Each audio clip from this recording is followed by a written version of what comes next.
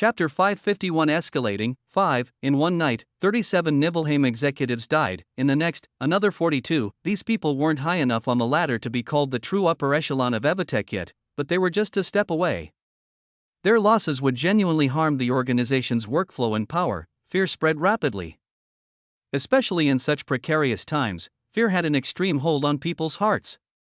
A rumor began circulating that the death god of the Outer Wilds had arrived in Evotech to claim their lives. The ordinary researchers with third-class strength went into hiding, taking their findings and holding themselves up away from the death god. As for the military, they were oddly silent. It was as if the ongoing scenario had nothing to do with them, and that was partially true. The military's mercenary-like attitude wasn't anything new. To Evotech, people like them naturally wouldn't be allowed too much internal power. There was a separate guard force responsible for internal threats, while the military handled external matters, but this guard force was proving to be extremely pathetic. Every night, dozens of important personnel would die without leaving even bones behind, yet they weren't even able to find a trace of the killer. To die meaninglessly without hope for vengeance, wasn't this just too cruel? Evotech went into high alert for the second time in the past few months. But even this didn't help their situation. People continued to mysteriously die under the hands of the death god. The only choice left for Evotech, and the greater Nibelheim, was to fight even more fiercely. The small scuffles between warriors escalated rapidly, turning into battles where countless tens of people would die like ants. Both sides were already probing each other's military strength in preparation for war, but even though Nibelheim's situation looked bad, it wasn't nearly as poor as Asgard's. From the beginning, Asgard wasn't a united organization. Those who submitted and those who resisted fiercely opposed each other at every turn, making the internal strife in Asgard a harrowing struggle that took the lives of many geniuses. If there was one positive note, it was that Aishia was relocated before things went horribly. Even if she couldn't accomplish anything while she was in Evotech, she at least wouldn't be harmed.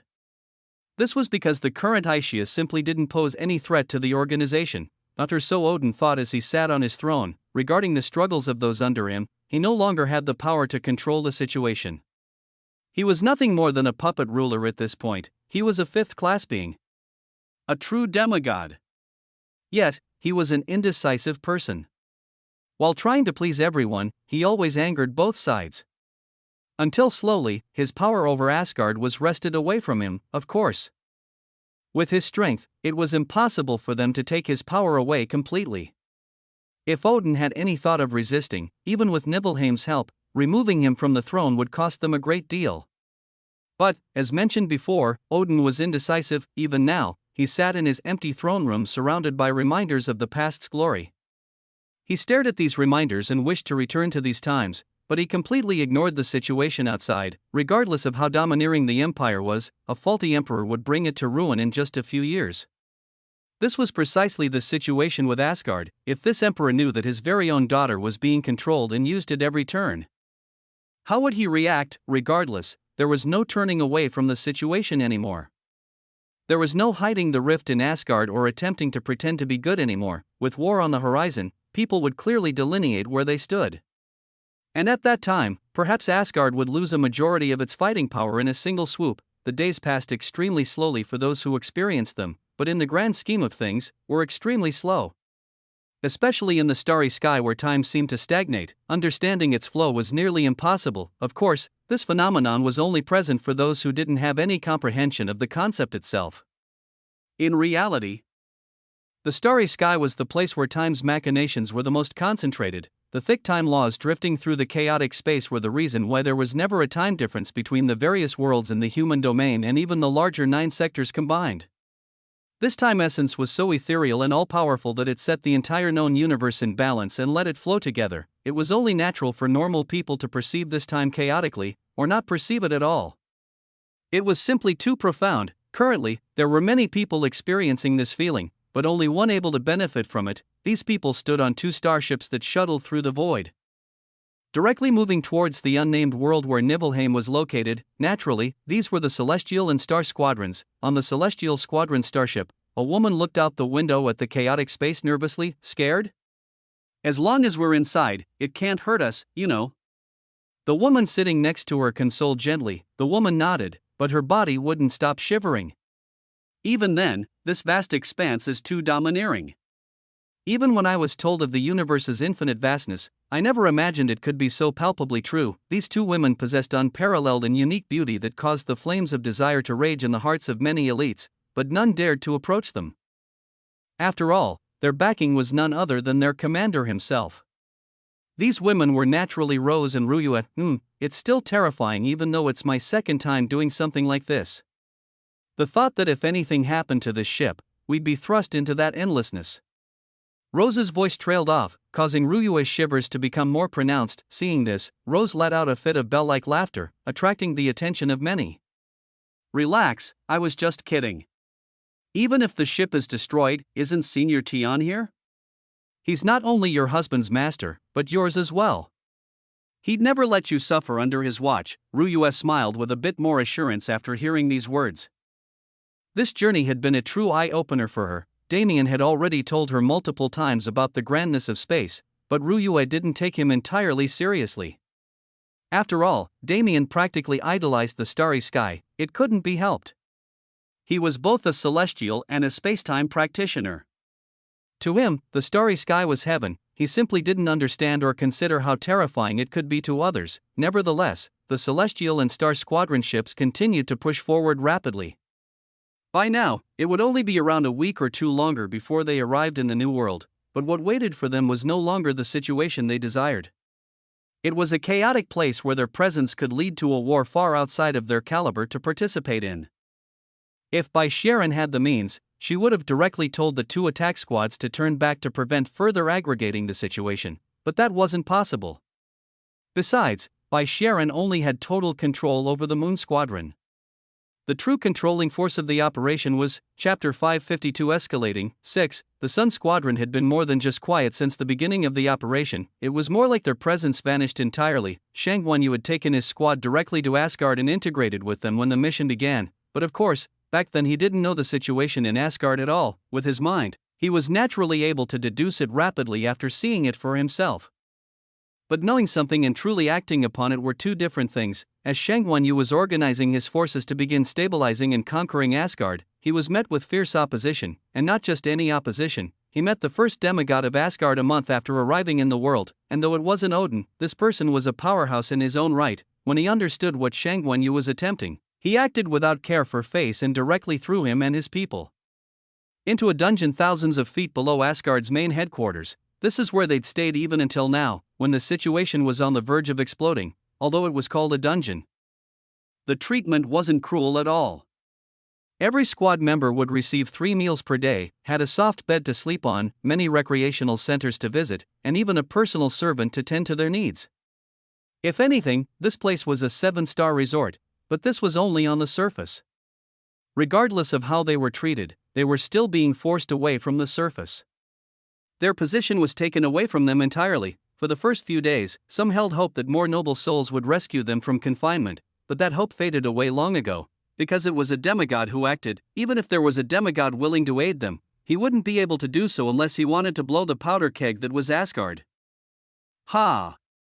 Shang Guanyu sighed to himself. In his hand, he twirled a strange item that looked like a golden metal pencil without an edge. Things are getting chaotic. I wonder if Bai Sharon will be able to take care of things without my guidance. His sleek blonde hair already fell to the ground and then some.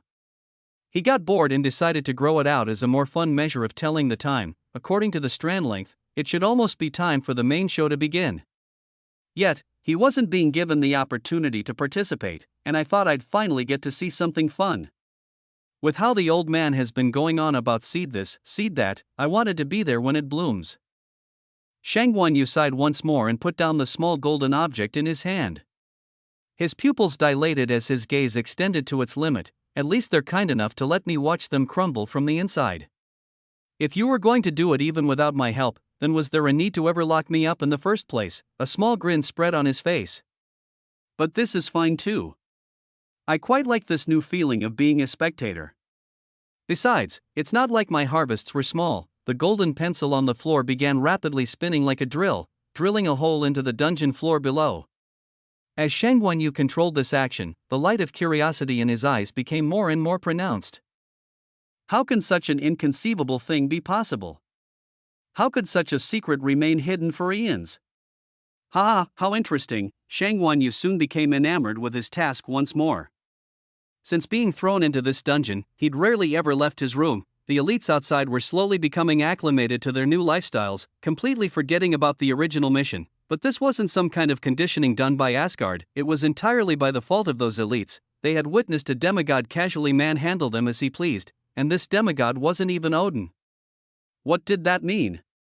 It meant there was an unknown number of demigods in this world that would actively be involved in the coming struggle. With this kind of information, it was impossible not to get demotivated, but things wouldn't always go how one wished. On one fateful day, the massive cellar-like door of the dungeon was blasted open and sent flying across the room. Through the entrance walked a bumbling old man who looked like a homeless beggar. A large gourd was present in his hand, the stench of the liquor within alone causing many elites to become intoxicated. "Yo, little brat, you. Where are you?" His voice reverberated through the dungeon. If it wasn't for his fear of breaking into the dungeon, perhaps nobody would have taken this old drunk seriously. You. Come out for this, father," the old man kept yelling, confusing the elites. Just who was the you he was looking for, and why would they be in a place like this, at this time? A lone door near the back of the area slowly opened. Shang Guanyu walked out, his face pale as paper. The elites suddenly had a thought. You. Couldn't have been, You, come give this grandfather a hug. How long has it been since we've seen each other, yet the first thing you call me for is my power? You brat, you've really become arrogant, huh? The old man slapped Shang Guanyu on the shoulder heavily and pulled him into a hug. Seeing this, the elites were once again flabbergasted. Shang Guanyu was actually letting this old man hug him? Wait, how did the old man get over there? It had to be known, there were many hundreds of meters between the two just a second ago, but the old man had traversed the distance so rapidly that the elites didn't even notice he moved. Gasp, is he the demigod senior who will be joining us? One curious elite muttered. Hearing this, the rest also widened their eyes in realization. Right, the cloud plane also had a demigod. It was just that the sheer number of demigods in Asgard made it hard for them to trust the might of one man, but Shang Guanyu was different. Even though he looked angry on the surface, he was elated to see his grandfather here. Although they referred to each other as grandfather and grandson, they were actually separated by many generations. Shang Guanyu was simply a descendant of his that gained the qualifications to personally meet him.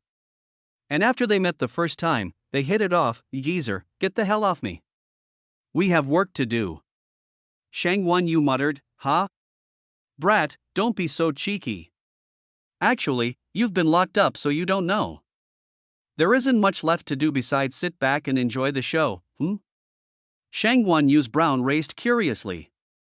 It hasn't been that many months. Are you saying the situation has been fully saturated? The old man grinned. Saturated or not, who cares? Come, let's go watch the good show. If something of note happens, we may even have a chance to intervene. The old man grabbed Shang Guanyu without another word and disappeared. Leaving the rest of the elites behind in the dungeon, they looked at each other still shocked about the preceding events, but in the end, even though the dungeon door was clearly open, none of them decided to leave. They had comfort and safety down here, and according to the old man's words, things were far more chaotic on the surface, and if it came to a choice between their lives and their duty, none of them would hesitate to pick the former. But their presence didn't matter at all. From the starry sky, 2 starships and a lone angel were infinitely close to arriving. From Niflheim and Asgard, 4th-class forces were being moved without reservation. Perhaps even demigods would be allowed on the battlefield soon. From Shadow Garden and the Moon Squadron, forces unceasingly to further the ongoing conflict and blow it out of proportion, and from Avalon, a pulsating light covered the entire city and tinted it red. It seemed as if a massive metamorphosis was on the verge of happening. In this unnamed world, fate seemed to be especially playful. With all the main players finally congregating where they needed to be, it was almost time for the game to begin. Chapter 553 Fate 1. Boom, a massive explosion rang out, sending a shockwave dozens of kilometers in every direction. A large facility was burnt to the ground in seconds. Cough. Cough, a man covered in dust emerged from the rubble. His eyes burning with hatred. You. He pushed the word out of his mouth along with a mouthful of blood as he looked at the group of men in the sky. Are you really doing this? Do you actually wish to drop all pretenses and start a war? The man screamed. There had already been many small and large scuffles that led hundreds and thousands of people to their deaths, but these people were insignificant in the grand scheme of things. Until now, neither party had moved in a way to damage the other party's benefits, but that was merely until now. The large facility that was currently burning to the ground was one of Asgard's most important facilities.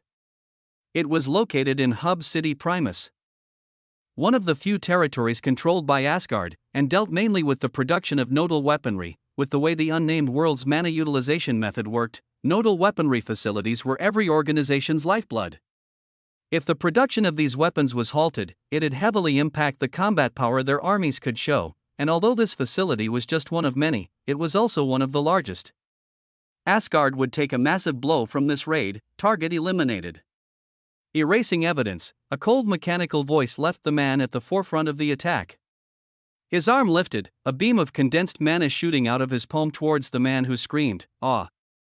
With a final shout of unwillingness, the man fell to the ground with a massive hole in his chest, dead. Searching for signs of life. Search completed. Task completed. Returning to designated position, when the mechanical voice determined that there were no other survivors, it led the rest of its team back to the rendezvous point that was set beforehand. Here, an abyssal figure cloaked in shadows was waiting for them. Jjaj. The first test went far better than I hoped. It looks like this method will be viable. The abyssal figure put his hand on the being in front of him, causing a wisp of mana to exit its body. Soon, he did the same for all the rest. Right, these beings were not human at all.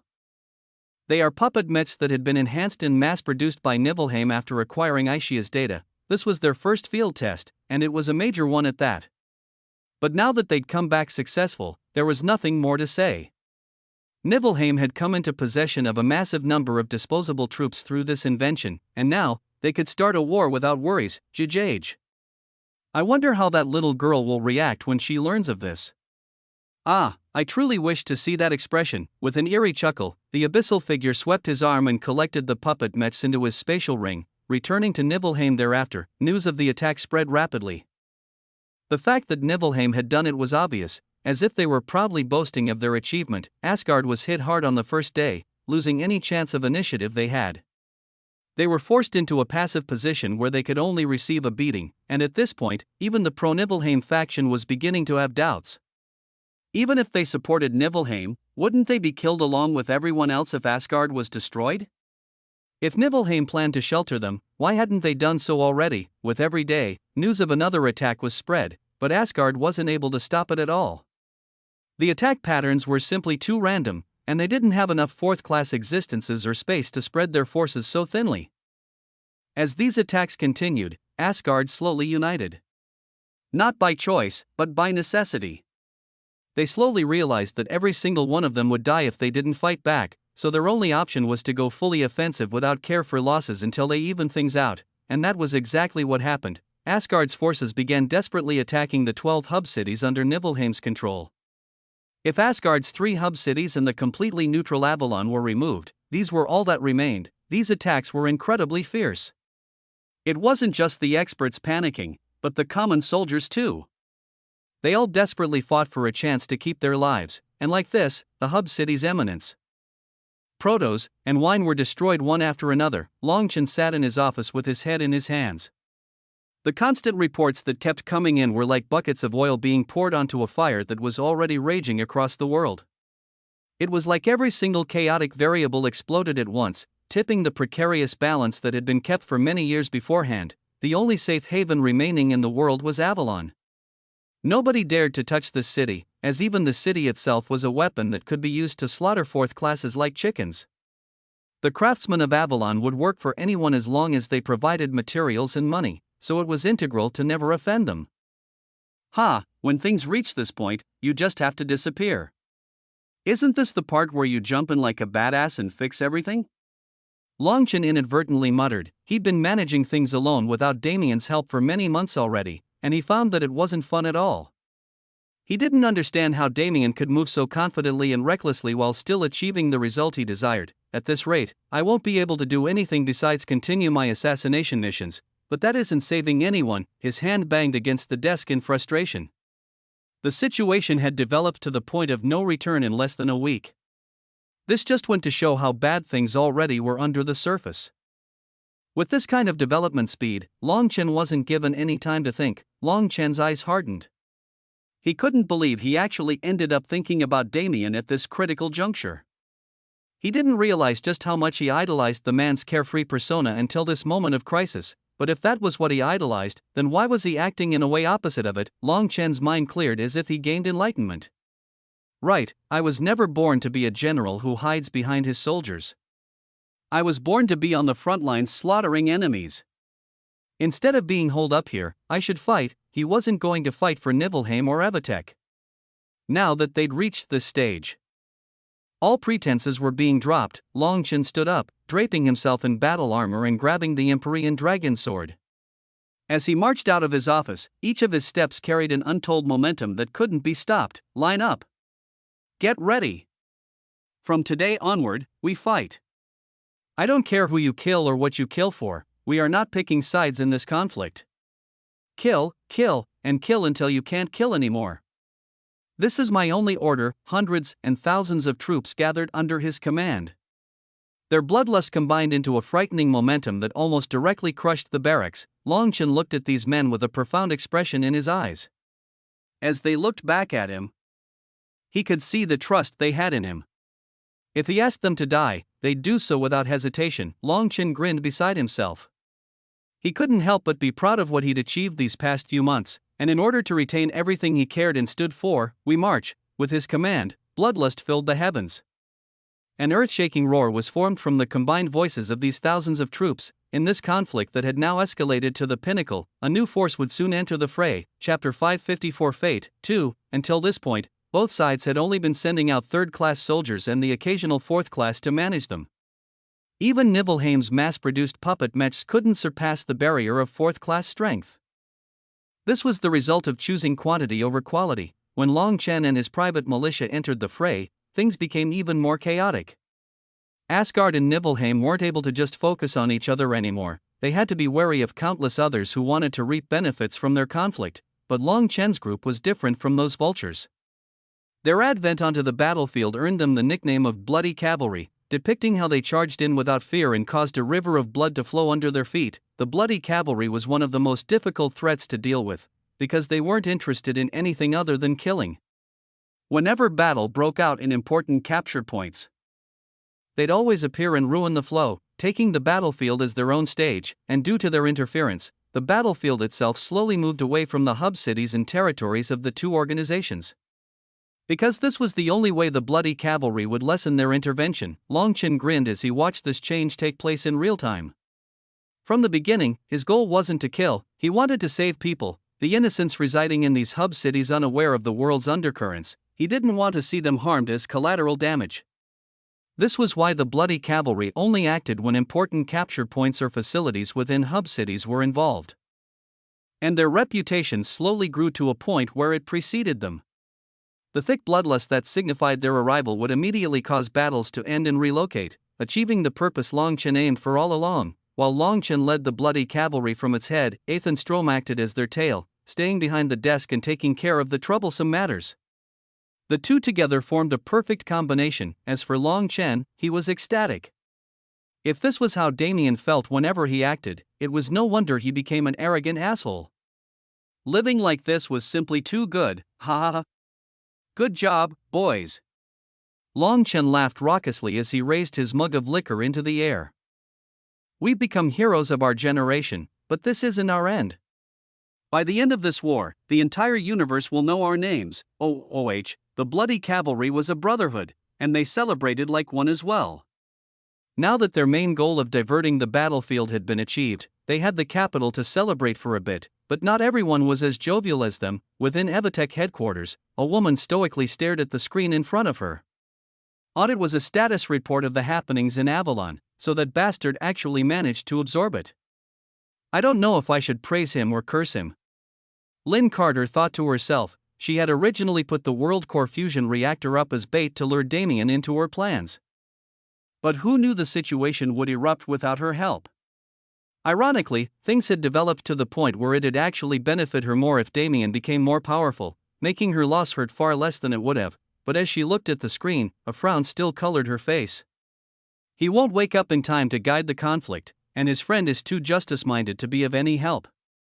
Is it finally time to begin? Lin hesitated for a second. After building strength for so many years, it almost felt like a waste to use it all. But then again, what else was the strength she built for if not this very moment? The hesitation coloring her face faded, replaced by a cold determination. Without suspense, she took out a communication device as Victor, proceed with the plan. Let everything loose and stir things up. Make it so that even the fourth-class experts are unable to persist. Only at that point will things be saturated enough for us to usurp everything. I understand, Master. A hoarse voice responded to her cold command. This was the same voice of the rancid man Damien had seen when he first entered Lin's workshop. The rancid man, Victor, put down his communicator inside. It's such a shame. A force like this would normally be enough to conquer an entire world, but this world is just too convoluted. Just how many years of hard work will be destroyed in the coming days? Even while complaining, his hands danced along a holographic keyboard. Parts of his body turned into smoke and drifted into different parts of the room, activating certain mechanisms that had never seen the light of day. I feel bad for whoever ends up dealing with all this shit, but I'm also incomparably excited. Just how will things develop? And how will they change after that man finally wakes up? The master is always up to something interesting. Victor pushed down on the final command he needed. Now that everything was properly loaded, it was time for Avalon to show its strength. Deep below Victor's location, Damien's body lay curled up in a fetal position submerged in a vat of red liquid. This was the same position he'd maintained for almost an entire month at this point. Within his mind, countless scenes kept flashing by. The creation and destruction of stars, the foundational workings of the universe, these esoteric concepts flooded his brain until he couldn't think of anything besides them anymore. At the same time, he watched supernovas and black hole formations, understanding the relations between stars and celestial bodies. Slowly but surely, something within him was awakening, and at the same time, the three projections in his spiritual world that represented his three bound worlds were inching closer and closer to each other, influenced by the power of the mysterious red liquid around Damien's body. The world laws stirred in excitement. Thunderclouds formed in the roof of the massive cave, shrouding the entire place in shadow and sparks of lighting. Damien's consciousness jolted awake. No! He exclaimed inwardly. Now that he had control over his body again, he rapidly suppressed his mana, coating his body in a cocoon of void essence, and when he was finally hidden away from the world, the thunderclouds and worldly phenomena began to disperse as well. Within the cocoon, Damien sighed a breath of relief. To think I almost crossed into fourth class on accident. It seems the comprehension stemming from this mysterious treasure machine hybrid was enough to finally push me over the edge and saturate my boundary. But it isn't time yet. I can't promote until I've finished absorbing the world core fusion reactor, or the consequences will be disastrous. Because his realm had been saturated, it could be said that Damien was at the perfect state to attack fourth class, but reality was different. As Damien submerged himself into the world core fusion reactor's illusory world and experienced the visions it showed him, his world cores had already begun the process of fusion. If he stopped now before finishing this process and wantonly promoted, he'd suffer a heavy injury from the backlash. It shouldn't be long. Another week at least, a month at most. Within that time, the Celestial and Star Squadrons should arrive and the war should begin. I need to hurry. Damien returned himself to the fusion reactor's illusory world, sinking into the visions of universal truth once more. Only, he never would have expected that, unlike what he assumed, the war had already begun, and it was blazing with fervor more intense than the sun itself. Chapter 555 Fate 3. Currently, the Outer Wilds were a massive battleground. It wasn't just one or two battles that were taking place within the vast expanse of corrosion. Practically the entire plains were covered in the flames of war. On one of these battlefields particularly close to Avalon, two separate fronts were being occupied. On the ground, leagues of third-class existences fought to the last breath like common soldiers. Their numbers blotted out the earth, painting a sea of black and red. In the sky, dozens of fourth-class beings were engaging in their own battle. Now that war had completely broken out, these forces were not being spared any longer. And they were fighting with everything they had. This massive battle created a swirl of rampant mana and blood that enveloped the area outside of Avalon. Your vile kind will not triumph over us. A man dressed in all white yelled as he brought his greatsword down. A large sword projection made of light followed its path, crushing down on his opponent. Ha ha ha. Vile? You call us who just want to survive vile? The man across from him was dressed in dark green clothing and had a particularly ugly face. It was clear he'd been experimented on at least a few times while in Nibelheim. The two fighters' mana clashed, causing a wolf explosion that consumed them both. But even within these chaotic shockwaves, they continued fighting. Greatsword against spear, their every collision shattered space, creating dangerous pockets in which if they ever accidentally entered, they'd die. The clash between these two wasn't even the greatest among the fourth classes on the battlefield. Across from them, two massive men stood facing each other, their fists connecting hundreds of times every second. Just like everyone else, they caused massive destruction as they fought. However, there was a stark difference. That was, these two men only used physical strength and mana reinforcement to battle. Although it was strange to do so in a life-or-death confrontation, nobody questioned their actions. After all, if those two began to utilize their nodal weaponry and push their mana externally, everyone around them would die without fail. This was because they were both peak fourth-class existences just a single step away from divinity. The battle continued to rage on for many minutes, but before anything even close to a proper conclusion could be reached, the air began to tremble. The ground followed soon after. A terrific earthquake shook the earth, creating chaos on the battlefield taking place there. Even the fourth classes in the sky weren't safe from these wild shockwaves. The battle inadvertently paused as everyone questioned the ongoing situation. Their eyes wandered and their awarenesses spread, but to no avail. What's going on? Are we being sieged? Shit. It's a trap. Everyone run. It was unknown who said it, but after it was said, chaos ensued. Everyone in the vicinity rushed to escape, trampling each other as they did so. Unfortunately, there wasn't a single place for them to go. Far in the distance, the earth pulsed around a certain hub city. The entirety of Avalon buzzed as if the city had a life of its own. As the oscillations continued, a massive moat began to form around Avalon, disconnecting it from the surrounding land. From the start, Avalon was different from the other hub cities. Because under Lynn's command and careful years of hard work, the entire city had been turned into a siege weapon. Rumble, Avalon dislodged from the ground, finally letting the earthquakes end. It became a floating island that slowly ascended into the sky, and not long after, it began to move. With its sheer size, Avalon wasn't a target that could be easily missed. From the battlefield many kilometers away, countless practitioners witnessed its ascent. That is, "Oh my god, we're done for!" The exclamations became muted, and the chaos came to a halt. With such a striking visual impact, the fighting spirit of these weaker third-class fighters had been directly crushed. But was Lynn a kind person? Within Avalon's main control room, the same room he always occupied, Victor watched the proceedings outside through the countless camera devices placed around Avalon's perimeter. When he saw the battlefield, there was only one order he needed to give: a kill. Whether it be Nibelheim or Asgard, they were all the Master's enemies. This made things far easier for him. Avalon listened to his command. Massive cannons spanning tens of feet in length surfaced on the city perimeter. An even larger number of smaller weaponry units did the same, and then, they fired. Du. The sound was deafening. These dozens of cannons all gathered and compressed different kinds of elemental mana, forming an array of blasts that razed everything in their path. When they reached the battlefield in a mere instant, a heaven-shaking explosion rang out. All the third classes immediately perished in the blast. As for the fourth classes, fuck, the white-robed man cursed while coughing out a mouthful of blood. His body was hit by the explosion's shockwave, blasting him even closer to Avalon's position. He was incredibly unlucky. As he saw the siege city preparing to fire again, panic washed over his face. He knew that in his current condition, he didn't have enough mana to escape. Hell, none of them did, but if he was going to die, his eyes landed on the green-clothed man he'd been fighting before. His body moved rapidly, arriving at the man's position in an instant. "If I'm dying, I'll at least do it after I kill you." Ha ha ha ha, he laughed maddeningly, burning his blood vitality in a final attempt to kill his enemy.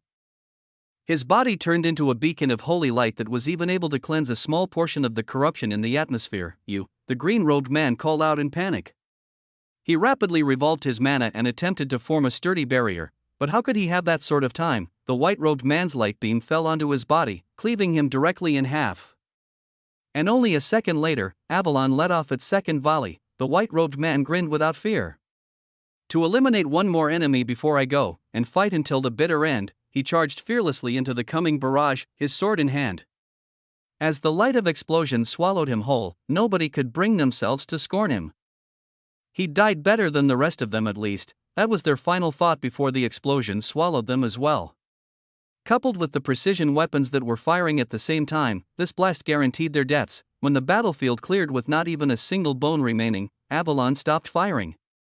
Victor's lips curved into a bright smile. On to the next location. As he hummed happily, the siege city drifted away, ready to peruse the outer wilds and kill anyone it saw. Of course, there were two forces safe from this death sentence.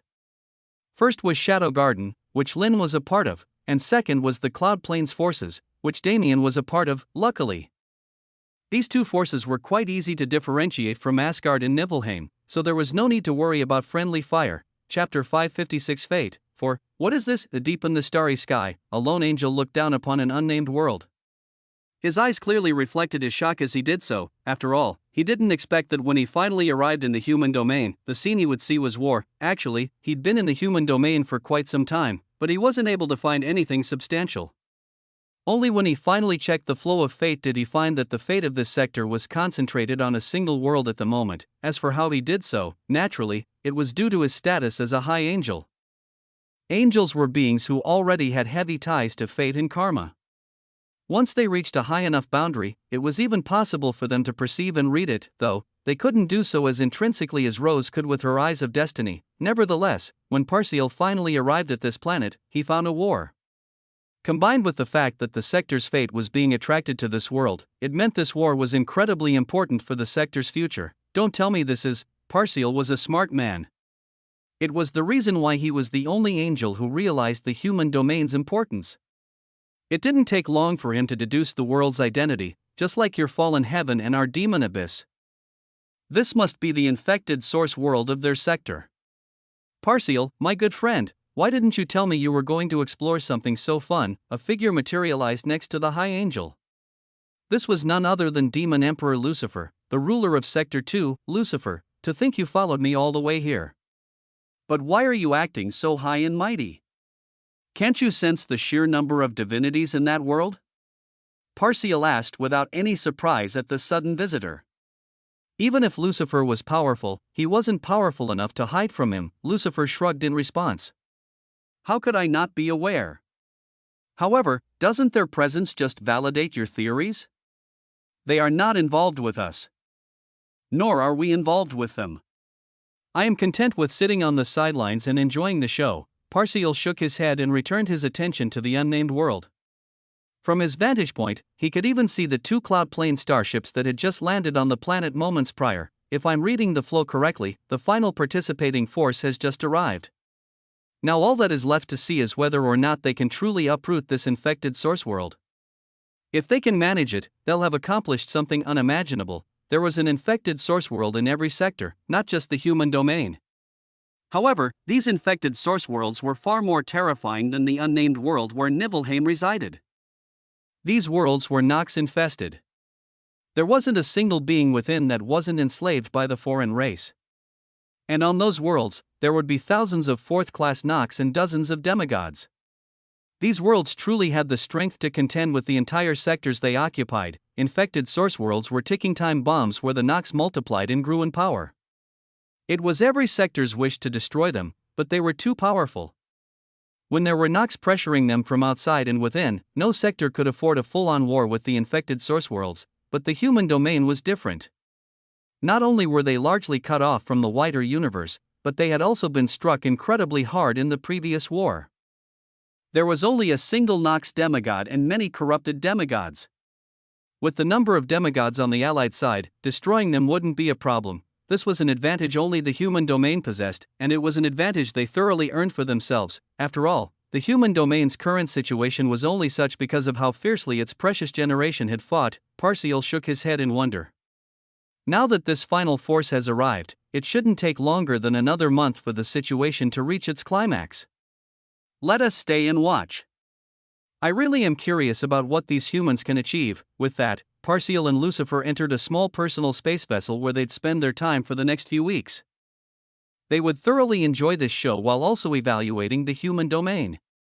If they could meet the expectations that had been set, it could only mean good things for their future. The Celestial and Star Squadrons landed on the unnamed world precisely on the 3rd day of the 6th month. They were perfectly on schedule, but the scene that greeted them was chaos. After Bai Sharon explained the chain of events that led to this outcome, Tian Yang immediately sent his troops out. They were going straight to war. The Celestial and Star Squadrons rapidly made their way to Hub City Evilion. Once they reached it, Tian Yang stared into the earth seriously. Evitech was Nibelheim's front on this unnamed world. And Evilion was its concealment formation. The true layer of the Nox known as Nibelheim was present directly underneath this hub city. Little Bai should start attacking that Asgard soon enough. I guess we should get working too. Still, I wonder where that brat is. Tian Yang glanced at the two women behind him as he thought so. This brat was truly unable to appreciate what he had. Shaking off his unnecessary thoughts, Tian Yang raised his arm into the air. We are cultivators who challenge the heavens themselves. When a mere group of insects dares to steal from us, what should we do? He roared. His mana washed over the troops standing behind them, causing their blood to boil. They stood as one, enchanted with fervor in their eyes. Kill! Kill! Kill, good! Tian Yang exclaimed. If you're itching to kill so much, then go. Charge! He brought his hand down. Space within thousands of kilometers compressed and bore down on Evilion heavily.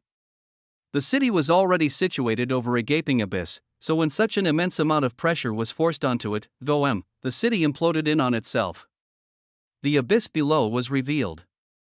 Following Tian Yang's command, the Celestial and Star Squadrons swarmed into the darkness. Sounds of battle rang out soon after, coupled with pitiful screams and horrific inhuman shrieks. Tian Yang watched casually from the sky, but his awareness was actually spread completely. The underground is just where the unintelligent third class and below Nox stay. That isn't even mosquito meat. When is my premium steak going to show up? Tian Yang was a patient man. He waited nicely for many minutes before the rushing sounds of wind invaded his ears. Finally, he exclaimed in excitement. How many years had it been since he found a good battlefield like this one? With all this chaos came a great deal of fun. He would thoroughly play with these little early and mid-level fourth-class beings as much as he wanted, and perhaps I'll kill a demigod while I'm at it. Tian Yang grinned at his own exceedingly arrogant thoughts. Right, if a demigod came, things would be even more fun. Chapter 557 Fate 5. A woman rushed through the halls of a large silver castle that didn't quite match the architectural style of the buildings around it, her eyes shining with worry. This woman was naturally Aishia Grey, and the castle she was in was none other than Asgard's main headquarters. The war had escalated far past the level she expected it to, and the Cloud Plains forces were moving far differently than they were supposed to. It had already been a few weeks since they arrived, and they'd been barraging Nibelheim nonstop ever since that day. The Celestial Squadron stayed in the underground and continuously killed third-class Nox and below, while the Star Squadron launched a direct assault on Evitech. While Nibelheim was preoccupied with these two forces, she assumed Asgard would receive a moment of respite to recover, but even this was untrue. The second Nibelheim's attention was turned away, Asgard began facing an assault from both inside and out, and the ones heading this assault were Bai Sharon's Moon Squadron and a few remnants of Shangwan Tai's Sun Squadron. Aishia rushed out of Evitech the second she received the news. She didn't even care if her status as a spy was exposed because of her actions. She was already learning of the situation many weeks late, so how could she sit still? When she finally made her way to Asgard, she found that the atmosphere was extremely desolate. The soldiers didn't seem to have an ounce of morale to defend their land, but she couldn't understand why, and so she directly ran to the main palace and rushed to the throne room, wanting to meet with Odin right away. Her hazy purple eyes were filled with concern as she made it to the door, but before she could push it open, she heard voices coming from the other side. "Dot supposed to do? We can't handle an assault like this any longer," a woman yelled. Aishia immediately recognized her. She was the 1st Division Captain Loretta Stone, a peak 4th-class existence and an integral figure in the army. As Aishia pressed her ear against the door and continued listening, the sounds inside were amplified, allowing her to hear more clearly. "My liege, what Captain Stone says is true. With the outsiders and the Just faction attacking at the same time, we're slowly losing control over everything. It isn't just the military, but many assorted divisions that have already been swayed. If we continue with this inaction any longer, we will lose all relevance. Another man followed. He was yet another important member of the army like Loretta Gray. Loretta, Alec, I understand your concern, however, there is nothing I can do. A weary voice answered them. Hearing it, Aishia's heart clenched. She hated hearing such pain and helplessness in Odin's voice. However, it didn't take long for her heart to go cold. It was unknown why Odin didn't notice her presence. Perhaps he was too stressed, or perhaps he knew she was there but no longer had the mind to care. He spoke freely as if nothing in the world could stop him. Nibelheim has already cut off any source of aid. They're too busy dealing with their own problems to help us. If we wish to fight back against a force composed of dozens or hundreds of fourth-class existences, we simply don't have the capital. We can only let them pick apart Asgard while we go take shelter in Nibelheim later. Otherwise, even we will become elimination targets. Odin knew that the cloud plane brought their own demigod, and that demigod was far stronger than him. Actually, once one reached such a profound level of strength, the gap between people in the same class range vastly increased. Even in fourth class, a level 250 couldn't compare at all to a level 300, so Odin long lost his will to fight back.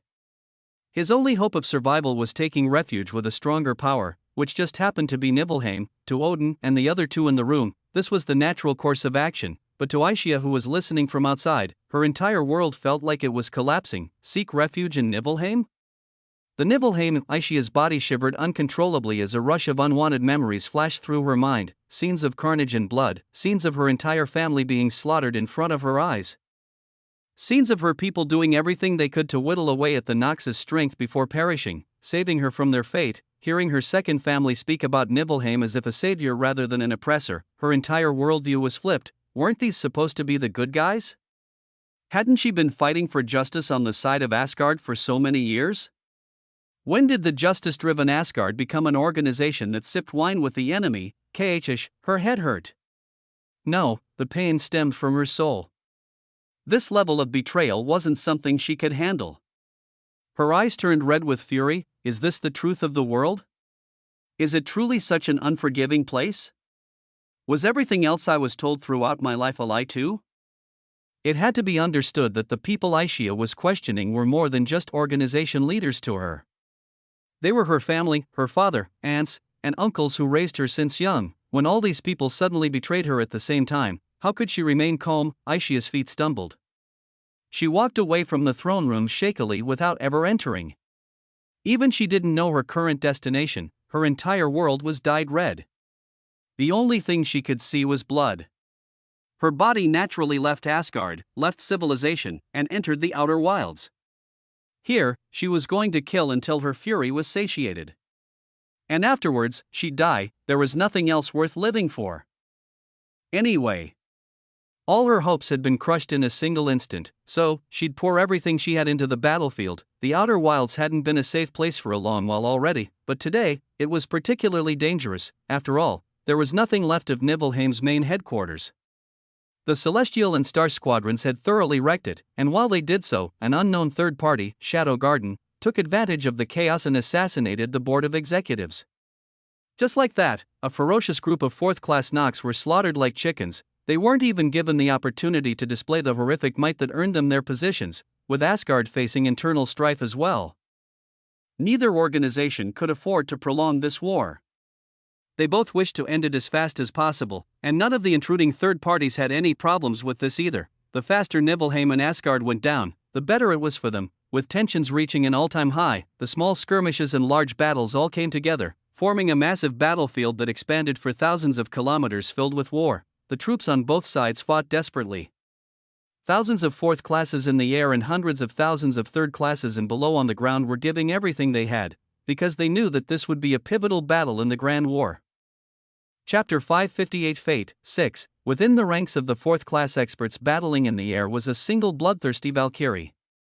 She didn't differentiate between friend and foe, her spear taking the life of anyone who came near her. Aishia was only at the middle levels of fourth class, but her comprehensive strength was enough to kill late fourth-class beings as well. On this type of chaotic battlefield, she was nearly invincible. Her spear twirled through the air, whipping up massive gusts of wind. She clutched it tightly with both hands, heavily thrusting forward without any sort of special technique. Heavenly maiden battle tactics fourth form, suppressive whirlwind. The air currents around her spear twisted into a cyclone that swirled around the tip. When she thrust out, a horizontal tornado swept through the air battlefield. Her attack naturally didn't target a single person. She was attacking without any thought at all, putting her in a position where everyone was her enemy. If so, it was better to attack them all at once. After the suppressive whirlwind knocked her targets off balance, she directly went into her next attack. Her spear swept up into the sky, letting off thousands of white spear lights that encompassed the battlefield. Splat, splat, splat. The spear lights pierced through many people. Those who weren't paying attention were directly killed, while others were killed by third parties while attempting to block the attack. A phantom image of a massive angel-like woman clad in battle armor appeared behind Aishia, her spear shining with domineering light. This battle phantom was proof of her bloodline, proof of her Valkyrie heritage. Whenever she was on a chaotic battlefield like such, her power would be multiplied far past what she could normally show, and Aishia was making full use of this power. Her mana raged and her blood rolled, a ferocious war cry leaving her mouth. Her body turned into a beam of light, shooting toward one of the peak 4th class fighters nearby. She's done it. If she was fighting a bit more conservatively, she would have been able to accomplish more before her death. Watching her actions, a group of silent observers sighed in unison. It was simply too wasteful for such a talent to die so easily, but none of them moved to save her. Because if a single one of them moved, all the rest would have free rein as well. Albius, don't you wish to save that woman? A man with pale white skin sneered. I'm sure you had some sort of connection with the Valkyries. It'd be a shame for their race to finally become extinct in this sector because you didn't move. Albius rolled his eyes and glanced at the man in derision. Why does a minor sin like you think you can tell me how to act? At least reach Wrath's level before acting high and mighty around here. A few chuckles rang out from those in the surroundings, causing the man a great deal of embarrassment. He'd been the one to attack, but in the end, he lost face. He glared at Albius with hatred, but didn't move to attack. He couldn't risk allowing these people to intervene in the ongoing battle. This group of people consisted solely of demigods. Albius, two smaller demigods each from Shadow Garden, Niflheim, and Asgard, the Cloud Plains drunken old immortal, and even Wrath and Odin themselves. Because this battle would be the one deciding the outcome of the war, these exalted figures naturally showed up. Since they couldn't participate, they would at least take entertainment in the happenings of the world. Wrath smiled imperceptibly as he watched these demigods fight. Now. You'll miss the exciting parts if you focus too much on each other, Wrath chuckled meaningfully, his eyes landing on the drunken old immortal. Of the group, only he was unknown. His purpose in this world was to suppress wrath, and even while relaxing here, he still did so. It could be said that his guard was the highest among these demigods, but his emotions weren't the most chaotic. Odin hardly paid attention to those demigods around him. His eyes remained on Aishia's valiant figure venting her fury with blood, a weary sigh leaking from his lips. You might not understand my decision, but that doesn't mean it isn't the correct one. Unfortunately, I'm not young and naive like you. I can't view the world in black and white like you. In these years that I've been forced to live under their rule, I've truly come to understand how terrifying they can be. Even Wrath himself might only be considered a minor character among their experts. Why else would he be sent to this barren human domain? They are not an enemy we can defeat. For thousands of years, Odin had been convinced of this fact. And if he couldn't beat them, he'd rather submit than die. He'd survived through the previous war, he'd survived for thousands of years even before it. Now that he stood here as a being without a definite lifespan, his fear of death had actually become more prevalent instead of decreasing. Therefore, he made any possible move to keep it. Even if that meant colluding with the enemy, as the demigods watched on, Aishia slowly ran out of mana. She continued to challenge opponents outside of her power level, rapidly exhausting herself. She leaned on her spear, breathing roughly. Blood poured out of the hundreds of cuts and gashes lining her body. There was even a hole in her left side through which her organs could be seen. All in all, she was in terrible condition. I don't care. I don't care, I don't care, I don't care. All of you come at me at once, Aishia yelled like a madwoman. Just this demeanor alone was enough to terrify her enemies. She seemed like she wouldn't stop killing until she died. Hell, she might have continued killing even after, the surrounding experts glanced at each other and nodded in unspoken agreement. Together as one, they rushed towards Aishia. Seeing the coming tide of enemies, Aishia's eyes glowed maddeningly. Ha ha ha, good. Good, good, good. If I die, I shall die valiantly. I'll never be a coward who mingles with the enemy. Her spear shot out, covered in burning white light and another unknown energy. The mana fluctuations coming from it became increasingly volatile. It was clear that Aishia was putting everything into this last attack. If her actions had to be classified, anyone who understood the story would call them a tantrum. While her reasoning was somewhat justified. Her course of action was extremely stupid, but did she know any better? Despite the bloodthirsty angel she was on the battlefield, Aishia was a sheltered child. She'd been taught by Asgard only what they wished for her to know, while the rest was kept hidden. As such, she didn't understand what it meant to properly vent her emotions. She didn't understand what it meant to keep a cool head and a blazing heart. So as this final wave of attacks hit her, as she embraced death, she smiled. She smiled in relief that she would be escaping the hell her world became after she discovered Asgard's true nature, because the only thing she wished to do now was escape. A pair of strong arms wrapped around her waist. Without even realizing it, Aishia found herself far away from the impact zone, an imperceptible barrier shielding her from the shockwaves. She didn't die, she'd been saved. But who would do such a thing? As she turned around and looked at the one who she was inexplicably both thankful and furious towards, her eyes widened in shock. A man smiled back at her. It was a cheeky smile. Sup, wifey? What happened to the whole till death do us part thing? The youth stood in the midst of such a chaotic battle casually as if it was just another common street brawl and smiled. Seeing him, Aishia felt an unknown warmth in her chest. Damien had finally returned. Chapter 559 Fate 7. As Damien looked down at Aishia's form in his arms, he felt nothing but pity for the woman. The feelings between men and women weren't present in his eyes at all. When he first arrived in this world and met Aishia, she had been both his greatest help and the one he was wariest of. But back then, he didn't truly understand her plight, and he was sure that even at this moment, Aishia didn't understand how pitiful she was. When Damien exited his seclusion after swallowing the World Core fusion reactor, he found himself within the floating siege weapon titled Avalon. It was quite the jarring change from the hub city he had grown to know. His first instinct after being absent for so long was, of course, to gain information. And luckily, Victor, the rancid man, was happy to provide it. Damien learned about the gist of events that had taken place in the world while he was absent from the man. Along with it, he was able to use his previous knowledge to form some guesses about things he only theorized previously. Aishia was one of these things. At first, he'd been incredibly suspicious of her position.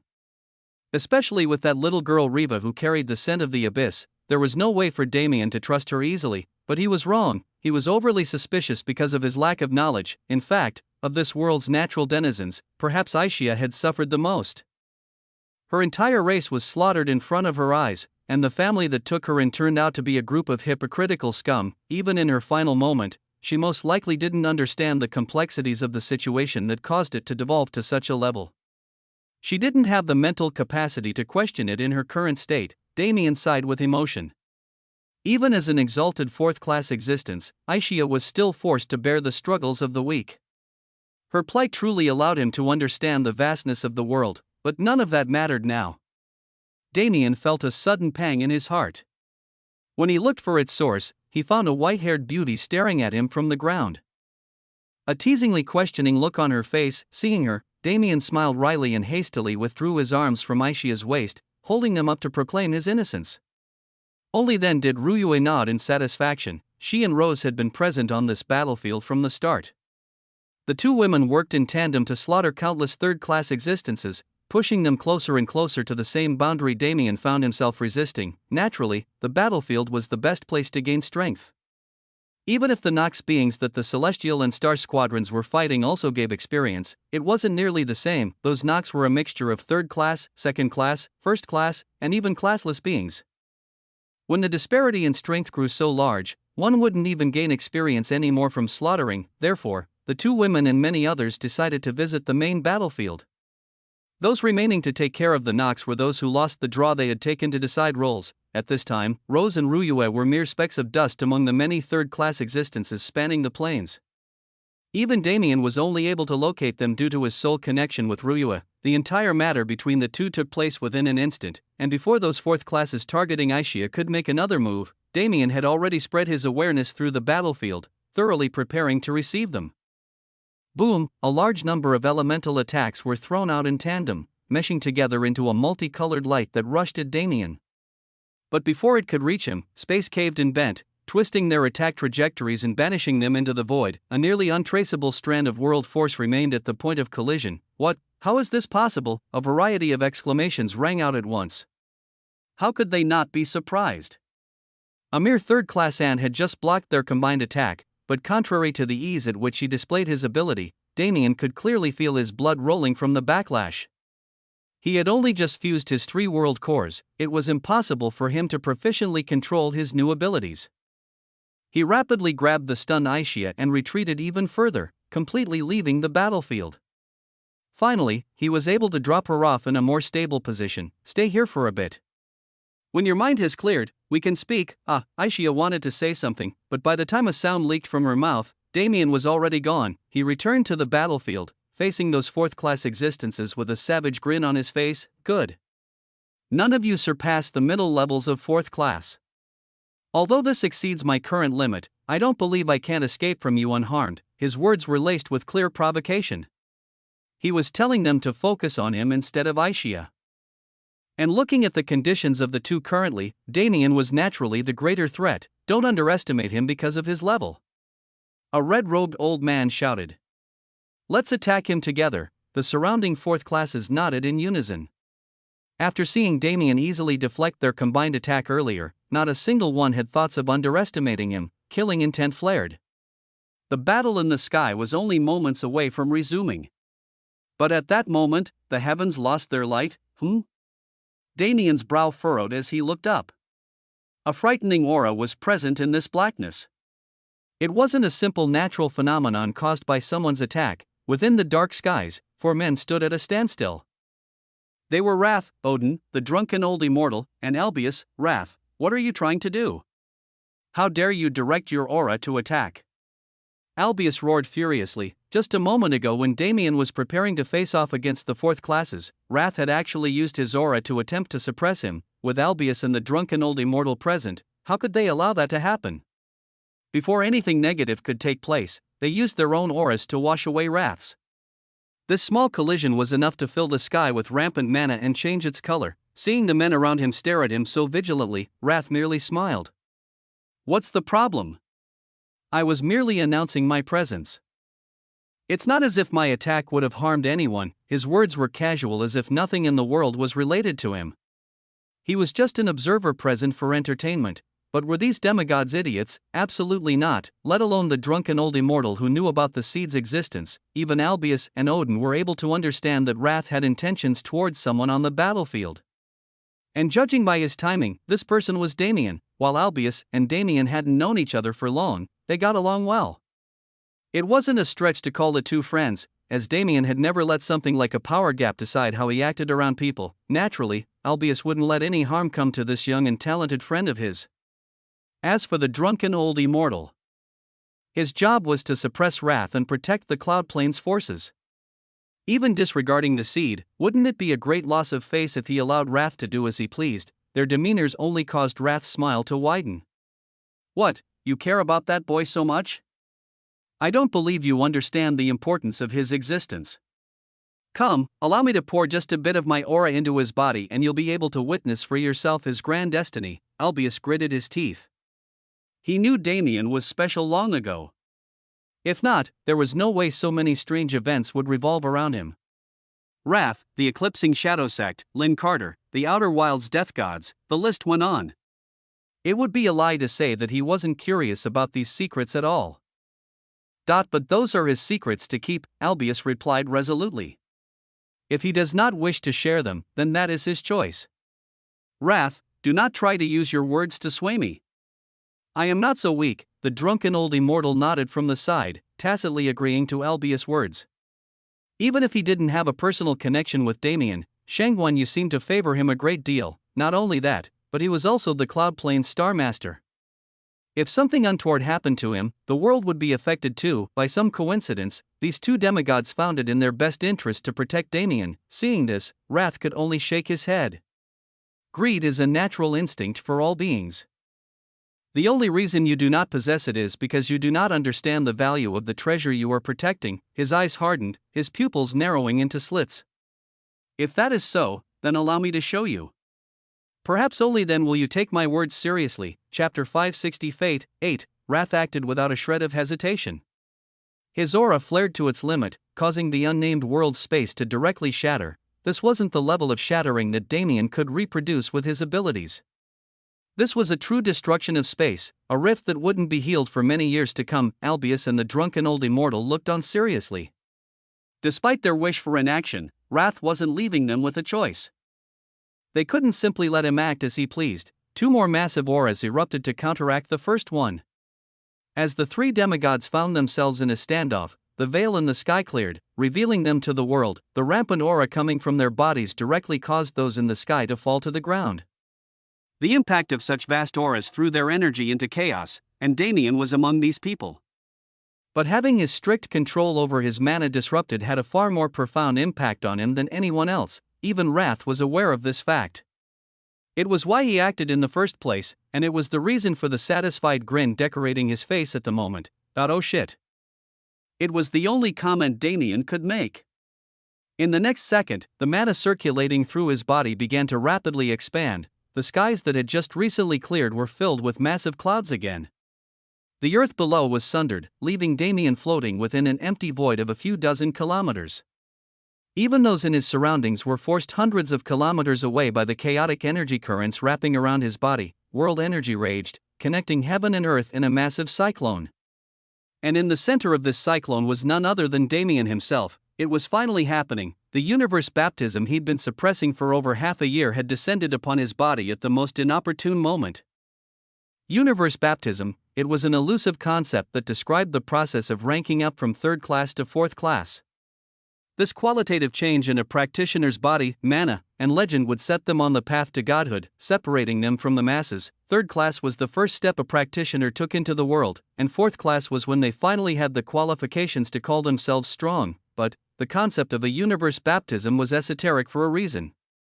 Despite how many fourth-class existences were born into the universe, it was unknown how many of them experienced the same baptism. Some would undergo tribulations of heavenly thunder and lightning, some would find their bodies wreathed in the flames of hell, while others would undergo an entirely mental trial without any physical phenomenon involved. A universe baptism represented the will of the universe itself. It was the universe's acknowledgement that one has gained the qualifications to stand proud and interact with its foundational laws. As such, it was impossible for it to be a simple process, despite its relative commonness. However, these baptisms always shared a single commonality. This was the barrier of world energy that both protected the practitioner undergoing baptism and bathed their body in laws, the very barrier that was currently enveloping Damien. As a barrier made up entirely of world energy, it naturally wasn't simple. Even if one gazed at it from a distance, one would be able to borrow its aura to perceive the laws more clearly. Therefore, all practitioners wished to witness a universe baptism in person. All eyes were on Damien. Even the momentum of those demigods in the sky was overshadowed by the grand display of world energy gathering around Damien. Wrath retracted his aura, his eyes shining with obsession. Finally. Ah, my dear seed, you finally decided to bloom. He was ecstatic. How long had he been waiting for this moment? Due to clues he found within the ancient texts of his clan, he even volunteered to oversee this barren and desolate sector of the universe, patiently laying in wait for tens of thousands of years until finally this moment arrived in front of him. The look in his eyes was terrifying. Even Albius shrunk back slightly when he saw it. But now that the situation had taken such a drastic turn, he couldn't back down. He needed to protect Damien with everything he had, and perhaps this way he'd also be able to force Wrath into a desperate position. The thoughts of those in the surroundings were incredibly mixed. Not only these demigods in the sky, but also those fourth classes that were just recently fighting Damien were watching on with hardened expressions. They had to take him seriously when he was still at the peak of third class, so what would happen to them if he succeeded in his baptism? Rose and Ryue watched on worriedly. Now that the battle had halted, they finally had the freedom to pay attention to Damien without putting their lives on the line, and immediately after seeing his situation, they moved. Whoosh! Whoosh! Two bodies rapidly left the crowd of third-class beings and arrived on the periphery of Damien's baptism zone. Rose and Ruyue flared their killing intent, their weapons tightly clutched in their hands. Their intent was clear. Even if they were weak, they'd protect him until their last breath. Not a single person would pass them until they were corpses in the ground. Whoosh! Another body soon joined them. A Valkyrie with an incomparably cold expression glared at the group of fourth classes. Warning them not to get any funny ideas, Aishia's awareness spread behind her, a complicated look surfacing on her face. After she calmed down, she was able to grasp the situation far more easily. To say she was embarrassed about her reckless and self-sacrificing actions from earlier was an understatement, and of this man who brought her out of that state and saved her from the brink of death, she didn't know how to feel. They didn't spend enough time together for her to have true feelings for him, and the time they spent together was done with an indomitable metaphorical wall between them. If so, then why did she feel so warm when she looked at him? Aishia shook away her chaotic thoughts. For now, all she knew was that she would repay the life-saving grace Damien had shown her by protecting him in return.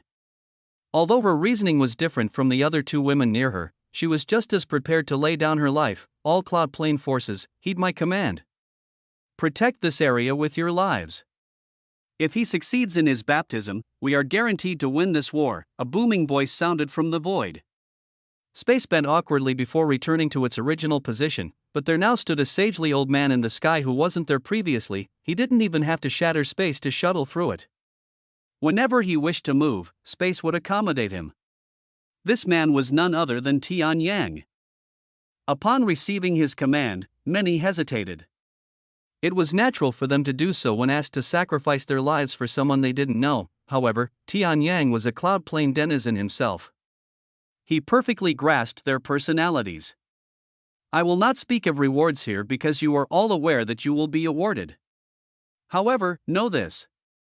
That man who is currently undergoing heavenly tribulation is heaven's wrath himself.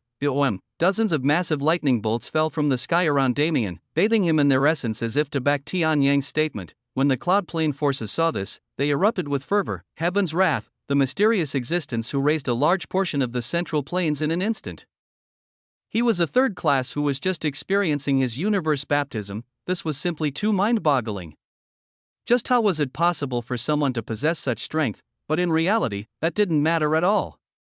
Since it was Tian Yang himself who spoke, nobody questioned whether he was lying or not. To think that such an exalted figure was standing among them this whole time, and to think they were given the opportunity to protect this figure during his most critical moment. If they survived through this, it was equal to having heaven's wrath himself owe them a favor. The Cloud Plane forces present roared into action, surrounding the crater in which Damien was undergoing baptism. As for the forces of Nibelheim and Asgard, they still weren't sure of what to do. If the mysterious figure was allowed to complete his baptism, there was a high chance that their organizations would be defeated. Yet, moving against him was almost guaranteed death. Within this chaotic atmosphere, the world energy barrier around Damien finally finished taking shape. It expanded rapidly, encompassing an area 100 kilometers in diameter around him. And finally, the world fell silent. Damien's universe baptism was starting. Chapter 561 Baptism 1. Damien's eyes remained closed, yet, a string of system windows still appeared in his vision. Your achievements have reached the required threshold to change your class. Choose a new class from the list below. The nature of your baptism will vary depending on your choice. Choose a class. 1. Spacetime Grandmaster, 2. Spatial Sovereign, 3. True Dragon, 4. Godsprout, 5. Harem King. Damien almost coughed a mouthful of blood when he saw the last option. These class options were based on the achievements he built until this point, and it was true that he had intentionally or unintentionally been together with a bevy of beauties in that time, but he didn't think the system would acknowledge this. Then again, Damien had a habit of flirting with everyone, even if that person was a demigod, so it wasn't strange. Still, he didn't realize how many paths the system offered people until this moment. Regardless, the fifth option was directly thrown out the window by him. He had no interest in wasting his life by pursuing a path of debauchery.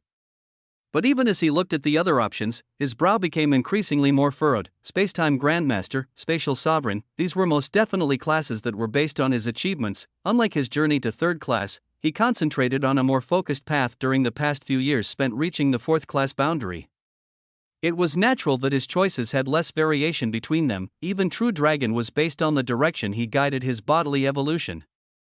Only Godsprout was a mystery. However, none of these choices felt right.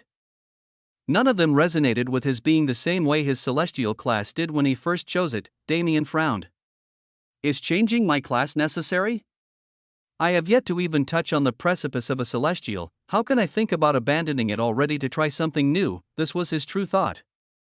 Damien's lifeblood was that of a celestial, and as a young celestial who had only just started realizing the greater abilities of his class, he didn't want to part with it, but, ironically enough, the system wasn't giving him a choice. Until he chose one of the provided options, his baptism would be halted, but at that moment, a change took place. Your legend is being forcefully overwritten. Your class list has been changed, your class has been forcefully chosen, you have become the Voidbringer. This class is an unknown, as it has never appeared in the universe before. Your wish to continue on the path you have forged resonated with an unknown force, bringing about a first-of-its-kind miracle. Following your wish, your new path will run parallel to its predecessor. Your celestial class will not be overridden. Your future path cannot be determined. Damien was flabbergasted. Something interfered with the system? Voidbringer? There wasn't anything like that on the provided list, but judging by its name, the source of this change could be easily inferred. After all, that source had been a silent companion for Damien since the very beginning of his journey. Your baptism will now begin. Before he could even question what the Voidbringer class entailed, a new system window appeared. After this declaration, Damien felt the power of space around him rapidly twisting and changing. Beginning the first trial, bang, Damien felt as if his extremities were severed. His perception range decreased drastically, his senses dulled, even his mana lost a portion of its original luster. Space rapidly constricted around Damien's body, but no matter how he attempted to wrest control over it, it wouldn't budge. His dominion over space had been completely removed. Ha. Damien's breaths became heavy. Not only because of the physical constrictions taking place, but the mental ones as well. Ever since he was a child, space had always been with him. Even before the world awakening, Damien's perception of space was strange. It always made him feel warm and cozy as if it was his hearth, but now, for the first time in his 20-something years of life, this hearth had been taken from him. The mental impact was greater than he ever imagined. As he stood in the air, he merely felt things as they were. He felt the air around him, he felt the swirling world energy barrier in the distance, he felt the strange invisible force pressing down on him. But even though he knew this force was space, he couldn't perceive it at all. His mind fell into an inadvertent panic.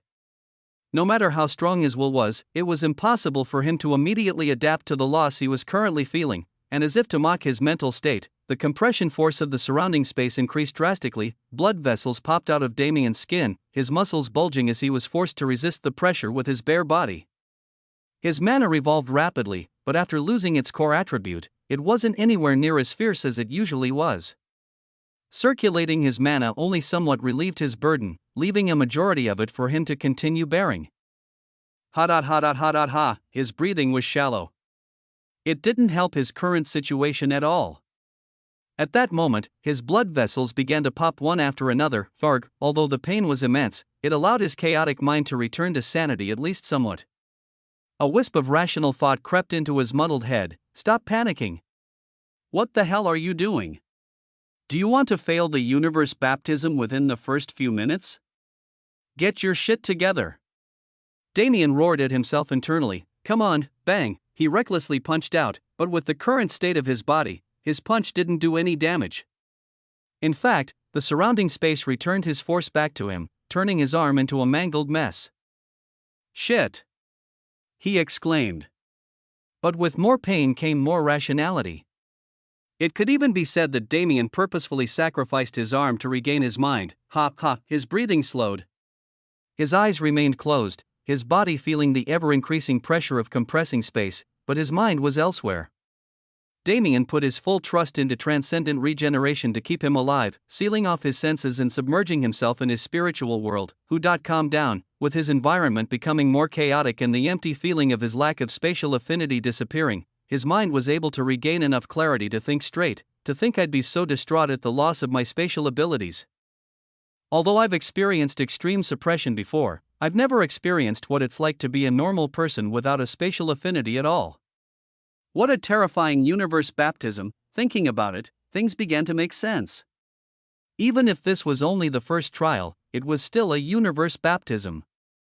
And more than that, it was a universe baptism related to the class his void physique had forced onto him. There was no way it'd be simple. This isn't just a test of my abilities, but a test of my mentality as well. It's clear from my previous state that I thoroughly failed it. Damien sighed to himself. His previous showing was pathetic. He prided himself on his will, it was one of his greatest facets. But even this supreme will crumbled when he lost his spatial affinity, but it couldn't be helped. Quite literally from the moment he was born, Damien had been able to perceive space differently from others. The only reason he couldn't actively control it was because of the lack of mana on Earth. There was no way to describe the horrific feeling of loss that washed over his mind and body when this perception was taken away. If it had to be compared to something, it was an exponentially worse version of losing all of one's 5 senses in an instant. It was harrowing, but this was also the kind of ability that only a nigh-omnipotent entity like the system could possess. Only it could make him feel this level of loss. Therefore, only it was worthy of testing him like this. Analyzing the situation with a calm mind showed him a different picture than what he saw before. He'd already failed this trial in his book, but the baptism was still ongoing. This meant he had a chance to redeem himself. The universe baptism isn't just a method of gaining the universe's acknowledgement. To even reach that step, one must first perfect themselves. While the baptism is a trial, it is also a training ground for practitioners to temper themselves and rid themselves of their previous weaknesses. No wonder the differences between 3rd and 4th class are so substantial. Damien took a deep breath. With a stable mind, he returned his senses to his body. Immediately, that terrifying sense of loss enveloped him. Nothing could prepare him for this. Even if he was mentally ready, the feeling itself still caused his mind to freeze in shock for a few moments. But the difference was, this time he was able to regain his facilities. His mana surged. His bodily strength increased madly. In his mind, he wildly shouted, "Demon transformation! Dragon transformation!" His body morphed, his skin became covered in black scales, his hair turned snow white, and mysterious runes decorated his skin as dragon horns and wings appeared on his forehead and shoulder blades. Defense, the mysterious runes twisted into a rhombus-like pattern, exponentially increasing the toughness of Damien's body. Even with the horrendous twisting of space around him, he remained unaffected, and now that his body had stabilized, he was able to focus his mind on his feeling of loss. He was able to thoroughly understand this feeling and submerge himself into it. In his mind, countless scenes flashed by. His life on Earth before the world awakening was exceedingly bland. Space was his safe haven back then. He was being literal when he called it his hearth. Without its presence, the young Damien was unable to endure the mental trauma that continued to pile onto his person. Even when he met Elena later, he wasn't able to properly converse with her or become friends. His sense of self had been suppressed too far without any shoulders to lean on. Even his mother was unable to fill this void, but he managed to persist until the world awakening. He persisted until he awakened as an attributeless practitioner. This kind of character would usually become a weapon master like Long Chen, supplementing their lack of affinity with another law. For Damien, this was sword law. He became a sword cultivator, but he wasn't a very strong one. At most, he could be considered average, and when that fateful day came when he was forced into the dungeon, the result remained the same. After all, the void physique still hindered his development, but that was it. Even without the power of space, he still managed to scrape up a tiny bit of determination to live, even if this determination was only to save his mother. Even without the power of space, he managed to kill a powerful beast and evolve, starting his journey on the path to strength. Even without the power of space, he made it out of the dungeon, reaching a height in sword cultivation that he had never seen before in reality. But there was one stark difference. When he reached 3rd class, he didn't receive a method to return home. He was forced to work like a madman until he gained access to a broken starship. barely making his return, Damien watched all these scenes take place. Without the power of space, his path would have been completely different. But that didn't mean he had no path at all. In the end, he was a person who yearned for strength and freedom. With his personality, it was impossible for him to die early unless he offended some powerhouse outside his caliber. Damien sighed lightly. My greatest friend and companion is space itself. Even after viewing these scenes, my view hasn't changed. However, I can at least begin to accept my current state. His eyes flashed open. Mirage appeared in his hand.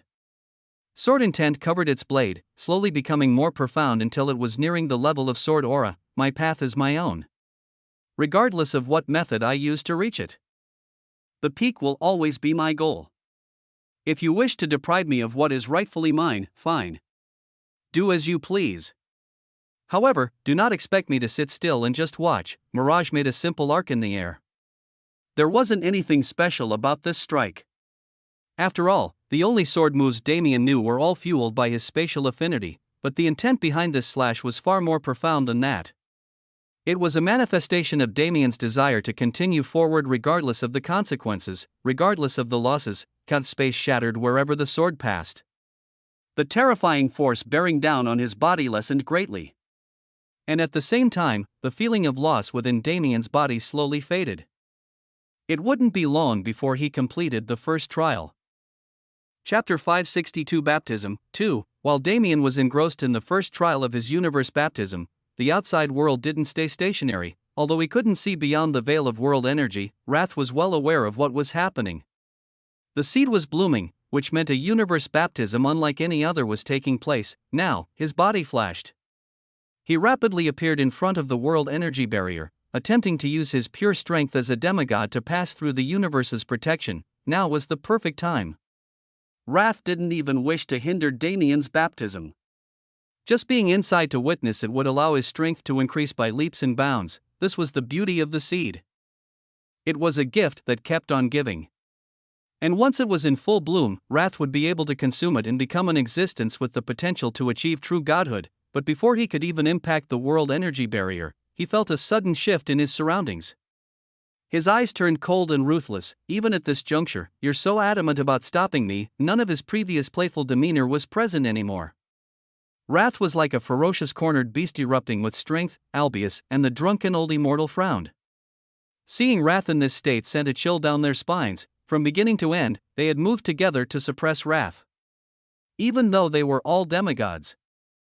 Something about Wrath sent danger bells ringing in their heads, therefore, they spared no effort. The instant they initiated combat, they laid down their authorities. Domains were concepts formed from law comprehension, so they could be formed at any level. However, if one was able to form their domain before they achieved fourth class, it would go through a qualitative change and become something greater. There was a saying in the wider universe. Third class domain, fourth class territory, fifth class authority. With the way things were explained, it almost seemed like an authority was an enhanced version of a domain, but this was wrong. Authorities were the crowning ability of demigods. Every single demigod possessed an authority. However, if one was able to evolve their domain into a territory and then fuse it with their authority upon entering the demigod realm, the strength of their authority would become completely different. But this was an unrelated matter. The reason Albius and the drunken old immortal laid down their authorities was to make use of their base ability. This was dimensional separation. Even if they didn't have an ounce of understanding towards space and time, a demigod's authority was able to pervade reality and superimpose a separate spacetime onto it. In this way, regardless of how much power they put into their attacks, the real plane wouldn't be affected. It was a completely segregated battlefield. In combat amongst demigods, authorities were usually used for differing purposes, and this separation of spacetime was only a minor matter of convenience. But when fighting on the surface of a world instead of the starry sky, these authorities were necessary. After all, a demigod's full-powered attack absolutely carried the potential to destroy a planet. Unless they wished the entire universe to turn into rubble, demigods always fought within their authority dimensions. With two authority dimensions working in tandem, even with Wrath's power level, he wouldn't be able to casually interfere in the happenings of the real plane. This was naturally the reason for his immense anger. You will not interrupt his baptism. Regardless of whatever seed nonsense you spout, I will not betray my own morality. Albius responded indifferently to Wrath's rage. This was his true feeling, not a front he was putting up. Even if Damien had a treasure that was able to tempt him, he wouldn't make a move on a junior. Even if he wasn't righteous, Albius' character still leaned towards the morally just side. He wouldn't stoop so low as to steal from someone so much weaker than him. As for the drunken old immortal, his reasoning was different. He was merely a curious old man. He had only come to know of the seed's existence through a discarded ancient text he found on one of his many adventures. Now that it was truly in front of him, he naturally wanted to see what its existence entailed. Wrath looked at these two men with utter hatred. They had blocked him at every step, disallowing him from directing Damien's growth the way he pleased. Did they want to die so badly? If you desire death so much, then let me grant it to you. Wrath yelled out. At that moment, a ripple spread from his body. His own authority spread, clashing with Albius and the drunken old immortals. The area it occupied was dyed inky black, the same color as his mana. Wrath's arm raised into the air. He was a Nox demigod. A being that surpassed mere humans from the moment of his birth. How dare they look down on him? Twisted fantasy, Wrath's words came out as a whisper, but they had a profound impact on the surroundings. The inky black space was filled with a myriad of illusions depicting the most gruesome scenes one could possibly imagine, and the worst part of it all was the fact that these scenes originated from Wrath's memory. He was the one who committed these atrocities. Albius and the drunken old immortal found their emotions becoming chaotic. The longer the illusions persisted, the harder it was to hold on to their rationality. If this continued, they'd be turned into mindless beasts. This just went to show the difference between them and Wrath. They became painfully aware of their own weakness. But neither backed down. Albius pushed his arm out, his authority flaring. A blinding white light covered his body in a nearly corporeal set of armor. This armor contained a mysterious property that calmed his mind, allowing him to more easily persist the mental attack from Wrath. As for the drunken old immortal, his method was far more simple and direct. His mana flared into the air, becoming liquid and slowly taking in mana and other materials to become a fine liquor. This liquor then flowed into his mouth, causing his face to flush. His name wasn't the drunken old immortal for no reason. His original affinity was water, but after years of development and building his legend, he twisted this affinity until he became a man who lived on liquor. Alcohol wasn't just pleasure anymore, it was also his power. When the drunken old immortal followed his namesake and got drunk, his power level would increase exponentially. And while his state of mind would become foggier, his mental defenses would actually be strengthened immensely. It was a strange ability, to say the least, but with even Damien receiving the option to choose Harem King during his universe baptism, it wasn't too surprising. But regardless of the methods they used to ward off Wrath's attack, it was still true that they were forced into a defensive position from the very start, looking at each other. They came to a tacit understanding. They wouldn't be able to hold anything back when facing Wrath. This battle would not be a simple one at all. While the demigods fought in their authority dimensions, separated from reality, a fierce war was taking place around Damien's world energy barrier. Everything seemed to congregate in a single place, the entire chaotic struggle of the unnamed world focusing around Damien, whether it be the Nox, Nibelheim, Asgard, Shadow Garden, the Cloud Plane forces, or anyone else, as long as they were involved in the conflict, they were likely present. Brothers, we fight for humanity. A black-clothed young man roared. The massive broadsword in his swung in a sweeping arc, letting out a furious dragon roar as it tore through hundreds of Nox beings. For humanity, the roars of his subordinates filled the heavens. The bloody cavalry charged into battle, slaughtering anything and everything in their path. But even with their valiant efforts in killing thousands or even tens of thousands of Nox beings every few minutes, they were barely able to put a dent in the overall number. This was the most terrifying facet of the Nox. Even if the intelligent members of their species were small in number, those unintelligent Nox at third class and below were present in droves. At any given time, millions of them could be deployed as cannon fodder and it wouldn't be considered a loss to the Nox's overall power. But the bloody cavalry persisted in their attack. They were joined by the Celestial and Star Squadrons as well, giving them more leeway within the chaos. On another part of the battlefield, 3 women led the charge against a group of 3rd and 4th class enemies from Nibelheim. Rosa's illusions covered thousands of kilometers, her illusory throne active and sending countless flying swords hurling at the crowd of enemies. At the same time, Ruyue's spear left a rain of blood in its wake. The spear was often known as the commander of 100 men. It was a weapon most suited for large-scale warfare. For the first time in her life, Ryue was able to bring out her weapon's full potential. The massive blood moon in the sky that empowered her every attack and shot out beams of blue ice flames and lunar energy didn't even need to be mentioned. Compared to her spear, the effects of this boost were negligible. Aside from these two, Aishia was fighting with just as much reckless ferocity as she was before Damien saved her. Only, this time she was doing so consciously. No matter how random her actions seemed, they always followed a specific order and flow, making her wildly unpredictable, yet incredibly precise. Behind these three women were Shadow Garden's forces. Even the white-clothed Clarice was present, playing a strange melody on her stringed instrument and providing buffs to her allies. This kind of supportive practitioner was rare and incredibly sought after on the battlefield.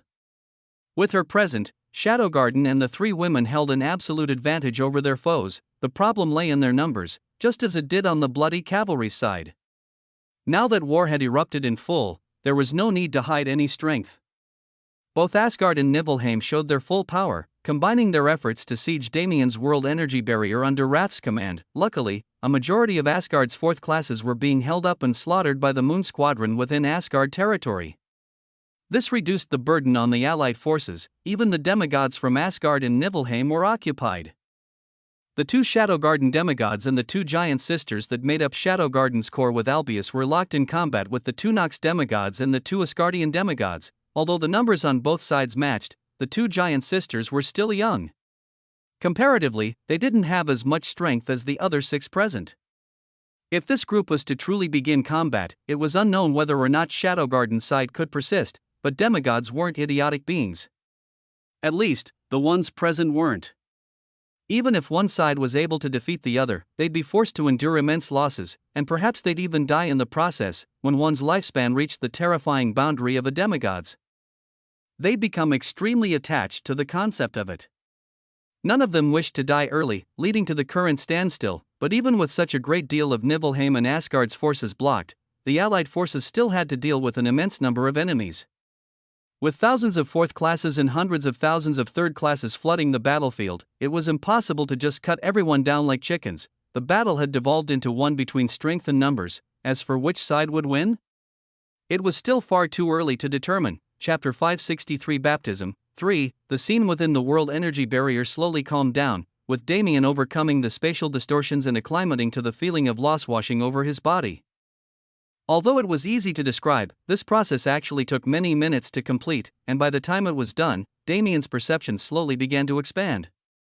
Just like that, his spatial affinity had been returned to him. The goal of the first trial was mainly to temper his will and body, and this had been accomplished more than just a little successfully. Damien's mental fortitude reached an all-new height, to the point where his natural resistance to illusions and mental magic reached the same level as his all-seeing eyes. But Damien wasn't stupid enough to think that things would become simpler now that he regained his affinity. In fact, the difficulty would only increase. Bang! Without giving Damien any time to rest, the world energy barrier began revolving. Space began to separate as if it was being run through by a cookie cutter.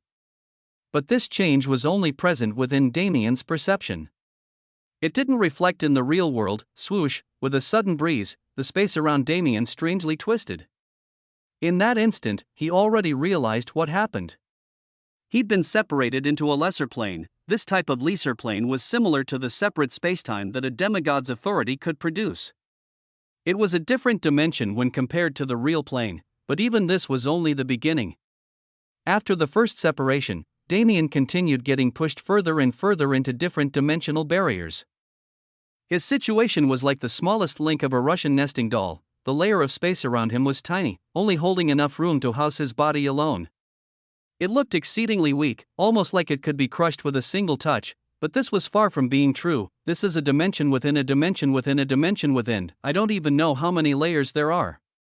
Now that I've regained my affinity, am I supposed to escape from this cage? The concepts around him were exceedingly familiar. This was the very same application of dimensional magic that could create isolated worlds and spaces. It was the branch of space he was planning to explore more thoroughly once he reached 4th class and gained the ability to manipulate laws. But it seemed he was no longer given the option to wait. For Damien to continue his baptism, he had to comprehend these esoteric concepts and free himself from the dimensional prison around him. These dimensions are essentially separated spaces, but they aren't that simple. To completely isolate a portion of space from the natural flow of spacetime is exceedingly difficult, and to layer these isolated portions on top of each other is even more. This level of difficulty doesn't reach the same level as manipulating 2, 3, and 4-dimensional space as one pleases, but it's still a fairly high-level concept. Damien's comprehension of space itself was at a peak he couldn't surpass with his current abilities. However, his understanding of dimensions didn't match up at all. Most dimensional abilities were supportive. Whether they be sealing techniques, trapping techniques, creation techniques, or anything else, the destructive uses of this branch of magic weren't as pronounced. Of course, that wasn't to say there was no destructive power at all. It was just that one required a foundation built on these supportive concepts to access the destructive nature. Damien was a person who excelled in destruction. One could even say it was his main talent. The reason he wasn't able to progress rapidly on dimensional magic was precisely because this talent suppressed his ability to use more supportive and creation-related abilities. Usually, he was able to make up for this difference through void essence, an energy particularly skilled in creation, but he wasn't given the option to use shortcuts this time around. The void physique had been quiet ever since forcing his baptism's direction. Damien wasn't able to sense it at all, nor was he able to draw void essence through his connection with it. He was entirely on his own, but that isn't a bad thing at all. This is yet another chance to rid myself of a glaring weakness I have. Damien didn't think he would be able to break the suppression his destruction talent had on his other facets, but he could at least weaken it to a manageable level, without hesitation. He closed his eyes and entered a meditative state. His awareness contacted the dimensional barrier around him and melded with the spatial layers within. He wasn't going to brute force his way out of this problem. Damien's brow furrowed as he investigated the barrier. This is extremely complex. It's like the spatial layers have been woven into an impenetrable web that forms these walls. This isn't merely an application of mana onto space, it is fundamentally changing the properties of space to adhere to one's will. He was able to realize this much from a glance, but knowing wouldn't help him. It only reminded him of how difficult the task ahead of him truly was. Luckily, this is only the first layer. The complexities of this space are still at a level I can see through. But as I continue forward into greater dimensions, the structure necessary to maintain them will become more profound as well. Let me break out of here first and see how the difficulty increases. When it came to the spatial layers, Damien was incredibly comfortable. To finally control his mana to warp through them and meld them wasn't too difficult. Of course, this was only at the first layer. After following the spatial web for a few minutes, Damien was able to understand its structure and find a flaw within. His mana attacked the spot, causing everything around it to unravel as well. Success! Damien exclaimed. As space shattered around him, he found himself in a new isolated area that was the size of a small room.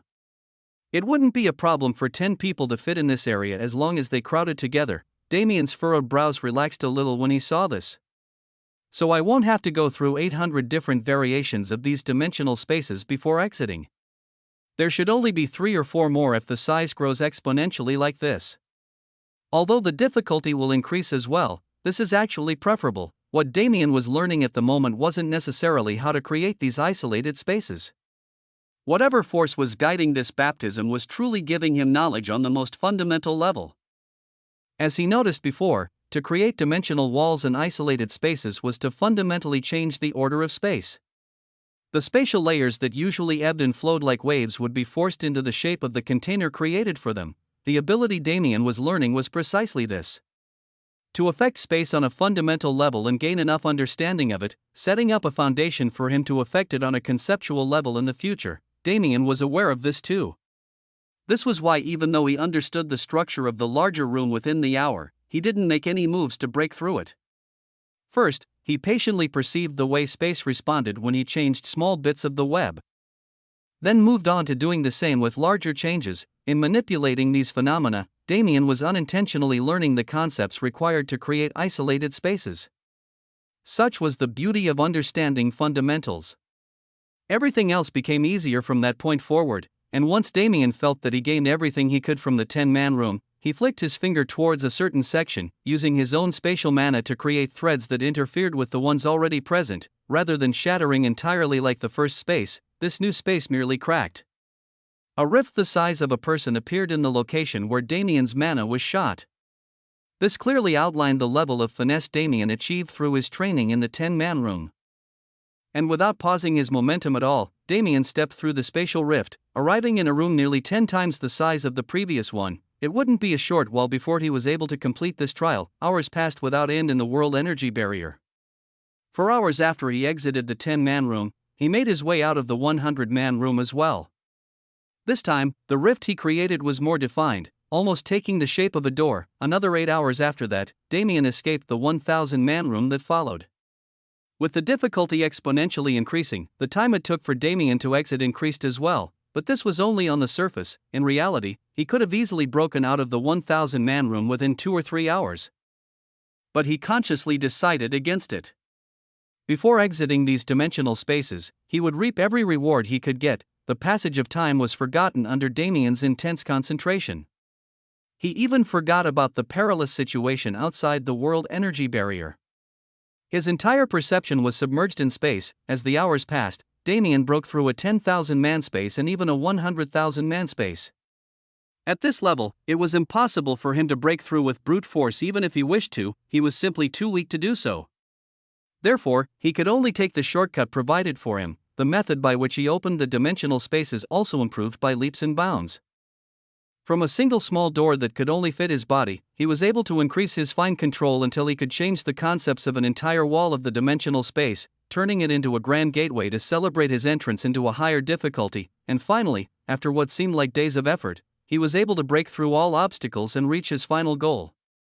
A dimensional space capable of housing millions of existences with ease, maintaining stability even if they collectively flared their mana. Only after breaking through this space would Damien finally escape the prison he'd been trapped in. Chapter 564 Baptism. For time passed without end, its ebbs and flows indistinguishable within the thick barrier of world energy isolating Damien from the outside world. In the center of that barrier, Damien sat silently, his eyes closed and his legs crossed as if he was an indomitable stone Buddha. Occasionally, his hands would dance through the air, leaving afterimages that gave off a beautifully profound feeling. This was the only sign that he was alive. In Damien's mind, a massive map was laid out. It was a labyrinth filled with impossible twists and complex structures that he had been studying for an unknown period of time. Compared to the 1,000-man space or even the 100,000-man space, the largest 1,000,000-man space was a completely different monster. It wasn't just a matter of complexity or stability in the structure of the spatial webs, but also a matter of spatial law itself. Damien's current achievements simply weren't enough for him to comprehend and unravel this kind of conceptual existence, but the universe baptism's trials didn't allow him any shortcuts. The only thing he could do was diligently attempt to understand the structure of the cage around him, hoping that he could eventually escape. The 1,000,000-man space doesn't abide by the same laws as the other spaces. I've noticed that every time I entered a new space, the laws were more complete.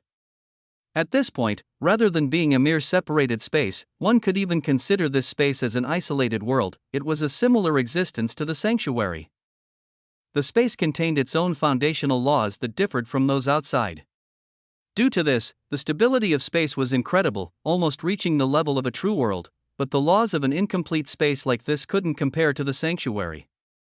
The sanctuary existed in the void and was formed from it, receiving a constant supply of mana and laws from it as well.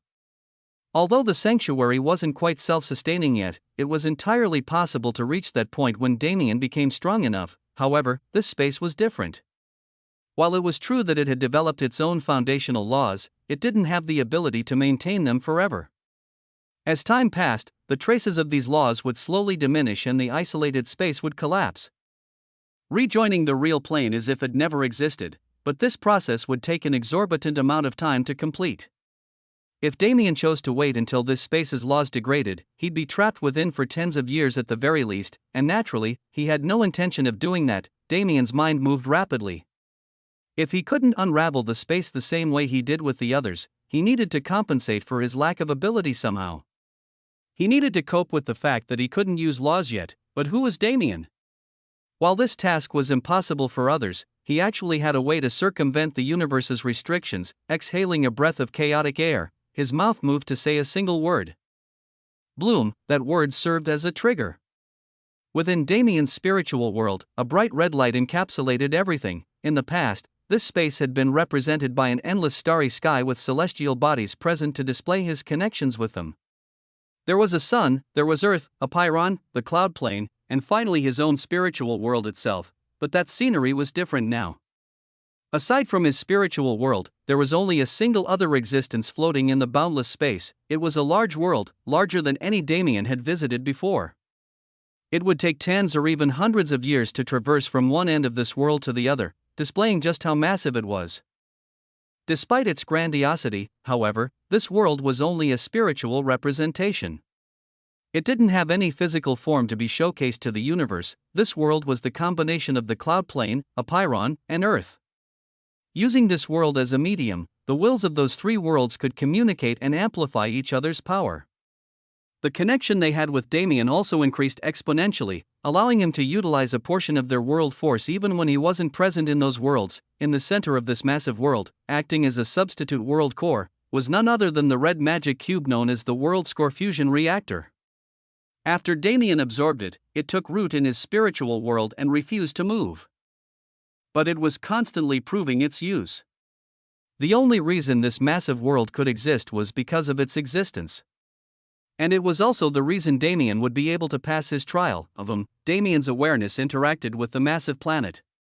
He immediately got a response, three wills sending their words into his mind. Although he couldn't truly hear them, he could understand what they wanted to say. He smiled as he listened to them. I'll never get used to the feeling of having those three in my head. Especially Yun and a Pyron, those two don't mesh well at all, Damien lightly joked to himself, his movements not stopping at all while he did so. Through his connection with the three, world force slowly entered his body, enhancing his state, and more than that, this world force allowed Damien to take a shortcut to manipulating laws. The 1 million man space shook fiercely.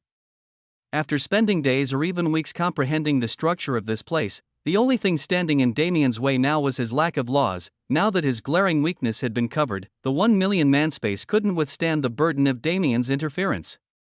His hands moved like a conductor guiding an orchestra, letting his mana and world force play with the spatial web around him and unravel it. It wasn't an easy process at all. Despite having the tools to complete his task, Damien still had to put in a great deal of effort to do so. And finally, after an unknown period of time, the shaking of the 1 million man space halted. Lines formed in its walls, separating them into small puzzle pieces. Once this process was finished, space itself began to drift apart and fall through the air like snowflakes. Damien felt a sense of freedom overwhelm him. Even though nothing in his surroundings changed at all, he could clearly feel the difference between existing in the real plane and existing in an isolated space. The two simply couldn't compare. This was because the real plane was complete, unlike those isolated spaces. Finally. Now that that's over, I guess it's finally time for the second trial, Damien was hopeful. But the universe didn't seem intent on fulfilling his wishes. There wasn't a single system notification that sounded after he escaped the dimensional cage. However, there was indeed a change. Damien suddenly felt like he was submerged in a vat of molasses. His movements slowed to the extreme, forcing him to use his utmost abilities to even budge an inch, but unlike the previous trial, space wasn't manipulated at all. No, this effect didn't come from space, rather, the theme of the trial switched. Time has been slowed. Damien immediately realized. This slowing didn't just involve his body, even his thoughts were being affected. This could only be caused by a vast difference in strength and comprehension. When one couldn't match up to a time law user, their entire being would be frozen. It wasn't a simple physical phenomenon. Luckily, Damien's comprehension of time, while lagging behind space, was still somewhat substantial. He already understood how to speed up and slow down its flow within a specified area, though completely halting it was still outside of his reach. So it's a comprehensive trial? It seems all of my elemental comprehensions will be tested in this first trial. If I can pass, I will be allowed to access their laws. If I fail, my path to those elements will be cut off entirely, or at least hindered. This wasn't good news for his flame and lightning abilities, but Damien didn't fret. Instead, a large grin spread on his face. It's been a long time since I've been challenged so much. Who would have thought that the universe would be my worthy opponent? Without hesitation, Damien delved into the surrounding stagnated time. Time and space had always been interlinked. Without the presence of mana, time was a measure of the perceived change taking place within space. Lifespan, the cycles of celestial bodies, even a mere human walking from one place to another could be used to represent time, but when mana was introduced, this relationship became far more profound. Time was no longer a force that only existed through perception. With the foundational laws of the universe as support, time was able to become a true concept just like space. This was the reason why the rampant time essence in the starry sky was able to maintain the flow of time between all worlds existing in the human domain and the wider 9 sectors. Space was stable, while time was ever-changing. The relationship between the two mirrored that of order and chaos. Precisely because they were so intrinsically linked, Damien could use his spatial comprehension to boost his time comprehension. This was the method he'd used to rapidly become proficient in time elemental abilities in the short period after he unlocked his affinity. It was a cheat, to say the least, but it was a cheat discovered through hard work and only usable through hard work. And it was this very cheat that would rapidly propel Damien through the trial he was currently taking. Chapter 565 Baptism 5. The time element was extremely strange. This was Damien's takeaway as he spent ages comprehending it within the world energy barrier. The time flow for him had already been altered before he was trapped in the dimensional cage, and now that it had been slowed to the point of solidifying, every second in the outside world took ages for him. He only had his body clock to make estimations, but he inferred that it had taken at least half a year to escape the dimensional cage. Adding on the time he spent stuck in stasis, it had been over a year since his universe baptism started, but in the outside world, it had only been a few hours. Sadly, Damien wasn't able to sense the outside world through the barrier. If he was able to compare the two separate time flows to each other, his comprehension would have come far easier. Regardless, with half a year stuck in this halted time, Damien made significant gains.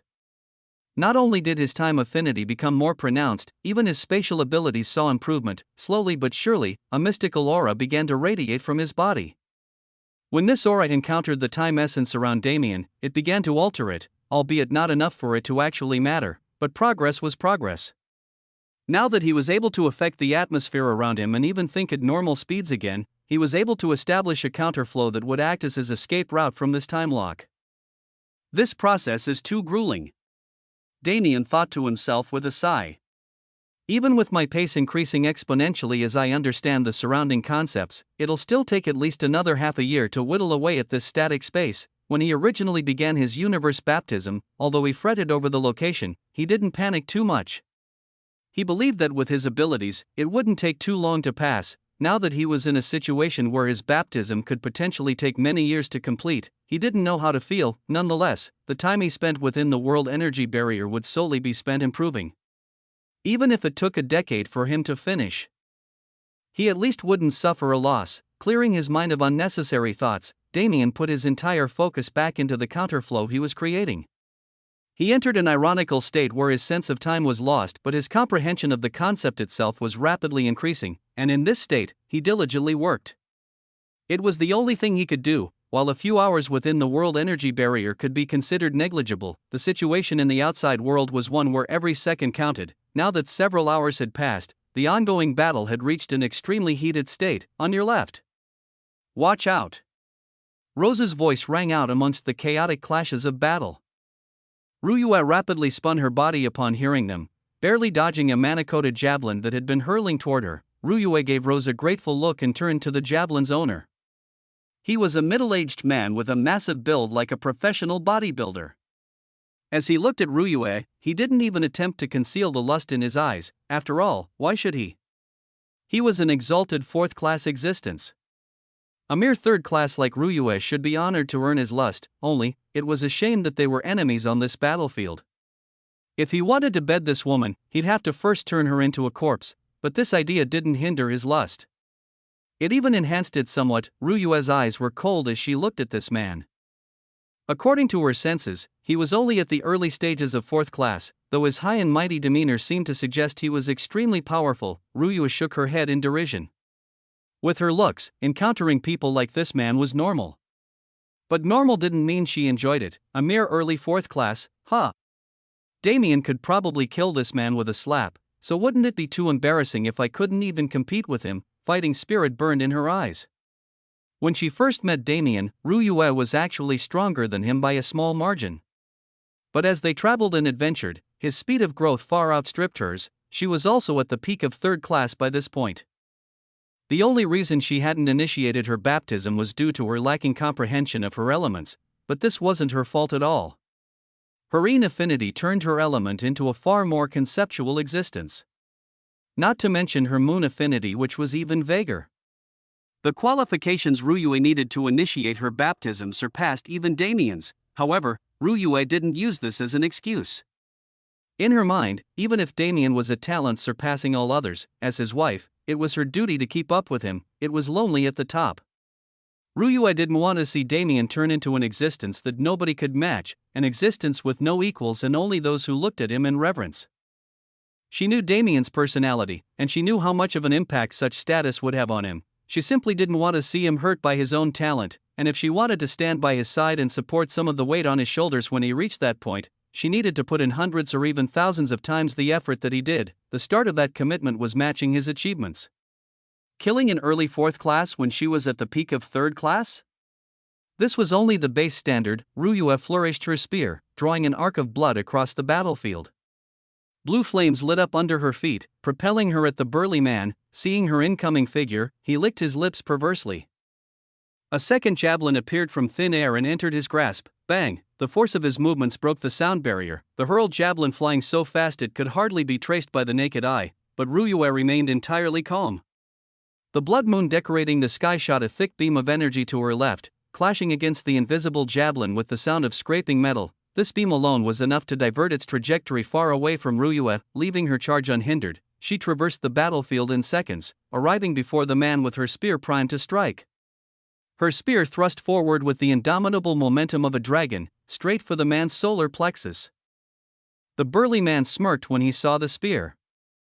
This was an attack from someone who hadn't even passed their baptism. Why should he take it seriously? But before his condescending thought could even finish, a harrowing current of mana enveloped his body. Die, Ryue muttered indifferently. Black mana revolves around her spear tip like a cyclone, exponentially increasing its force and destructive power. The burly man could only watch helplessly as the spear flew towards him. He hastily projected his mana to defend himself, but how could this half-hearted shield block Ryue's full-powered strike? Boom! The impact force shattered the mana barrier in an instant, but Ryue's momentum didn't halt at all. Her spear continued to fly towards the burly man until it struck true in the center of his chest. The burly man let out a scream of agony as his body was thrown backward. Without giving him time to retaliate, Ryue chased him, her spear raised for another attack. I learned this one from another pretentious fourth class who thought she was better than me. Why don't you have a taste of it as well? The tip of Ryue's spear seemed to bloom like a flower, forming an icy lotus that directly froze the surrounding atmosphere. With a sweep of her spear, the ice lotus rotated madly as it blasted towards the burly man. The Shueclan 12th Elder's ice lotus lived on even after her death. But its form was far more profound than anything she could have hoped to compete with. Een Lotus, Bloom. The frightening, chilling power of Een transformed the ice lotus on a fundamental level. Even though its appearance didn't change, the aura it radiated caused the burly man to feel death approaching. I won't lose to a mere woman, he shouted. A burst of blood shot out from his body, transforming into a javelin filled with bloodlust. When Ryue's Een Lotus finally reached his body, the blood javelin blocked its path. The collision of the two forces wasn't anything to scoff at. In the first place, this burly man wasn't a false fourth class like the 12th Elder. Even if he'd only done it recently, he'd still used his own power to cross his baptism. With the power he held, he was able to successfully fend off the terrifying ice lotus, though he had to sacrifice a piece of his lifespan to do so. It was true that her opponent this time was far stronger than the 12th Elder of the past, but the current Ryue had been constantly tempered by war. The Cloud Plains Purge, Apiron's Purge, the war against the Nox, and now this battle. They had turned her combat efficiency into something the Ryue of the past couldn't hope to compare with. In reality, it had only taken her 2 or 3 full-powered attacks to reduce the burly man to his current state, so even though the burly man was able to block her ice lotus, she had confidence he wouldn't be able to last for much longer. Chapter 566 Baptism 6. The battlefield was chaotic, to say the least. It was to a level where an important figure like Ryue couldn't leave her position unless she wished to cause the deaths of countless allies. but she was still able to do so without any qualms. This was because she had absolute trust in the person holding the fort while she was gone, and this person wasn't disappointing her trust at all. She stood at the forefront of the battlefield, her muted pink hair waving in the wind and giving her the valiant air of a hero. With every swipe of her hand, attacks that were sure to kill many would vanish into thin air. Hundreds of enemy soldiers would burst into cries of pain without being attacked at all. From the position of these common third-class soldiers, her actions were like those of a god. Seeing their reverence, Rose didn't feel anything. Instead, the pride welling up in her chest came from Ryue's efforts alone. When comparing age alone, Ryue was actually a bit older than Rose. But their mentalities couldn't be compared. Regardless of age difference, Rose was still like a big sister to Ryue. Since the first time she met Damien, many years had passed. She didn't spend these years idly. In fact, her personality had gone through a myriad of changes. The time she spent away from Damien impacted her greatly. Being stranded in a new world with only Elena to keep her company was in truth a terrifying experience, but Rose never hated Damien for it. Rather, she took that time as a smelting trial. In her mind, doing so was only her duty. Damien had spent the 2 years before he met her in a far worse environment without a single soul to keep him company. The impact the time had on his psyche was far more immense than any experience she'd been through. He was a broken man when they met, and while she had her fair share of problems, she didn't believe any of them added up to his struggles. Her experiences on the cloud plane allowed her to experience a portion of what he felt like. If that was only a portion. She couldn't even imagine the true extent of his pain. This was why when he came to apologize to her, she didn't take long to convince. She never blamed him, only subconsciously bore some resentment that she couldn't control, but more than that, she was proud of his growth. She was proud to see the man she fell in love with flourishing. It was an extremely self-sacrificing mentality. Even Rose was aware of this. But when it came to Damien, was it a problem to be self-sacrificing? If the situation required it, she wouldn't hesitate to sacrifice everything for him, even if that meant destroying the entire universe for his sake, and over time, these feelings began to flood over to the women who she shared him with. At first, Ryue and Elena were hindrances in her eyes. Despite her efforts to support Damien's harem, her mind couldn't help but sprout jealousy, yet, this jealousy wasn't even allowed to bear fruit. The two women were too outstanding for it to do so. Never once did they make her feel uncomfortable or unwanted. Never once did they make her feel like they were competing with her. Her experience sharing her man was far different than what she experienced witnessing her father's imperial harem. It was strange. No matter how she tried to hate them, she couldn't. Instead, she grew to love them like real sisters. With them sharing life and death on the battlefield countless times. This bond became unbreakable. Ryue's glory was her glory. Elena's glory was her glory. Even if their paths separated, they would never forget their bond, nor would they abandon their love. Rose was keenly aware of this, and it was for this reason why both she and Ryue didn't question Elena's decision to leave. She was no longer the little girl she was in a Pyron. She was no longer the sheltered little princess who only wished to explore the world. Her goals had evolved and changed, to support those she cared about with all her power and help them achieve their dreams. This was what Rose wished for. Now, seeing Ryue set a goal for herself and act on it, how could she not be proud? Rose turned her attention back to the battlefield. She didn't know why she suddenly became sentimental, but she didn't mind the small interlude that lightened her mood within this bloody battlefield, only, it was hard to be optimistic. There were too many enemies and too few allies. If the current pace was kept, it would only be another day before they were defeated in a battle of attrition. Before Damien finishes his baptism, only Ryue and I can hold the fort. I can't rely on these weaker soldiers to accomplish anything noteworthy. For every 100 enemies she killed, a single soldier below her would kill at most 10. When combined together, their might was undeniable, but their numbers were slowly dwindling as people ran out of mana and were forced to withdraw. Rose's eyes hardened. It had been a very long time since she last had to fight seriously. She never held the same desire to challenge herself that her peers had, but now, seeing Ryue's fervor, her fighting spirit unintentionally erupted. She couldn't let her little sister overshadow her now, could she? With a fiendish grin on her face, Rose snapped her fingers. In that instant, the surrounding hundreds of kilometers and the countless thousands of existences within were encompassed in a mysterious black barrier. Illusory throne, show them your might. the illusory throne was a domain Rose first gained when she reached 3rd class, but since then, it had changed constantly. Her crude use of its abilities from the past looked like child's play compared to her current control. A throne appeared in the air within the black barrier. Rose drifted through the air, calmly arriving in front of it and sitting down as if she was an emperor overlooking the world. Mana cancellation. Sitting on the illusory throne, her command was law. Mana itself became elusive, shifting into an ethereal plane that these soldiers could never even dream to access. In that instant, the battlefield came to a screeching halt. Every attack fired within the barrier was erased from existence as if it never existed, but Rose was only getting started. Hell flames, boom. Boom. Boom, the ground erupted with magma. Burning red flames danced through the air, rapidly spreading until the entire dark domain was dyed in its color. Ah, someone save me! Hellhot cries of anguish and pain rang true, but within those cries were also mixed many confused reactions. After all, Rose didn't just encompass enemies in her domain. A few rogue soldiers were trapped as well. The hell flames she summoned never existed in reality in the first place. These illusory flames burned on more ethereal concepts, and the pain they transmitted was decided wholly by Rose. Vengeance, bloodlust, anger, negative emotions like these were used as fuel to the flames. Compared to the safety of her allies, the fate of her enemies could only be imagined. Those weaker Nibelheim and Asgard soldiers were corrupted in an instant, unable to bear the burning negative emotions around them. These soldiers' eyes turned bloodshot, their reasoning disappearing. Without suspense, they began wildly attacking. But in the current situation, the only ones around them were allies. Clang. Clash, swords and spears moved zealously through the crowd. The deranged soldiers attacked fiercely, however, without access to mana. Their attacks didn't contain the same power as they used to. However, everyone else was in the same position.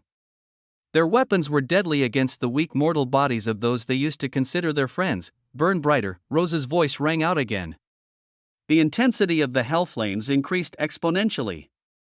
It wasn't just 1 or 2 bloodlust soldiers turning on their allies anymore.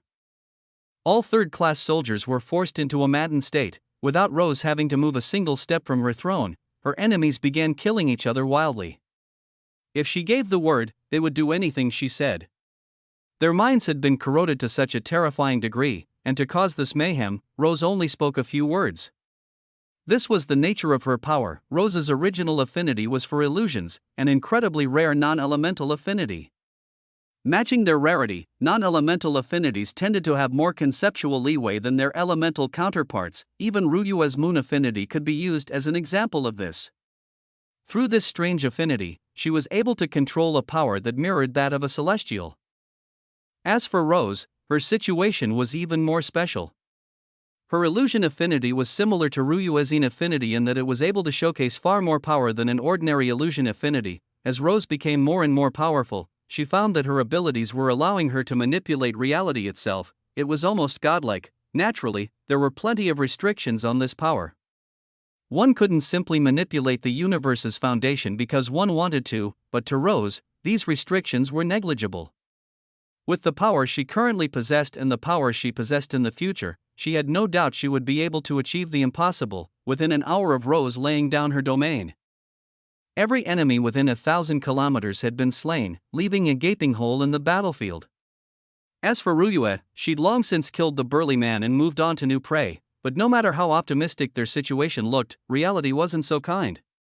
The massive gap was soon filled by the endless number of enemies they were facing, and the only thing they had to show for their efforts was their depleting mana reserves. The current state of affairs wasn't positive in the slightest. Chapter 567 Baptism 7. While Rose and Ruyua did their utmost to keep hold of their side's dwindling momentum, the war never stopped growing in scale. It had to be remembered, while Wrath had turned the war into a fierce struggle to reach Damien.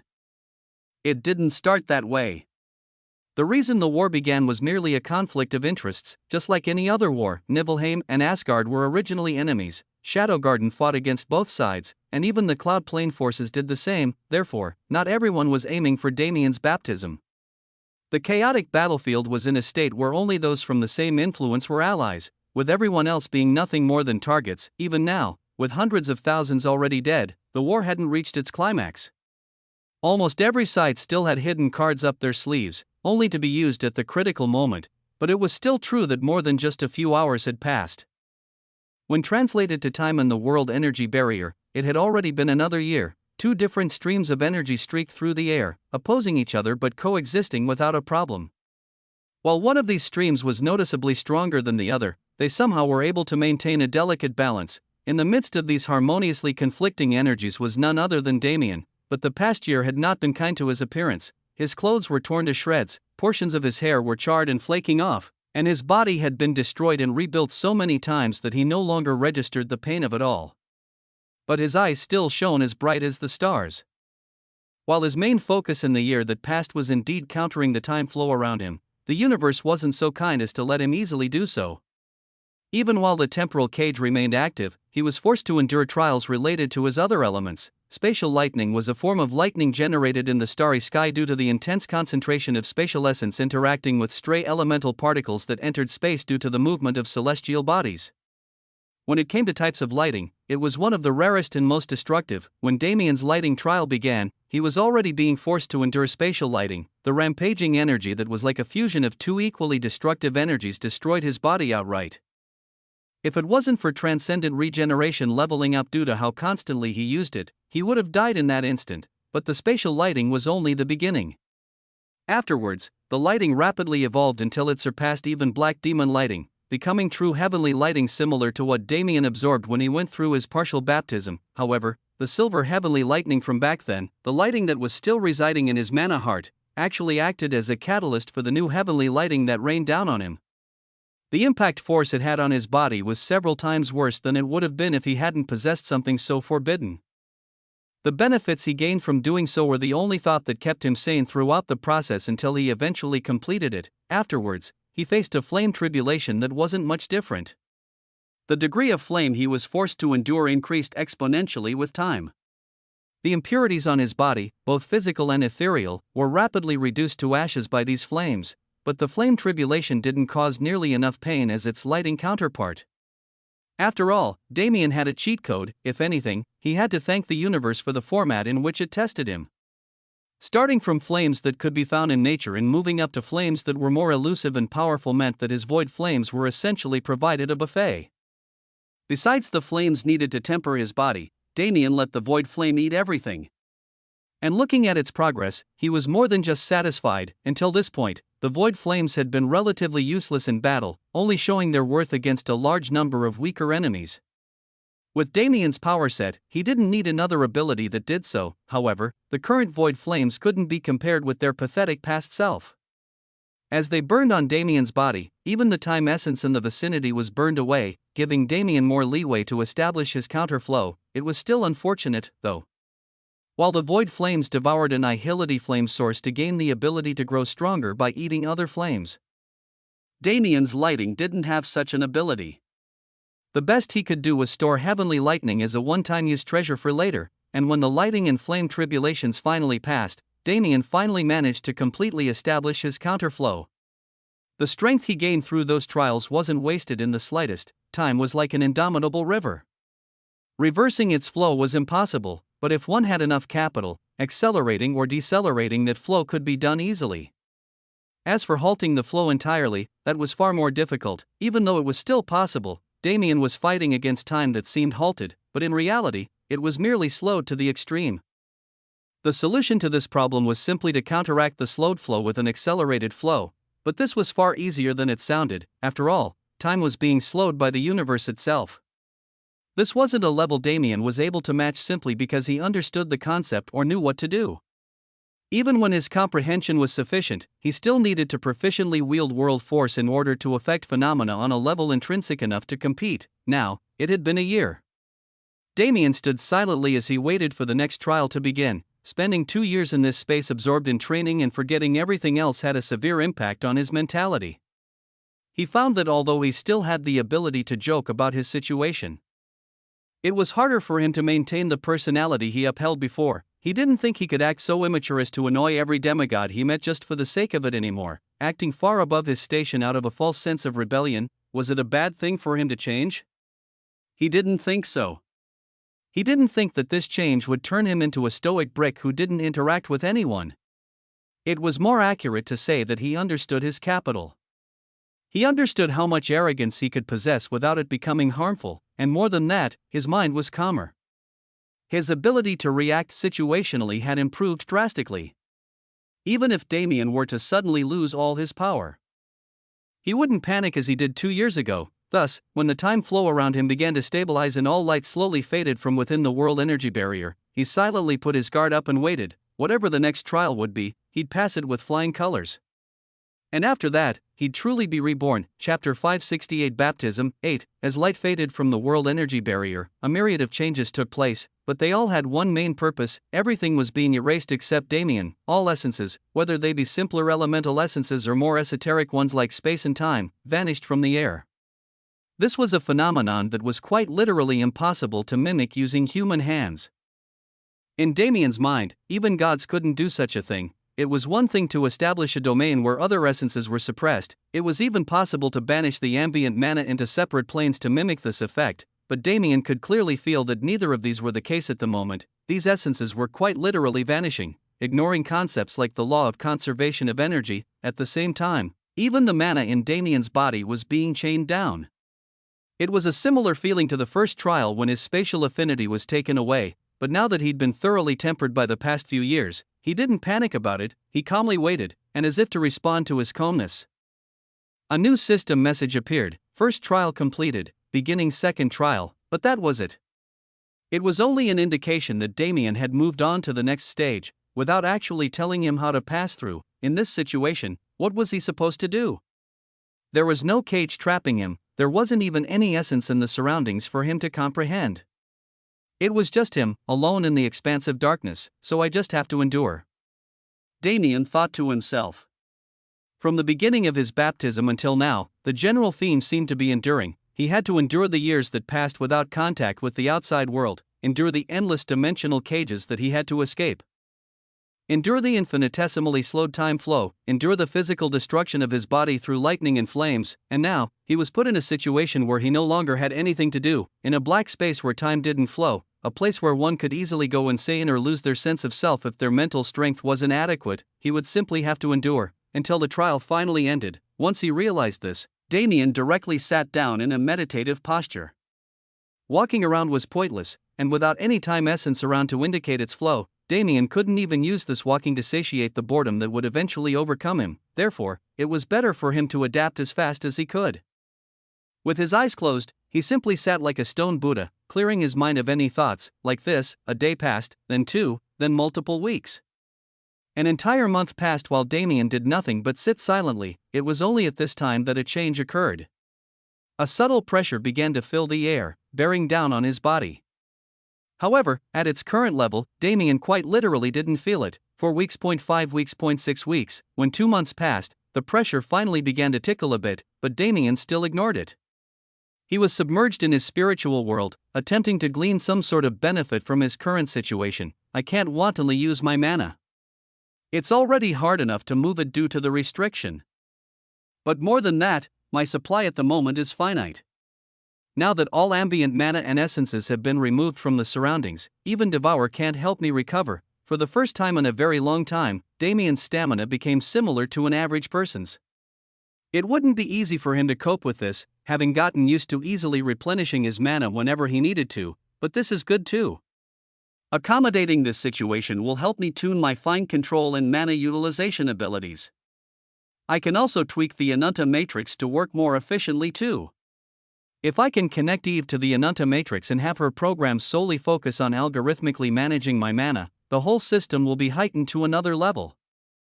There were some calculations that the human mind simply couldn't accomplish. Even after evolving and being tempered as one's league raised, the mind would still hold a limited capacity, especially for complicated processes like operating a mana system. This was why mana utilization systems were always semi-automatic. One only needed to command their mana to follow the system, rather than personally guide the mana. This not only increased one's efficiency, but also allowed one's mana output to grow and gave one far more leeway when it came to processing ability. If Damien could connect the AI chip in his head to the Ananta matrix and make it his own power, however, he would be a level above even this. He would have another entity with limited intelligence and unbreakable loyalty managing his mana and helping him move it. Not only that, but Eve, being a miracle of technology and mana, could do so at a level the human mind couldn't compare with. and the AI chip was still functioning based on Asgard's specifications. Once it was connected to the Ananta matrix and evolved to fuse with it, its fundamental systems would also be heightened to another level, giving Damien even more benefits. Until now, Damien hadn't found the time to take care of this. Because Eve was an external source that he was attempting to turn into a part of his body, the process would be far more involved than when he created nodal points or other constructs out of his own mana. Now that he finally had the time, how could he miss this opportunity? With that thought in mind, he immediately went to work. Without any indication of the flow of time, he completely lost himself. Another 3 months passed, marking 5 months since the second trial began. The pressure in the air was becoming less and less faint by the day, but Damien still didn't feel it at all. His body was just too powerful. It was mainly due to this powerful body that he could compete with early 4th class beings so easily. When he possessed a body that surpassed those that went through baptism, how could such a small amount of pressure affect him? He was still calmly altering Eve and extending mana nerves into his brain to connect with her. But since he was working with his brain, he did so with utmost focus. A single misstep could turn him into an idiot. Even if transcendent regeneration healed his brain afterwards, he'd lose all the progress he made, and he might even fry the AI chip that was at the core of this procedure. He didn't have any room for mistakes. It was just, the current environment didn't necessarily provide him with the total security he needed. As if the universe felt challenged by his casual demeanor, the rate at which the surrounding pressure increased hastened exponentially. Within a week, the pressure had doubled. By the time 6 months passed, Damien's skin was already turning red from enduring. It wouldn't be much longer before his body started truly feeling the pain that came along with this. Even in his utterly focused state, he was doing his best to maintain his calm and continue the procedure. He was in too deep to back out, but if he took even a few days too long to complete the process, the pressure would break his concentration and ruin it. Suddenly, Damien found himself in the midst of an extremely high-stakes gamble. Chapter 569 Baptism 9. Bang! With an explosive sound, the pressure within the world energy barrier once again increased exponentially. Damien's flesh rapidly tore. Even after being tempered by the blood of countless beasts and even the purple primordial undying fruit, his mortal body wasn't able to bear the burden that was being placed on it. More than anything, this went to show just how great said pressure was. If even Damien couldn't resist it, then that meant any common early 4th class being would die instantly under its strength. Damien gritted his teeth. In his current situation, he didn't even have the extra processing capability to analyze the situation. The only thing he could do was put his utmost into enduring and finishing the current task as fast as possible. Damien's mind worked without pause.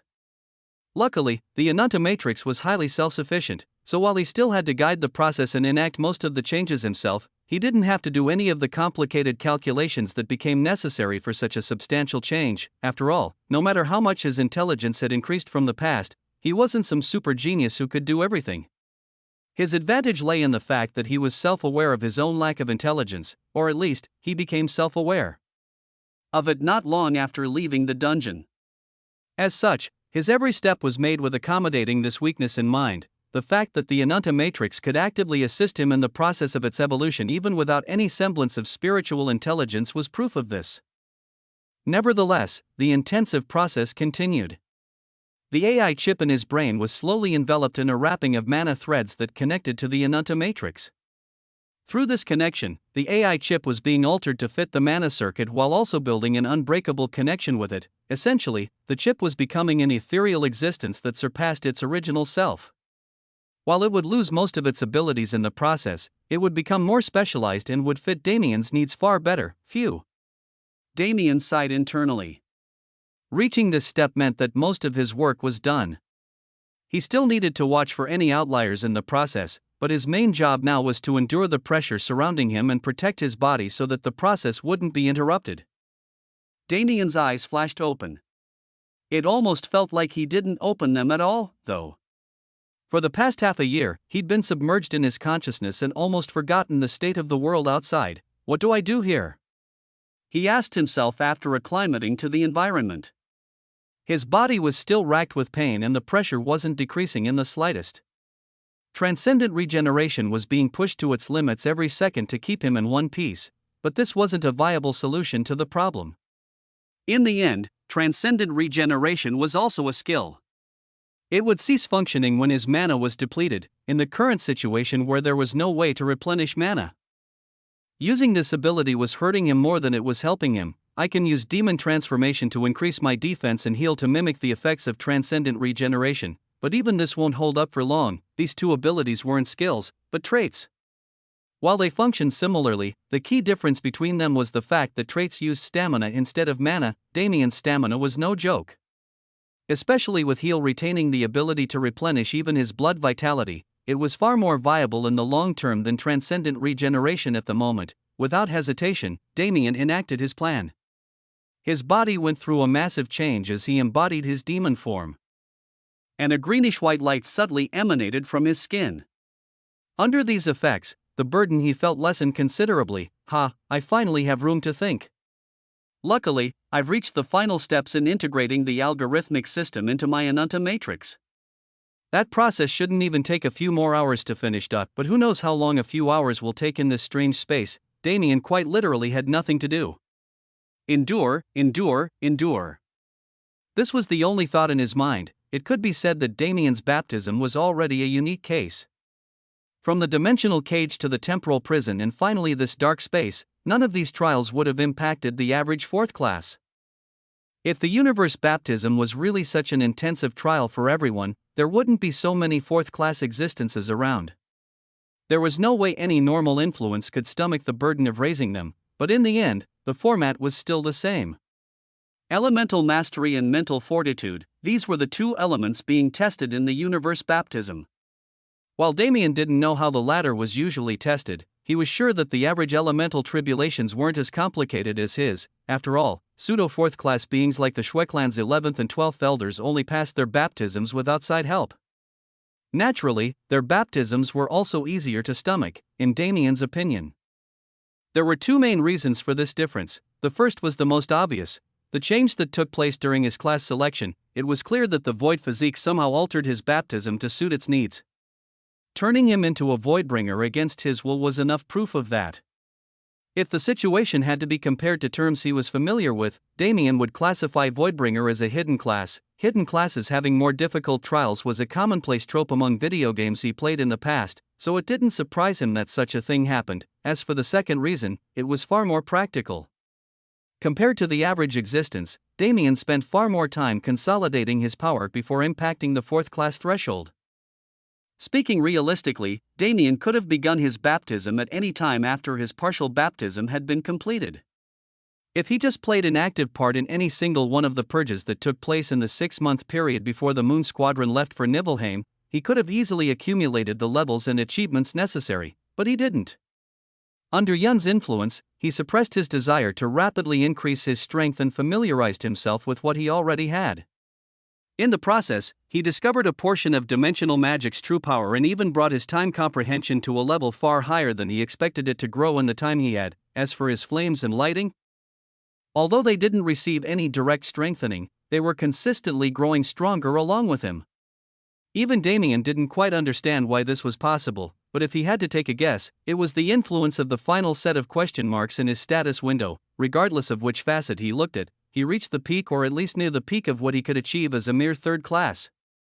With these kinds of achievements, how could he receive the same level of trial as someone like the Shweklan 12th Elder? If that were truly the case, he'd be an embarrassment to everyone and everything. Damien's trial reflected his skill level, and more than that, his potential. When all the complicated matters were boiled down to such a point, the difficulty of his baptism became easier to imagine. Chapter 570 Baptism 10. With demon transformation and heal supporting him, even with the increasing pressure, Damien was able to easily hold out until the evolution of his Ananta matrix was completed. Damien felt an explosion go off in his mind. Even in this space filled with unending blackness, his vision was dyed white. Within his body, minute changes were taking place, but each one carried a profound intent. With the new algorithmic chip guiding the Ananta matrix, not only was its function drastically improved, even its autonomy leapt to another level. Now, Damien barely even needed to command his mana before it followed what he wanted to do. For the first time in his life, he felt like he and his mana were connected as a single being. Every being under the system had access to mana. Regardless of talent, regardless of affinity, everyone was given the chance to utilize this mystical essence. That was one of the universe's beauties. Even though talent was important, it was never the end all be all law of things. Any hard-working individual had the same ability to reach the heavens as a genius if they worked hard enough and continued to level up, but in the end, mana was an external force. Even once it was internalized, one needed to change their body to accommodate it. Humans, at least, weren't naturally evolved to use mana in the most efficient way they could. This was simply because they lacked the intrinsic connection with mana that many other races had. Humanity was versatile and adaptable, and while this was their main advantage against other races, it was also their downfall. Humanity was quite literally a prime example of the saying, "Jack of all trades, master of none," and as a human himself, Damien wasn't able to escape from this quality. Regardless of how many times he evolved, his core would always remain human. That 50% of his bloodline would never be wiped no matter how much the void physique changed him, but in that moment when the Ananta matrix finally evolved, Damien felt an orgasmic bliss spread through his mana. With every exhale, mana was pushed into the atmosphere, and with every inhale, it entered his body and infused itself into his systems. His pores opened wide like hungry mouths, mimicking the breathing done through his mouth. If it wasn't for the lack of mana in the surroundings, Damien would have sucked this space dry. Is this how elves feel when they breathe? No wonder their physical appearances are heightened. This kind of connection with mana isn't comparable to ordinary mana use. Just being in such close contact with the energy would do wonders, giving a mortal the ability to easily live for hundreds of years. It wasn't just a feeling. The barrier between thoughts and reality was so thin it was negligible. A subconscious desire was enough to mobilize Damien's mana to do his bidding. At the moment, his level of mana affinity was actually more harmful than beneficial. Because Damien wasn't used to such fine control, it was easy for him to idly waste mana. This was when the Ananta matrix came in. Its autonomy was imperative. It could regulate his mana for him and decide when to initiate its movement and when to ignore his subconscious thought. The best part was, the Ananta matrix would never be wrong in its judgment of his desire. This was the intrinsic connection between circuit and man, between creator and creation. But even with this new level of efficiency, Damien wasn't out of danger. Once again, the pressure around him exponentially increased. The universe clearly didn't like that he was enduring so easily. Otherwise, how could the current circumstance even be called a trial? Crack. The sound of Damien's skin cracking was as loud as a gunshot. As his blood began to leak, he rapidly suppressed transcendent regeneration and endured with his body alone. Crack. Crack. The cracks on his body didn't stop spreading. Within minutes, his skin was segregated like puzzle pieces, thin lines running all across his body. In this state, it looked like a single breath could shatter him to pieces, and it really could. At least, the outside layer of his body, kh. Damien suppressed a groan of pain. Before things could get worse, he already acted to save himself. Dragon transformation. Biting his tongue to help him remain rational, Damien activated his second transformation ability. When the two were stacked, they were an unstoppable force. The only reason Damien avoided this ability beforehand was because it consumed his stamina extremely rapidly. When he first gained the ability, he could spend at most 30 seconds in this form. But he wasn't the same person anymore. Even lasting 5 minutes wasn't a problem for the current Damien, and when time became inconsequential, when its essence no longer existed to cement its flow, the concept itself returned to a representation of perception of change. In this environment where there was almost no change at all, couldn't 5 minutes become 5 years without worry? This was what Damien kept telling himself as he resisted the pressure. Because his mana and stamina were being depleted at an insane rate, he couldn't even resume practicing like he usually would have done. At one point, he was even of the mind to train the space-time river. No matter how hard he tried to comprehend it, he couldn't even take a single step past its most basic form, a form that wasn't worth anything to the current Damien, as space and time altered by the universe itself seemed like the perfect source from which he could draw inspiration. Unfortunately, the universe wasn't that charitable. At the end of the day, Damien was being tested, not trained, and this was truly a test of mental and physical fortitude. Even disregarding the physical test, Damien almost didn't realize how daunting the mental test would be for most people. Humans feared the unknown more than anything else. And after that was loneliness. In a dark and lonely place where nothing was certain, going insane wasn't shameful at all. The only reason Damien could survive so easily was because he'd already adapted to similar environments many times before. even disregarding the first dungeon, his first experience with intense loneliness and darkness. And Alaric's memories, his most memorable experience with the concepts, just the half a year he spent comatose and piecing together his spiritual continent in the trial world was worse than this trial. Without realizing it, Damien had built up more experience than he could have ever imagined. He was even at the point where he looked down on a universe baptism, but he was painfully aware of one fact: his baptism wouldn't end with this trial. The strange baptism he underwent started with the void physique, so it would end the same way. In Damien's opinion, the physique had been far too quiet considering the circumstances. Now that he'd passed the elemental trials, he'd passed the mental trials. And he was infinitely close to passing the physical trials. It was finally approaching time for it to make a move. This made Damien insatiably curious. What kind of surprise would the void physique show him this time? Chapter 571 Baptism 11. With the dark space trial nearing its close, the world energy barrier began to show slight signs of fluctuation, but these weren't noticed at all by those outside forces. Nibelheim and Asgard had a nearly endless supply of third-class beings that they threw into the war. But no matter how impossible it seemed for them to have such a massive reserve of troops, it wasn't strange when one considered their status. Regardless of anything else, Nibelheim and Asgard were the only influences that reigned over the unnamed world. Even organizations like Shadow Garden were only formed by those who escaped the previous two. In this sense, it was similar to if the Celestial Star Palace controlled half the forces of the entire cloud plane. Even producing millions of third-class beings was a simple matter at this level, but this reality only brought despair to those who rebelled against them. Doing so meant taking the entire world as one's enemy.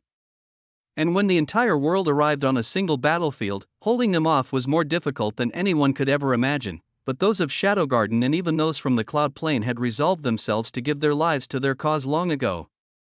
If they didn't have even this much commitment, they would have never been chosen by their respective organizations. Therefore, they continued fighting. Even as their brothers and sisters died in droves, they fought with everything they had. The forces of these two powers were nowhere near adequate enough in size to combat the endless wave of third-class beings, but at least on the fourth-class side, they were relatively even. It was only due to this that Nibelheim and Asgard's forces weren't able to mop up hundreds or even thousands of enemies in a single swoop, allowing Shadow Garden and the Cloud Plane forces at least some minor respite. Still, they wouldn't last much longer. If the situation continued to deteriorate, they would inevitably lose. Aisha knew this better than anyone. Until several hours ago, even she'd been part of Asgard's forces. Her current actions of siding with their enemies could even be considered a temper tantrum on her part. Even she didn't understand why she was fighting so hard. Even though she'd lived for over 10,000 years, it was a sheltered 10,000 years where she only ever fought with the protection of many elders. Now, experiencing the reality of warfare, she was disgusted. She couldn't believe that the world was so vile, that the people who smiled at her so warmly could become such cold-blooded killers when the situation called for it. But in the end, was she much different? Even as she endured her disgust, she cut down people who used to look up to her like cabbages. She didn't give a single care to their lives, using them to vent her grievances with the organization they belonged to. Did these third-class beings harm her in any way? Were they even aware of the truth behind Asgard? In the end, these were just people who only knew how to follow orders. They didn't deserve to be targeted by her hatred. Aisha began to understand. She began to understand that the justice she held in such high regard was nothing more than a pipe dream. Even if one had absolute power, creating such justice would be impossible, because the fundamental makings of human nature didn't lean towards morality. They leaned towards survival and survival alone. This was the curse of any existence with spiritual intelligence. Even if one overcame the fear of death, they wouldn't accept it even at the last moment. At least, those who built the proper resolve as a practitioner wouldn't. Aisha's eyes hardened. If she wished to even maintain a semblance of her personal morality, she would need to adapt to this cruel world. She would need to change and accommodate it before she could change it at all. But would she live that long? Surrounding her was a mob of fourth-class existences. On Shadow Garden's side, she was doing a large portion of the heavy lifting when in terms of fourth-class battles. She didn't mind it, though. She only wished that her mana capacity would last her until all her enemies fell. However, this was an empty hope. With every second, her mana dwindled further. Those facing her were fourth classes at the end of the day. Despite their apparent weakness in front of her spear, they were absolutely qualified to be her opponents. Aishia's awareness spread, taking account of her surroundings. The scent of hopelessness assailed her senses no matter how hard she tried to block it. Her grip on her spear tightened. The mana in her body circulated fiercely, shining with a bright ethereal light that didn't match the bloody image and aura she built on the battlefield. If her enemies were to title her at the moment, she was like a holy Azura. Just this temperament alone was enough to strike fear in their hearts. They never wished for this fight. They didn't want to throw their lives away like dogs. But what could they do? Disobeying a demigod would lead to a far more pitiful death. The most they could do was hope to die valiantly on the battlefield, or be lucky enough to survive in the end. The hopelessness Aishia sensed wasn't just from Shadow Garden or the Cloud Plane forces, but from all the ordinary foot soldiers on the ground. It was true that war was the best opportunity for growth, but out of these millions of troops, only the smallest minority of them would survive long enough to enjoy those benefits. In that atmosphere of utter hopelessness, a faint sound resounded from the horizon. It was faint, but for some reason, it was loud enough to announce its presence even through the chaos of this massive battlefield. Aishia looked over curiously, her mana still moving ceaselessly to slay her enemies. Approaching the battlefield was a massive unknown object, its shadow alone spanned thousands of kilometers. The sound coming from its movement was becoming increasingly deafening as it neared the battlefield. Aishia's face inadvertently paled. If this object were to fall onto the battlefield, the shockwave from its impact would be enough to kill more soldiers than she'd killed in the time she'd participated in this war. But nothing of the sort would happen. Considering the individual who piloted this massive object, such a crass methodology would be more than just condemned. As the flying object neared, its figure became more defined, and its presence became harder to ignore. There were some sections of the warfront where people stopped fighting, focusing their attention on the mind-boggling sight in front of them, a massive city that floated in the sky. With this sight in front of them, could anyone remain calm? It seemed as if this city's arrival was planned for the direst moment. When the scales were just about to tip in favor of Nibelheim and Asgard, it revealed its presence and entered domineeringly. But those on the ground had to wonder, just who would this floating city align itself with? And what effect would its presence have on this war? Chapter 572 Baptism 12 is that Avalon. It was unknown who first spoke those words, but once they were put forth into the world, they spread like wildfire. After all, even before the city began floating, it was a central location in the unnamed world. More than just a few of these soldiers had visited it before. Now, looking closely at the city and the sky, they began to see the resemblance. The steampunk architectural style that diverged from the unnamed world's overall aesthetic, the general technological expertise it took to even create something like a flying city. And many other factors seemed to confirm this conclusion without leaving any room for doubt, because, in the end, this conclusion was the undeniable truth. Standing at the forefront of the flying siege weapon and looking down on the battlefield from atop it was a single woman, quiet and unassuming amongst Avalon's domineering ambience, but unknown to those who ignored her presence. A single word from her could easily decide their fates. This woman was none other than Lynn Carter. Looking down at the scene below, saying she was shocked was an understatement. In reality, Lynn never expected things to turn out this way. She had been laying down plans to collapse the unnamed world's societal structure for many years. And after finally deciding to launch Avalon, she'd acted on those plans, ignoring this battlefield that she believed would just be one of many. She took her forces around the world and conquered hub cities without reservation. Now that many days had passed, it wasn't an exaggeration to say that Lynn held the most political power in the world. She was nearly its ruler, but standing in the way of her truly ascending to this position were the two organizations she despised the most. The two organizations that put on a false show of good and evil to lull the citizens of this world into a false sense of understanding and security. The reason she conquered the remaining hub cities before visiting the main battlefield was precisely to undermine a large portion of the influence these two organizations held. Through absolute power and striking charisma, she was able to bring many of the seeds she planted into bloom, easily taking control of the world. Finally, it was time for her to face her enemies directly. Any schemes were useless in front of absolute power. She wished to illustrate this point to those who were so used to scheming in the dark. However, when she arrived, the scene she saw far surpassed her expectations. It wasn't just a battle anymore, this was a full-scale war. And in the center of all that chaos was a whirlpool of world energy. As the person who stirred him into action, it wasn't difficult for Lynn to understand who was within that barrier. Especially after seeing Rose. Ruyua, and Aishia surrounding that barrier like death guards, her conclusion became set in stone. She had been following his progress from the start, so she naturally knew about those who were close to him. Lynn invested in Damien because she believed the chaos he stirred up would benefit her goals, but she never expected him to do it so flawlessly. Due to his actions, the large battle in the Outer Wilds became an all-out war where no single side could hold back any of their cards. Almost all of the experts of the unnamed world, regardless of affiliation, had been gathered in one place. For Lynn, who desired to destroy both Nibelheim and Asgard with her entire being, was there a better outcome? Her eyes became complicated as she realized this, but in the end, she only sighed. There was nothing for her to contemplate over.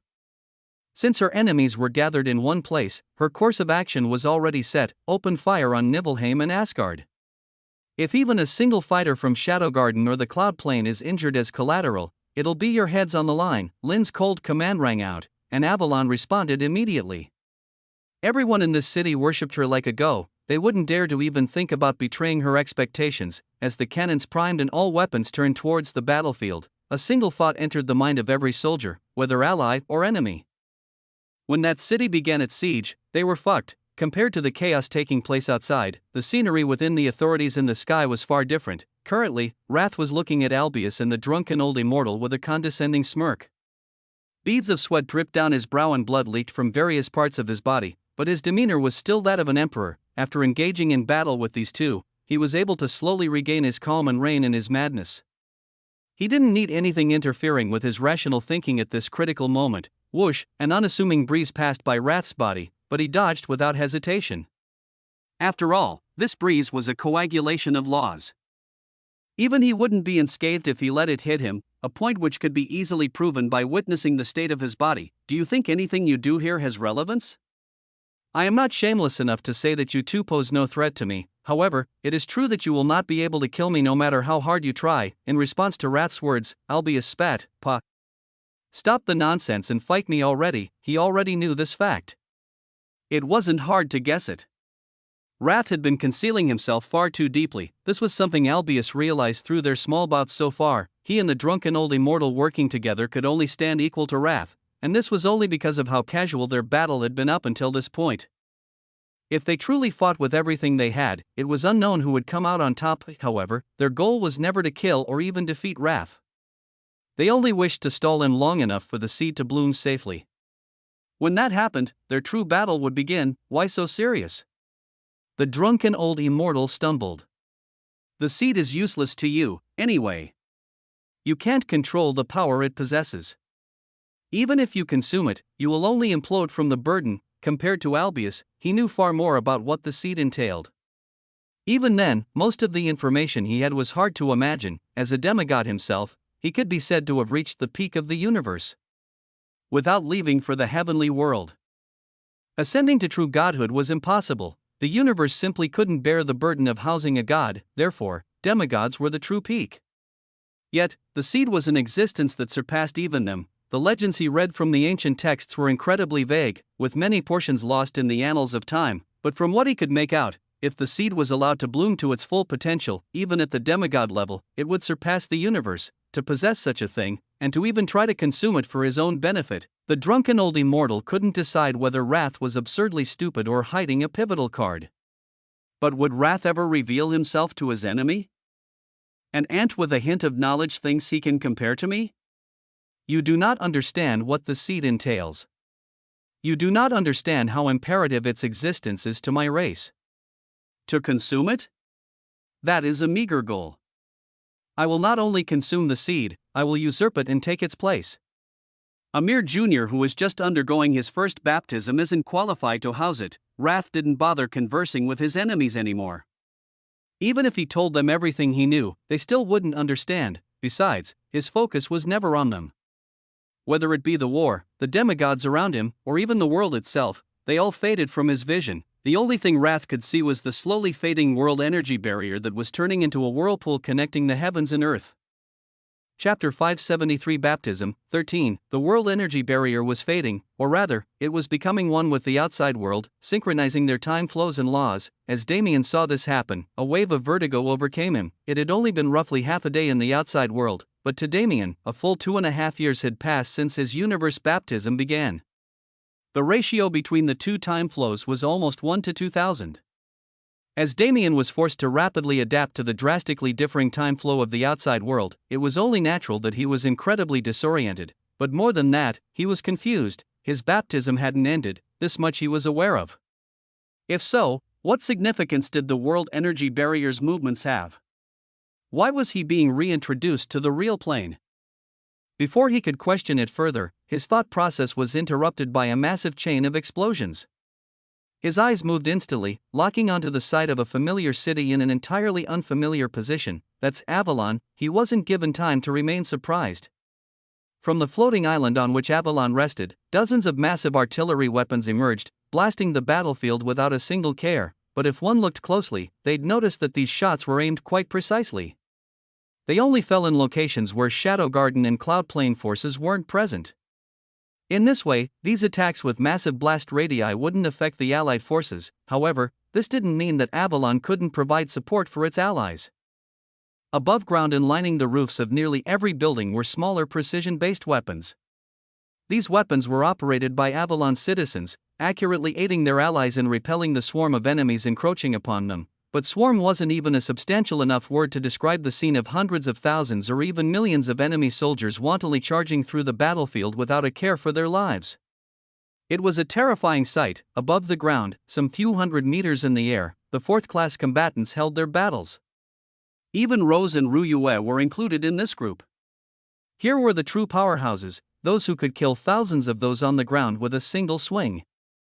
But because they were all locked down by each other, this kind of scene didn't appear. Even Rose and Ruyue, who were still at third class, were now being watched by fourth-class beings after their destructive power was recognized. How did things escalate so much? Damien had a great understanding of time after studying it for so long in the world energy barrier, so understanding how much time had truly passed while he was gone wasn't difficult. Still, even half a day wasn't enough for things to become so chaotic. If Damien knew that he was the reason for this situation, it was unknown how he would react. After all, the only reason the battle reached this scale was because of Wrath's order to capture him or interfere with his baptism. While things had surely spiraled out of control after that order was given, it was still true that this was the reason everything started, but Damien still hadn't taken in all the scenes around him. Even further in the sky, far above the clouds, the demigods stood in stalemate. Due to their authorities, the normal soldiers below them weren't even able to witness their battles, but Damien was different. Authorities were separate dimensions, separate spacetimes. As this was his forte, wouldn't it be embarrassing if Damien didn't notice their presence? However, noticing them was all he could do. His power level hadn't jumped nearly high enough for him to interfere with an authority. Regardless, these scenes all entered Damien's eyes within a few breaths' time. Not long after, he was able to accurately understand the gist of the situation. After all, it was relatively simple. The powder keg had finally been set off. The world energy whirlpool soon finished its growth, and in the next second, it charged into Damien's body. Droves upon droves of world energy filled his every cell, nourishing him and destroying him at the same time. Damien coughed in agony. World energy was likely the highest form of energy he'd ever encountered, discounting void essence. It was energy only usable by the universe itself and celestials like him. Now that it was flooding his body, he didn't know what to do. It felt like the world energy was prying into every nook and cranny of his internals in search of something it couldn't find. What do? Before Damien's thought could even finish, he found his body paralyzed.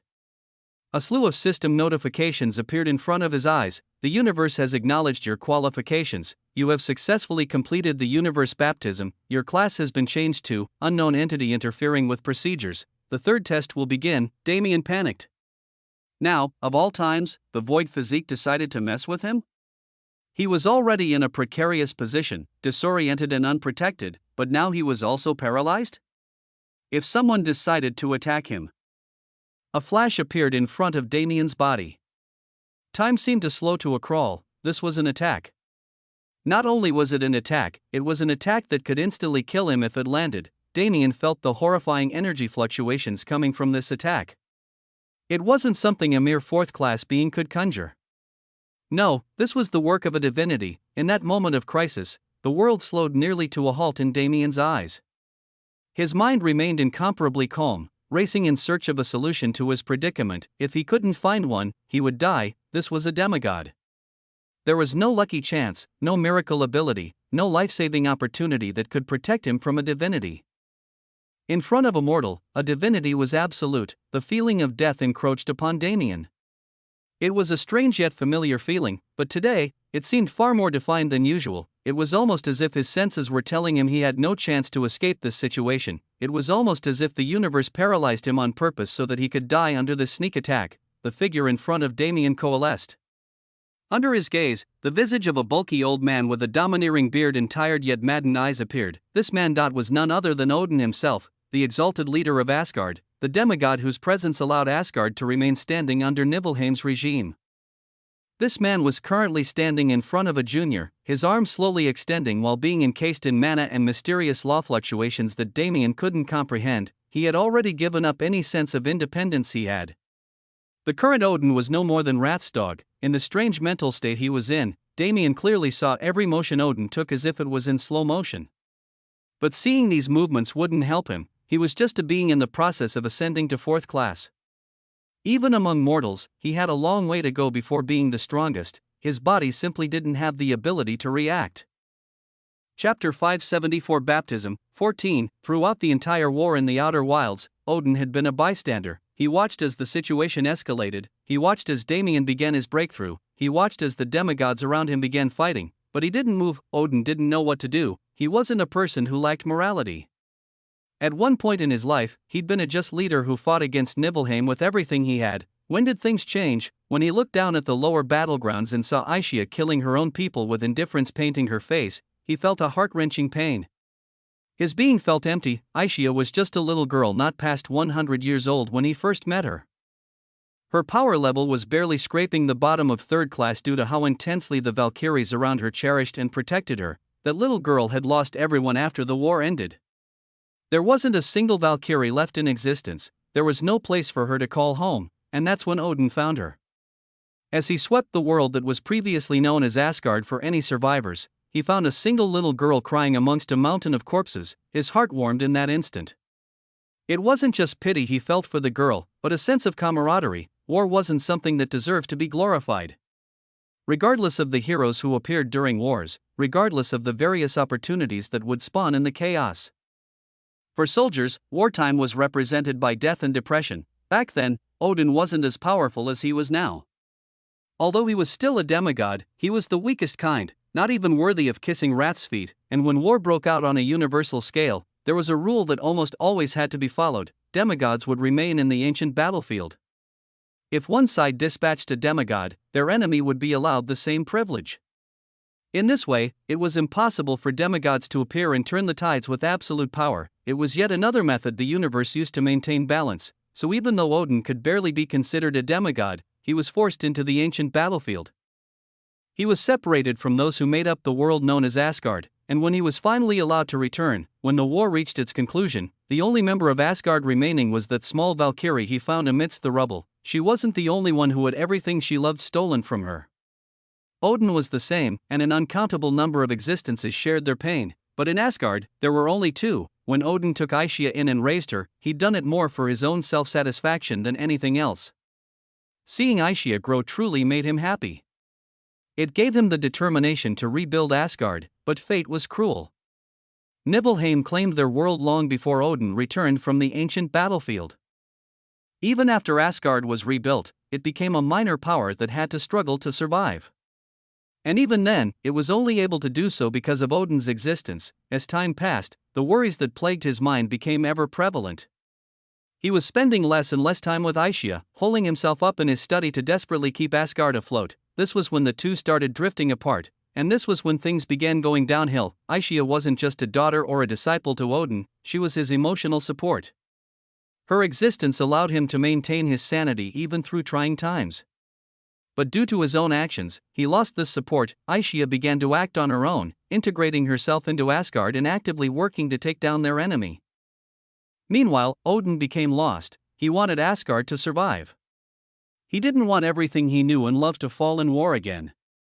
And to do so, the easiest and least bloody option was to submit to authority. But never did he imagine that the decision he made that day would hurt his daughter so much, nor did he imagine that he'd become nothing more than a dog who could only move on the orders of others. Looking down at Aisha, he realized that he couldn't condemn her, he couldn't pity her. The path she was walking was far better than his own, even if it would lead her to the precipice of death more times than she could ever expect. At least she wasn't empty. At least she was able to regain herself. As he remembered the scene of Aisha's puppet Metz acting against Asgard, his heart tore. He couldn't imagine what Niflheim had done to her to make her hand over such imperative research without even realizing it, but it was too late for regret. Odin was an indecisive person, but he no longer had a choice. He wouldn't be accepted if he tried to redeem himself. He had sided with the same people who had slaughtered his family and friends, slaughtered his fellow Asgardians. There was no redemption for the wicked, and as the world energy barrier was torn down, Odin heard a command enter his head: kill the man within the barrier. This was what Wrath ordered him to do. His eyes widened in shock. Didn't Wrath wish to consume this boy? Wasn't he obsessing over it for a reason? If so, why would he suddenly ask Odin to kill him? But even as he thought these useless thoughts, Odin was well aware that he didn't have the qualifications to receive answers. He was just a dog. A dog who sold his soul to the devil. Odin gritted his teeth as he watched Damien. He wasn't an uninformed person, he naturally understood the relationship between Damien and Aisha, and he had personally witnessed the scene of Damien swooping in like a hero and saving Aisha from harm. Knowing that innocent little girl, this action alone was enough to sprout feelings in her heart. If Odin were to kill that man, he wouldn't just be outcast. The little girl he raised for over 10,000 years would most likely take him as a revenge target, eventually killing him when she became a demigod, and Odin had no doubt that Aisha would become a demigod. He knew her talent and determination best, but perhaps that might not be so bad. He thought to himself, it was too late for redemption. Odin was doomed to die on the hill he built for himself.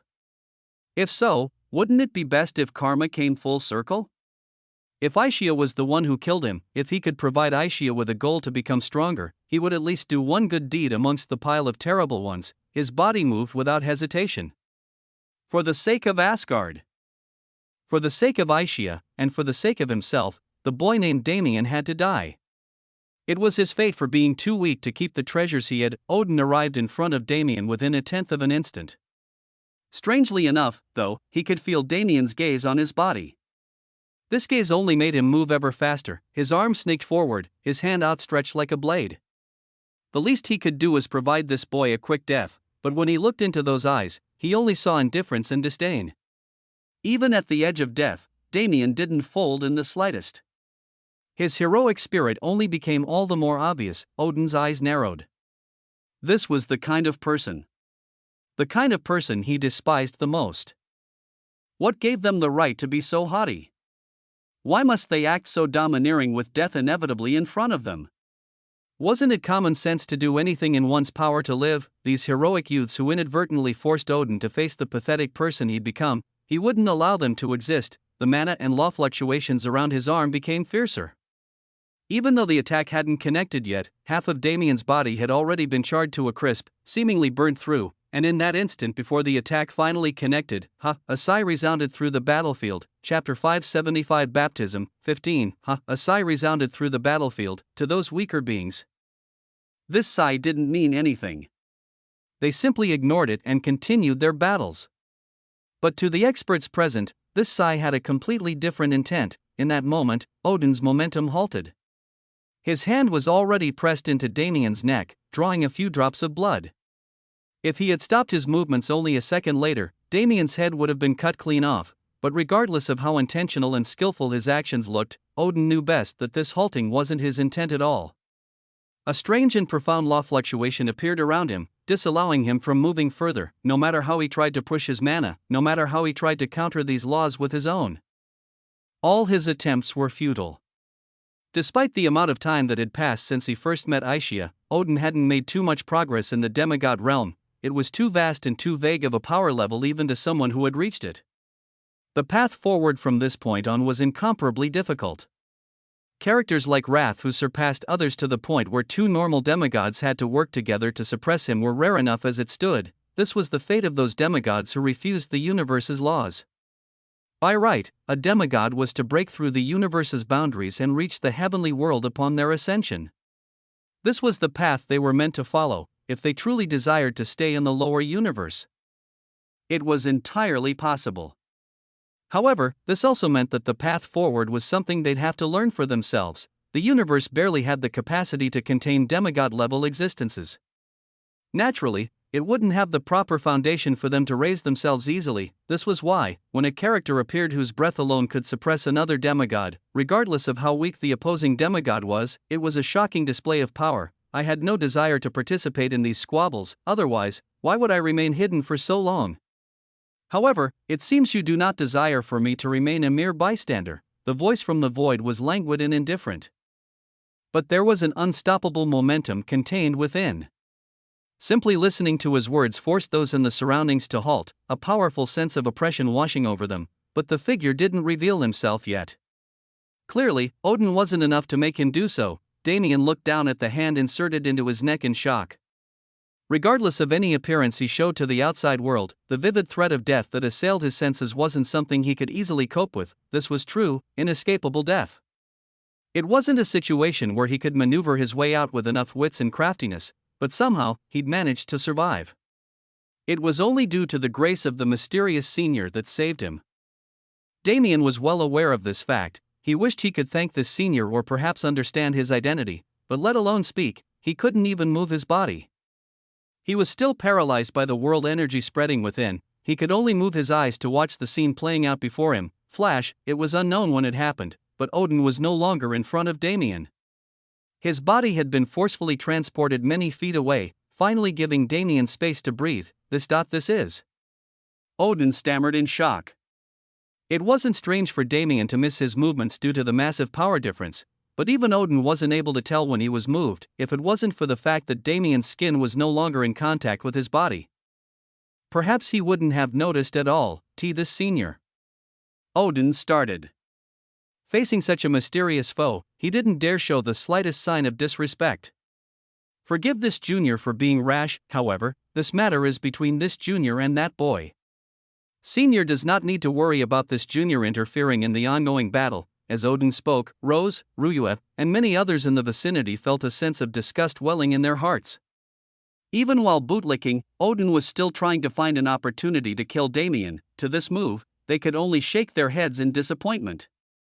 Even an exalted demigod could be blind at times, and as they expected, nothing good came from Oren's words. Pa! A crisp slap rang out, seemingly trumping the sound of even Avalon's unending barrage. Odin's body was sent flying back like a ragdoll, his face swelling uncontrollably. Once again, an attack that Odin couldn't even begin to sense was sent towards him.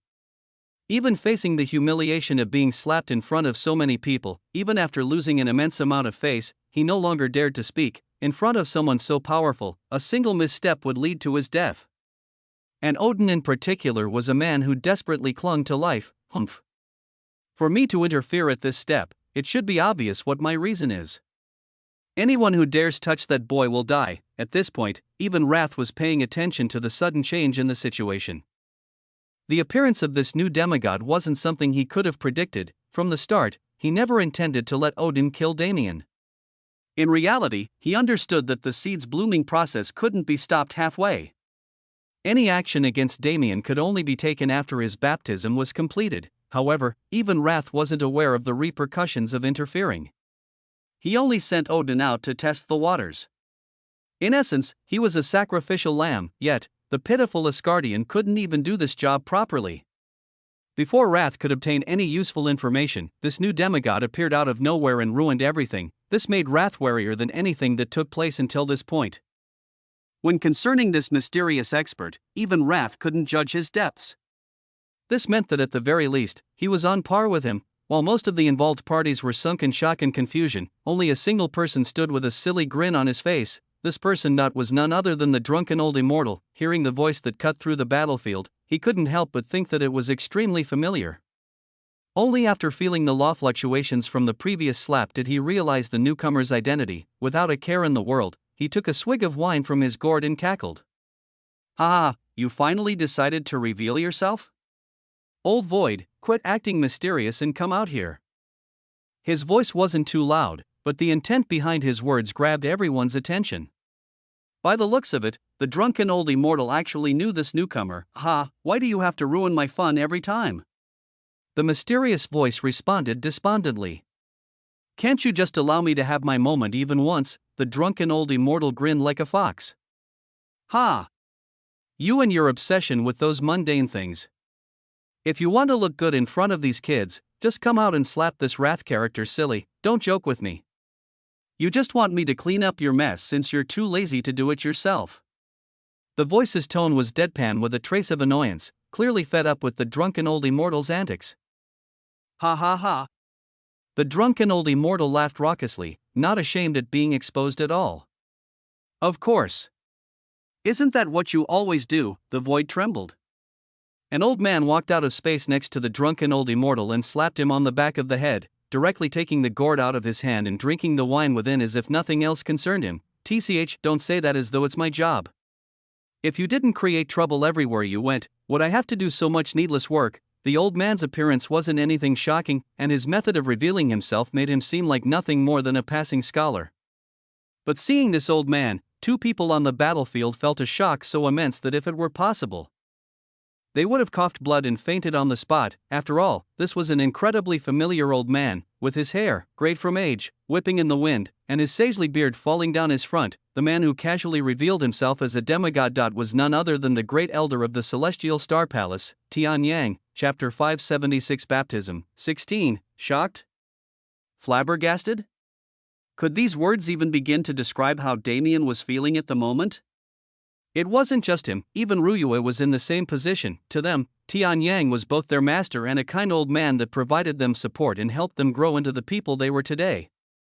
As people so close to him, they naturally understood that he was strong. This point was further illustrated by how easily he crushed Shuiyabai. The strength he revealed truly was at the extreme peak of 4th class, but the difference between the extreme peak of 4th class and scraping the bottom of 5th class was still like heaven and earth. Divinity wasn't something that a mortal could compare with. How could it be easy for these two disciples to suddenly accept that their master was a demigod? Damien's mind raced. Logically, Tian Yang's status made sense. Damien was already aware that the Celestial Star Palace had a demigod ancestor. The problem was, when Damien first found out about this, he'd asked Yun to do a comprehensive search for every demigod in the world. Even Tang Lingzi was discovered through this search, but Yun didn't say anything about Tian Yang. According to the information Damien received, the Celestial Star Palace's old ancestor was residing many kilometers below the sect, submerged in meditation. The confusion on Damien's face was evident even through his paralyzed state. Naturally, Tian Yang noticed it too. He grinned mischievously. "Brat, you're 10,000 years too early to compete with me. I'm a demigod specializing in spatial laws, you know? Do you think I've never had contact with the world core before?" Realization struck Damien like a truck. Of course Tian Yang would have spoken to Yun before, even if they couldn't communicate as thoroughly as he and Yun could. Tian Yang had more than enough power to roughly understand Yun's intent. As for Yun, why wouldn't it favor the demigods born on its surface? Back then, Damien had only recently formed a contract with it, so their relationship wasn't solid at all. Choosing to protect Tian Yang's identity wasn't even something he could blame Yun for. Compared to Damien, Ruyue's reaction was even more exaggerated. She's been with Tian Yang far longer than he had, and she didn't have nearly enough information to draw the same conclusions as him. It was only after Tian Yang gave a brief explanation through mental transmission that she was able to somewhat calm down, but she forced him to promise an in-depth explanation when things were done and over. She wouldn't be resigned until she knew everything. Tian Yang smiled wryly as he dealt with his two disciples, but at the moment, his priorities lay elsewhere. His eyes focused on Wrath, who was standing before him. A savage grin spread across his face. "I've been wanting to meet you for a long time," he said slowly. Wrath's eyes narrowed. "And why is that? Ha ha ha." Tian Yang chuckled. "Do you see anyone else around who can entertain me in battle? I finally found a worthy opponent, and he's a scummy Nox as well. How can I not be excited? Your confidence is massive for someone who hasn't even given his name yet.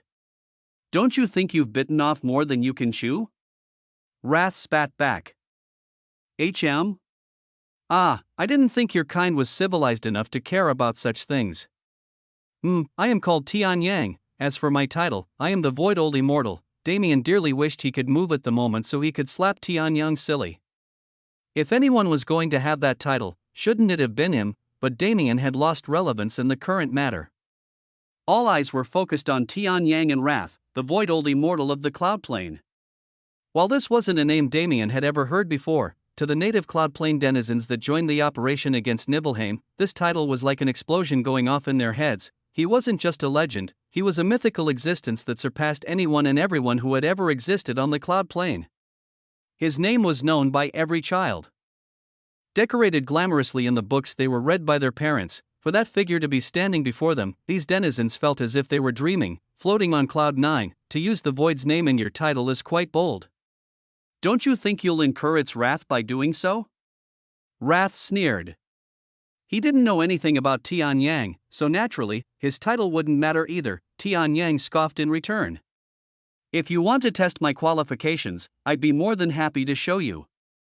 What, did you not hear me the first time I challenged you? Wrath gritted his teeth. No matter how enraged he was at Tian Yang's constant rebuttals, he couldn't move rashly. Tian Yang wasn't someone he could bully like the rest of the demigods present. The conversation between the two naturally progressed from this point, with many verbal blows being exchanged. Wrath didn't have the confidence to directly face Tian Yang yet, so this was the most he could do to maintain his face, but standing below them quietly, Damien could no longer hear them. His mind was buzzing, a high-pitched ringing resonating in his ears and blocking out all other sounds. Even his eyesight was taken from him, the world energy whirlpool around his body flared up again, the energy that was keeping him paralyzed dispersing back into the atmosphere, yet, Damien still didn't move at all. Within his body, a change was occurring. Damien was already aware of what this signified. Whatever mode the Void physique wanted to make, it was making it now. Bang, an explosion occurred within. Damien's left side, just below his ribs, was blasted into pieces. Bang. Bang. Bang, both legs were turned into mush in an instant, but they soon began to regrow under the effects of transcendent regeneration. While Damien's body randomly combusting was a strange and harrowing sight, in reality, it was nothing more than a byproduct of the processes taking place within his internal systems. Massive changes were taking place. The true effects of the world energy that racked his body moments prior began to show. If Damien had to put it into words, that influx of world energy was a primer.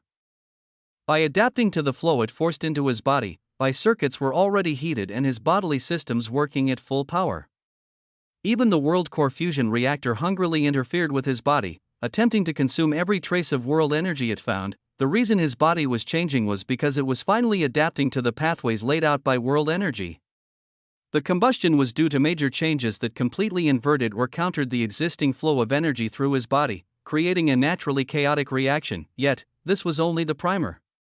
While his body rapidly changed, void essence leaked from his mysterious connection to his physique, randomly appearing in his body like black clouds. This, what does it want to do?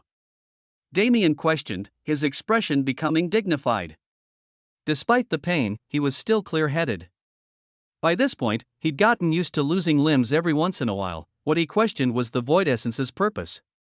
For it to intrude into his body without his control, there had to be some sort of plan, and soon enough, this plan was introduced to Damien in a bout of pain so unimaginable that he didn't think it was possible. While the entire battlefield was paused and focused on Tian Yang and Wrath, a tense silence had enveloped it, but in that moment, the silence was interrupted by a harrowing scream of agony.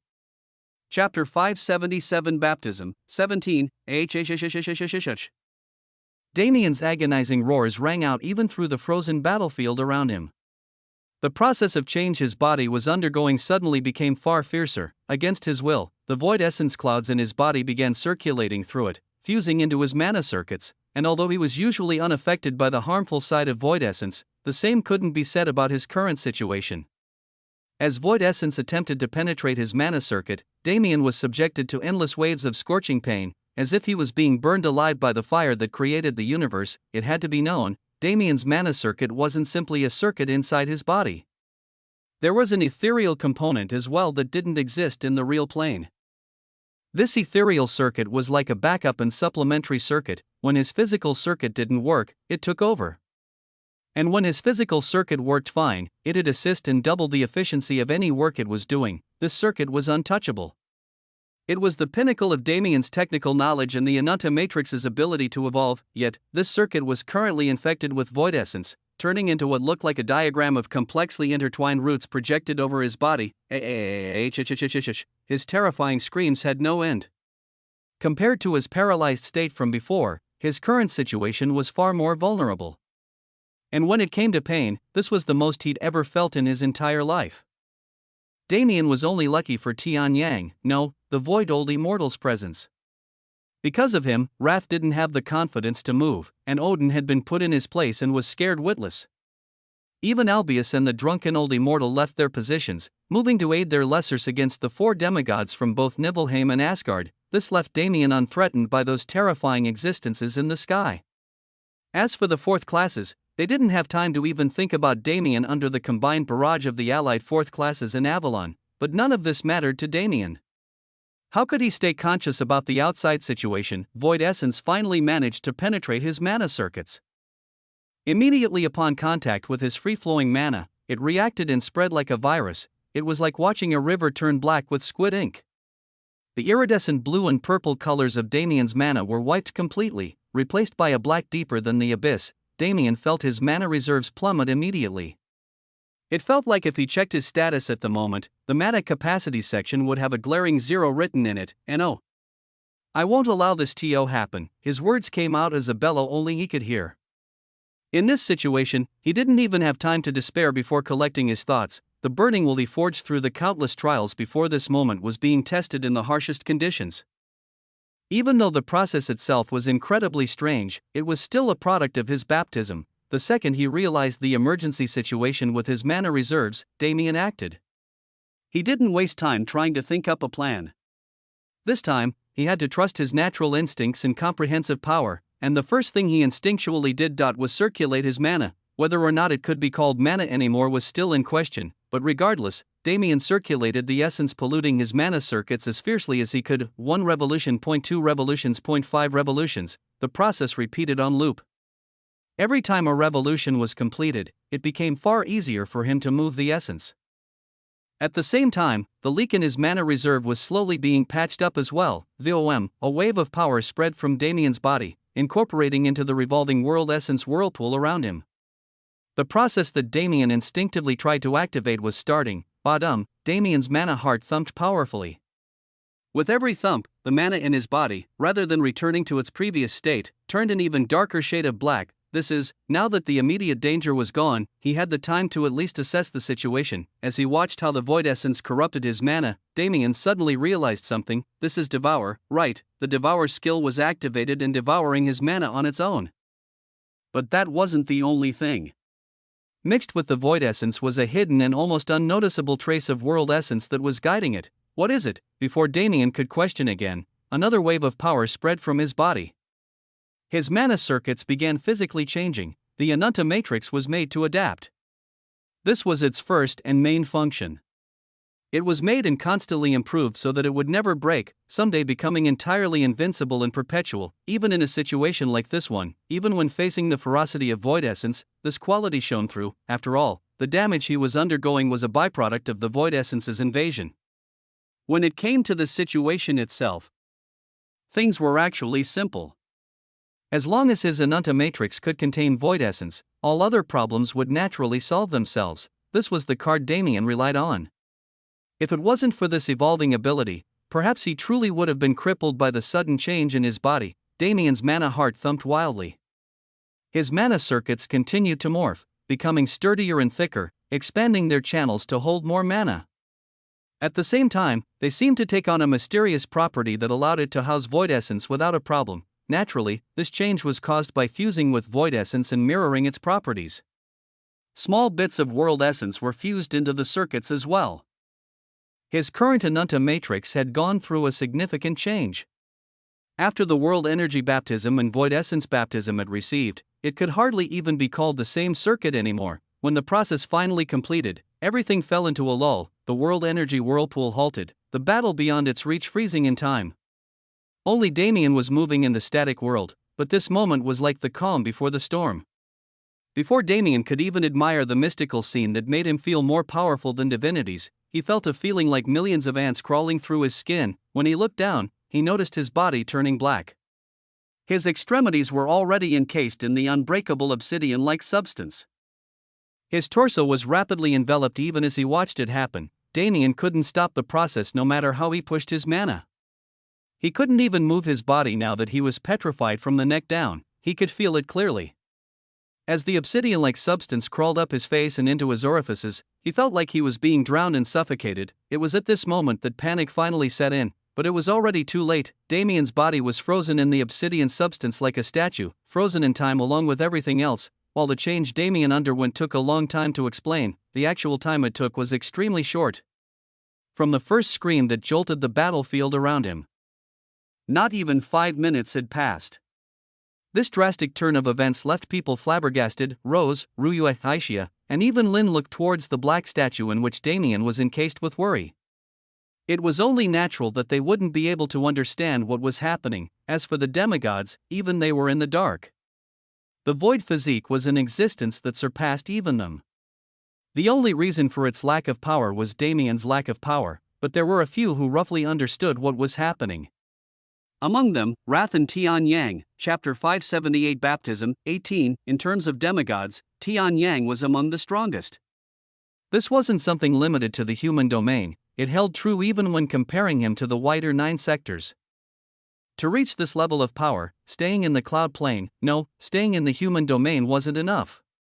Tian Yang had lived for around 50,000 years, and in that time, he'd explored the surrounding sectors and even made a name for himself on the dimensional leaderboard. The average demigods of the human domain couldn't compare to him, whether it be in strength or breadth of knowledge.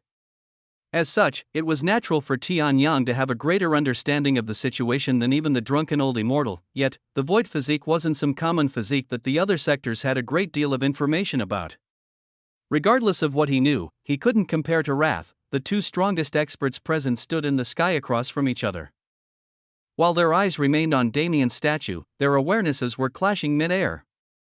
If one of them dared to move, the other would stop them without hesitation. Tian Yang cracked a half-smile. What, didn't you want to absorb his power?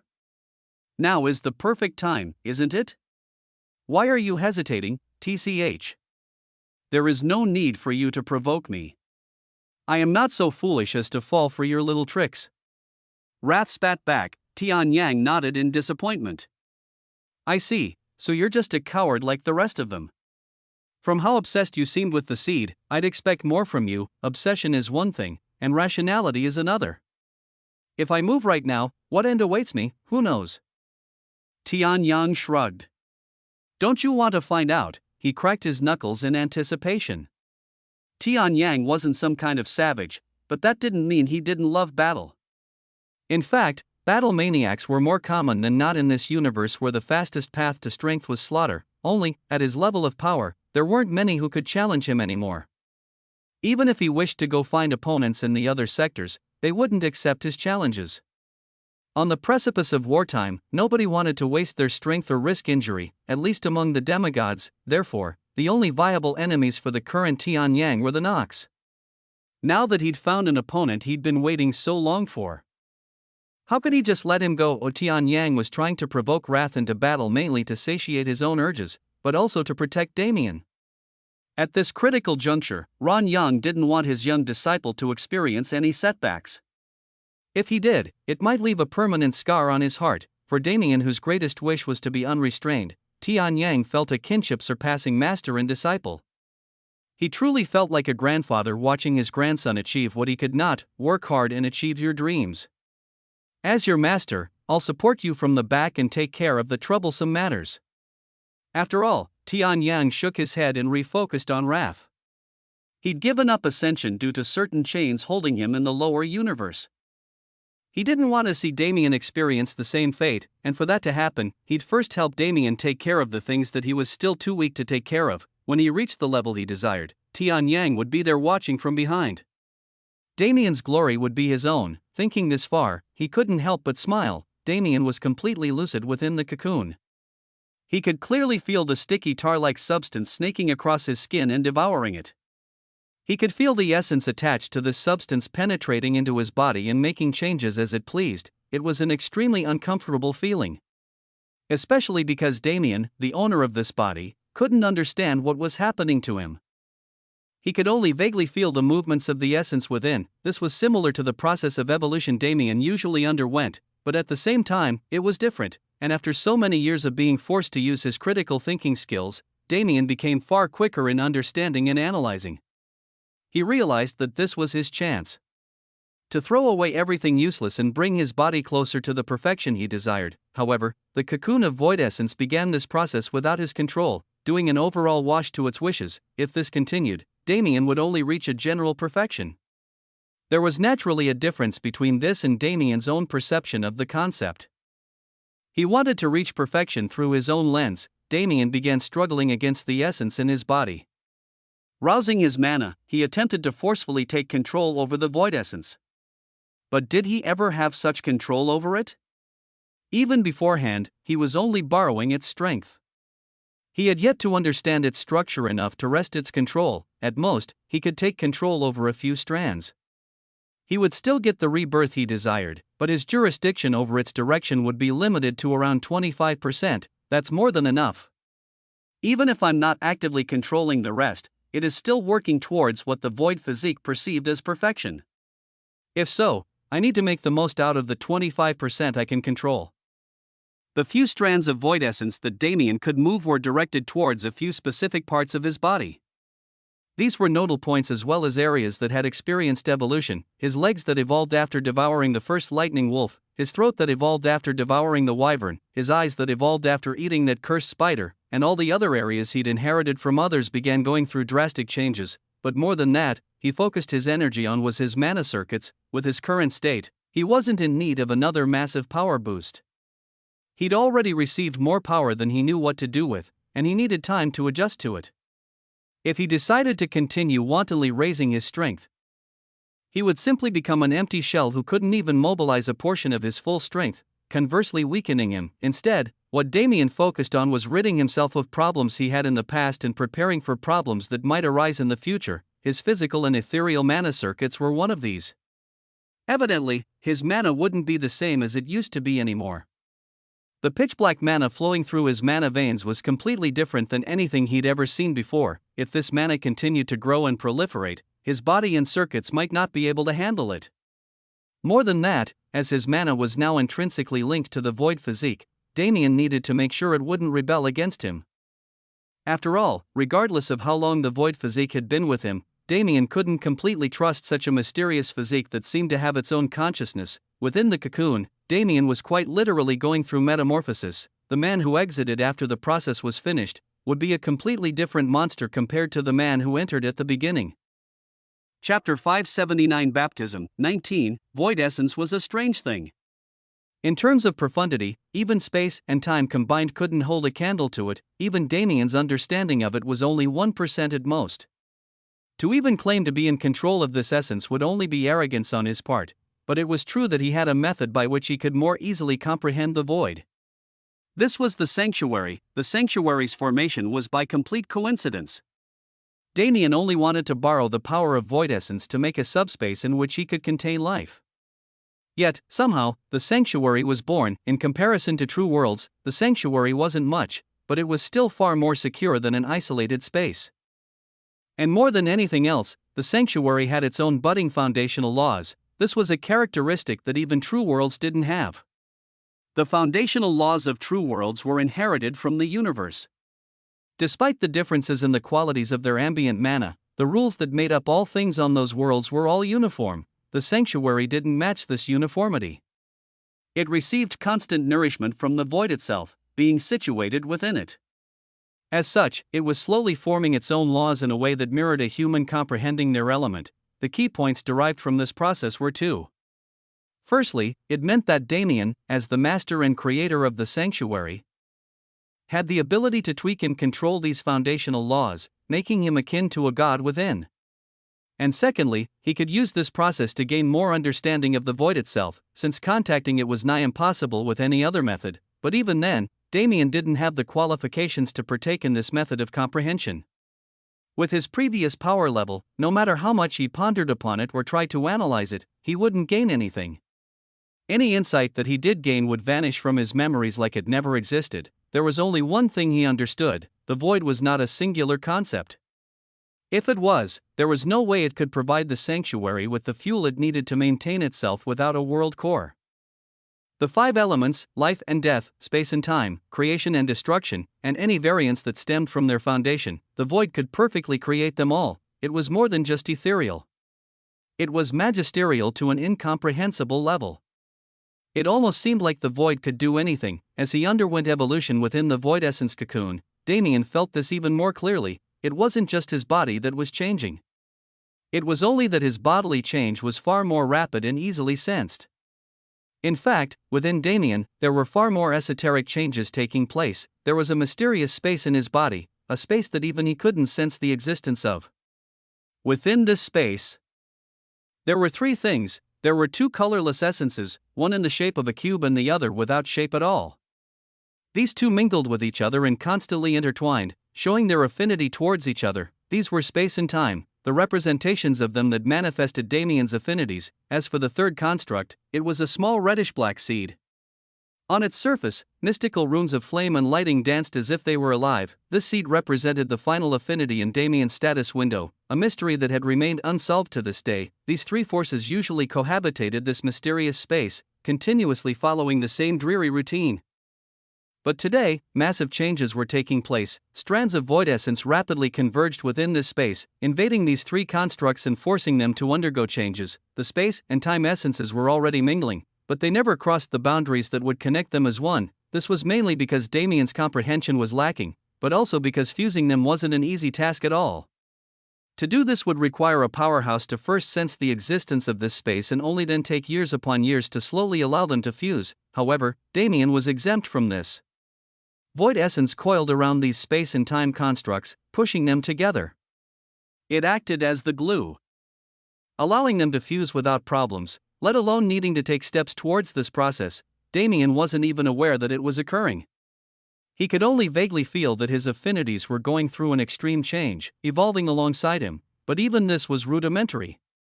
As Damien grew in power, he would have taken this step regardless. The truly massive change within the mysterious space was the one that made the least noise. With a few nudges from the void essence, that tiny reddish-black seed began to crack.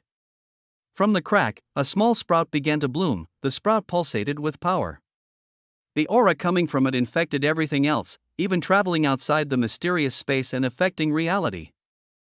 The flames and lighting resting within Damien's mana heart responded fiercely to this pulsation, chaotically flaring. The void flames already had the ability to swallow power to grow. While this ability was usually limited to other flames, the energy from the reddish-black sprout was an exception. The void flames happily devoured this energy, a tinge of azure and red appearing in their visage. Damien's lighting showed an even more substantial response. It had been neglected for many years, slowly fading out of prominence. When compared to any of Damien's other abilities, it lagged too far behind. The only benefit this lightning had provided Damien recently was resistance. Because of his affinity, he was able to resist the heavenly lightning that struck him during his partial and true baptisms. More than that, he was even able to contain a few strands of silver heavenly lightning to use as life-saving measures in the future. It was just a shame that the first enemy Damien truly required these measures against was a demigod. To combat them, a mere strand of silver heavenly lightning wasn't anywhere near enough, but against someone at the same level, this lighting was deadly. Even against those peak fourth-class existences, using this lightning would provide Damien a second of respite.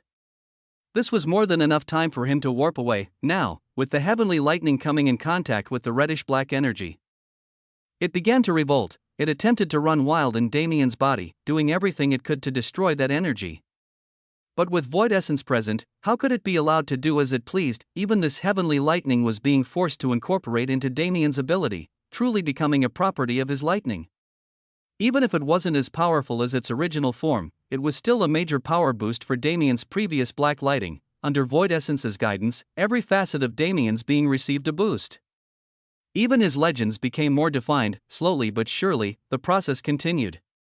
After a full half an hour, Damien's body finished its evolution, with his usual evolutions taking a few minutes at most.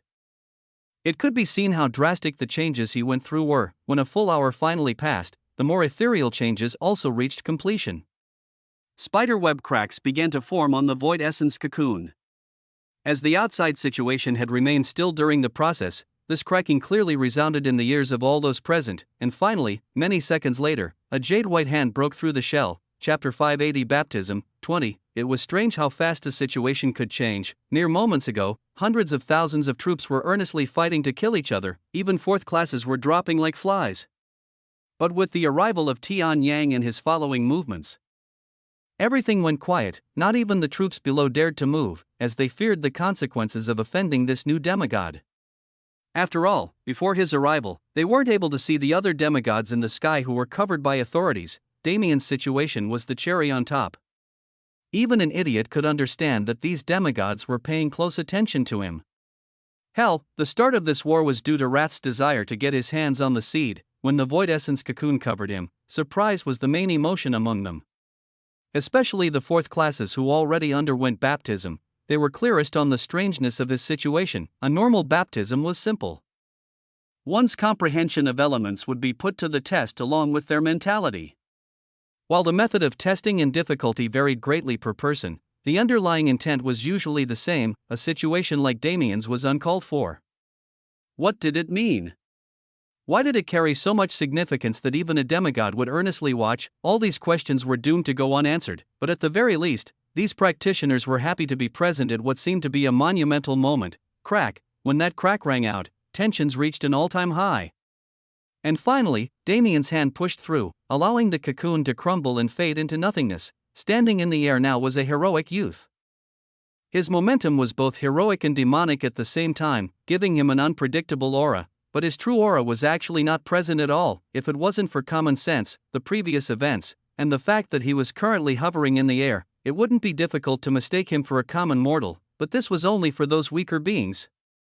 The fourth classes could faintly feel a hint of the power he possessed, but the demigods were far clearer. They could easily sense the all-encompassing yet non-existent aura radiating from his body. To be able to give them this kind of feeling, Damien didn't even seem human anymore. Rose and Ruyue were perhaps the most surprised by the new Damien that came out after his evolution. After all, his appearance had gone through great changes. His skin had always been milky white, mirroring the finest jade, but this effect was even more exaggerated now. His smooth and unblemished skin made him seem like a sculpture carved out of the rarest minerals in existence. His hair, which had been uncut for many years, fell down his back like a midnight waterfall. However, unlike before, those streaks of silver were no longer present. His hair had reverted back to its previous glossy black appearance, and below his sharp eyebrows were two mystical purple eyes. Even they had reverted to how they were before Damien's evolution.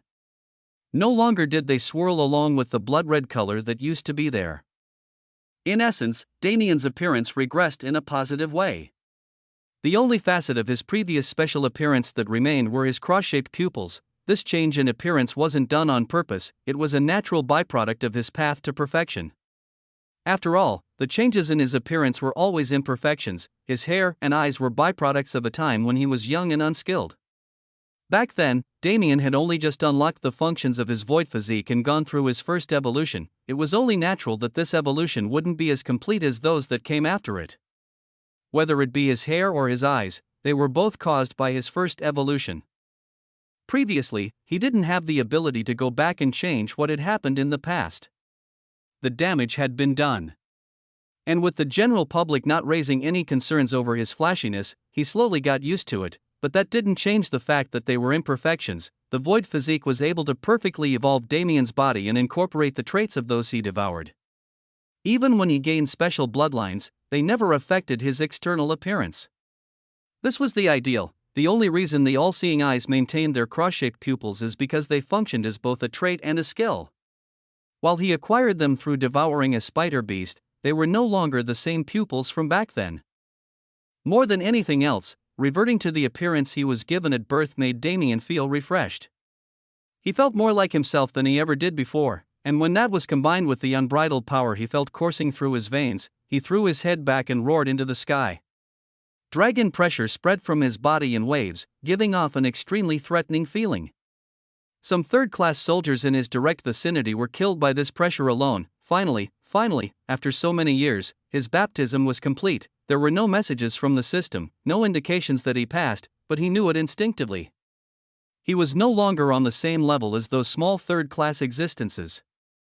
As his hands clenched into fists, he could feel the essence of the world moving with them, he could feel laws, it was a mystical feeling.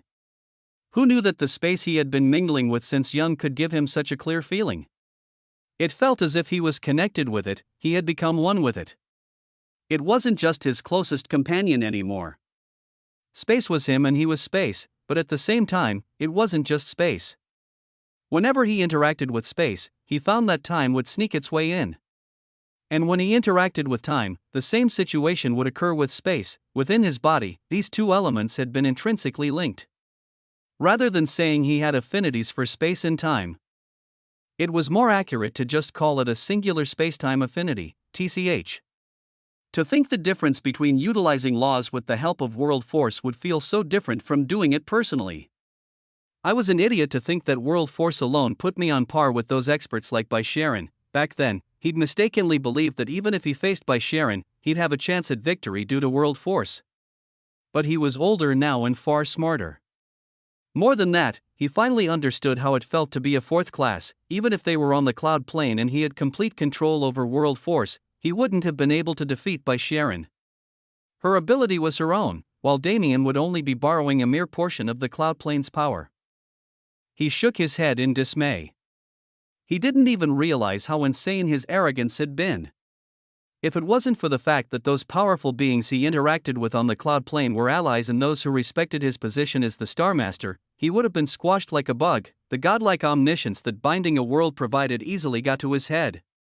With him still in the process of mentally maturing, this was even more so, but he didn't have time to feel the true extent of his embarrassment towards his past actions. After all, he'd just received an immense boost in power. To consolidate that power as well as understand his limits, there was only one thing for him to do. His battle intent blazed. Today, he would fight and kill until he either ran out of enemies or dropped dead himself. Chapter 581 Convergence of Fate 1. The battlefield was currently divided into many different sections. This was mainly because the sheer number of participants made it impossible to have a single chaotic battle. There were multiple battlegrounds where the situation vastly differed. Not all of these battlegrounds were wars between four forces. The cloud plane originally didn't bring too many troops to maintain covertness, and Shadow Garden was made up of traitors from other organizations, so their numbers also weren't large. At most, these two allied forces only took part in 3 or 4 different battlefields. Of these, the most prominent were the location nearest to Damien where Rose, Ruyue, and Aishia were fighting, and a location relatively further away where Long Chen's blood cavalry held the momentum. In these two areas, the allied forces were achieving complete victory over their enemies. However, they still had to deal with the difference in numbers, not to mention the thousands of fourth-class beings in the sky that constantly pressured them. Without these obstacles removed, it would be difficult to achieve a true victory. As for the other battlefields, the remaining 2 where the Cloud Plane and Shadow Garden's troops fought were relatively equal, and with Avalon's help, they were able to persist. The rest of the sections were merely wars between Asgard and Nibelheim alone. After all, these two forces were never allies. They merely acted for mutual benefit. As Damien looked over this situation, he developed a rough understanding of what to do. And since Tian Yang was actively filling him in on what took place during his baptism, he was able to grasp the situation. It looks like the first test will be wide-range killing power. His first goal was to remove the numbers advantage that the enemies currently had. He didn't believe that with his current achievements, it'd be impossible. Despite the fact that he already felt power coursing through his veins, he had a sneaking suspicion that even he couldn't feel the true extent of evolution his body had gone through. This was something for him to slowly realize as time passed, but for now, Damien's arm pointed outward, aiming into the horizon. His fingers were spread apart. In the next instant, clenching into a fist, collapse, the pitch-black mana in his body moved, slowly depleting. But there were no outside phenomena to accompany this movement. As if doing so of its own will, space on the horizon collapsed. Boom! A massive explosion rang out. Thousands of kilometers worth of space shattered and fell to the floor like glass. All those enemy soldiers within that space were sucked into the void, ripped to shreds by the rampantly swirling spatial mana within the chaotic space. In that instant, tens of thousands died. But this was nowhere near enough. Even Damien was frowning. I should be able to do more than that. Is the new property of my mana inhibiting me? It made sense, considering that he barely comprehended the void at all, but he still didn't enjoy coming to know that he was being suppressed. Without hesitation, he continued his assault: condense, multiply, ensnare. His mana continued to deplete rapidly, but with his current reserves, that wasn't a problem at all. While collapse was a wide-scale attack that indiscriminately killed anyone within its targeted area, his current method was different. This was the dimensional magic he learned within the world energy barrier. Just as he had once experienced, space condensed into small boxes, enough to contain hundreds of people within. These boxes were plentiful, trapping over 100,000 soldiers. After they formed, these soldiers were completely isolated from the outside world. From their perspective, they were suddenly thrown into an abyss without light or sound. Accelerate. It was an even less showy command than his last. Only those within the dimensional cages understood just how terrifying that one word could be. The essence of time that was missing from those cages flooded in without mercy, rapidly revolving and creating a force field of accelerated time. These soldiers were only third classes who hadn't even touched upon laws yet. How could they resist? Damien was currently putting on a show of power. As such, he made sure that what was happening inside the dimensional cages was clear for all to see. Those who watched on were forced to witness how in a mere instant, those poor soldiers aged and wrinkled, their life force fading rapidly. By the time a full second passed, many of their bodies had already scattered to ashes with not even bones left behind. How refreshing! Damien thought to himself. This wasn't the feeling of battle he craved, but this scene where numbers were meaningless against his strength made it easy to get conceited. If he didn't realize the depths of his arrogance beforehand, perhaps he would have become drunk on this feeling. There are too many of them for me to take care of it all myself. I've wiped out those on Rose and Ruyue's side, so they should finish up soon. After that, they can help Long Chen and continue on from there. As for me, the previous scene had happened too fast for many to comprehend. Now that a few seconds had passed, the fourth classes in the surroundings were rushing towards him like an angry mob, not a single one sparing a glance at their other enemies. Damien grinned savagely. Aisha, come help me out with the small fries. Li Xiao, Jiang Hualing, Hebe, don't think I don't feel your presences. Come get some kills as well. Just leave the stronger ones for me to deal with. Ho, now that you've reached our level, it seems you have no consideration for us anymore. Can't you ask a little nicer? A mental transmission entered his ears. This was naturally from Jiang Hualing. Damien shook his head wryly. Come on, I'm offering you a free meal. Aren't you the one being rude by not accepting? Jiang Hualing smiled mysteriously. Really, she wasn't wrong about this kid when they first met. Even when he was still at third class, he would have easily been able to obtain the golden dragon position. Without another word, her figure flashed out of the crowd, arriving beside Damien. Aisha arrived at the same time. While Hebe lurked in the surroundings waiting for his time to strike, Li Xiao actually ignored his words completely. Seeing her actions, Damien's smile turned even wryer. Looks like Long Chen got him another one. Really, that brat has some charisma. Regardless, it was fine. He only wanted to give some free experience to those he knew. If they didn't want to accept, that was on them. Right, it had been so long that he almost forgot. 5 more figures appeared around him from thin air. These were naturally the helpers he gained from the 3,000 Beast Mountain range. If he was going to eat, he'd make sure everyone around him could eat too. Another one? Elvira muttered, The Fire Phoenix matriarch hummed. You always seem to be involved in some kind of chaos. Lucius commented, This is why I like you, kid. The White Dragon King roared with laughter. As for the Ice Phoenix matriarch, she quietly took in the surrounding scene. Damien smiled. With their company and mix of personalities, things would never be boring. Now, facing off against a horde of thousands of fourth-class beings, a team of 9 had assembled. To say it was going to be a fun battle would be an understatement. Chapter 582 Convergence of Fate. 2. There was no need to fill the 5 clan leaders in on the situation. If Damien called them out, it meant it was time to fight. Although this time, it seemed the fight would be far fiercer. Brat. You broke through? The White Dragon King finally noticed. The aura coming from Damien was so faint that he almost brushed over it. Damien nodded lightly. But we can talk about that later. For now, we fight, there were too many enemies coming at them already. While mental transmissions only took an instant to exchange, Damien was itching to rush ahead. The White Dragon King could easily feel the blazing inferno of fighting spirit coming from his body, so he let the matter rest as well. After all, the thought of his junior catching up to him wasn't pleasant. His fighting spirit inadvertently erupted at the thought. Without hesitation, Damien and his team charged at the incoming horde. Even Damien wasn't foolish enough to believe he could easily fight against thousands of fourth classes when he just ascended. But currently, his greatest advantage was surprise. Putting aside the fact that a freshly crowned fourth class wouldn't be used to their strength, they would have no law comprehension to speak of. Comparatively, these established fourth classes should be far stronger, but Damien was different.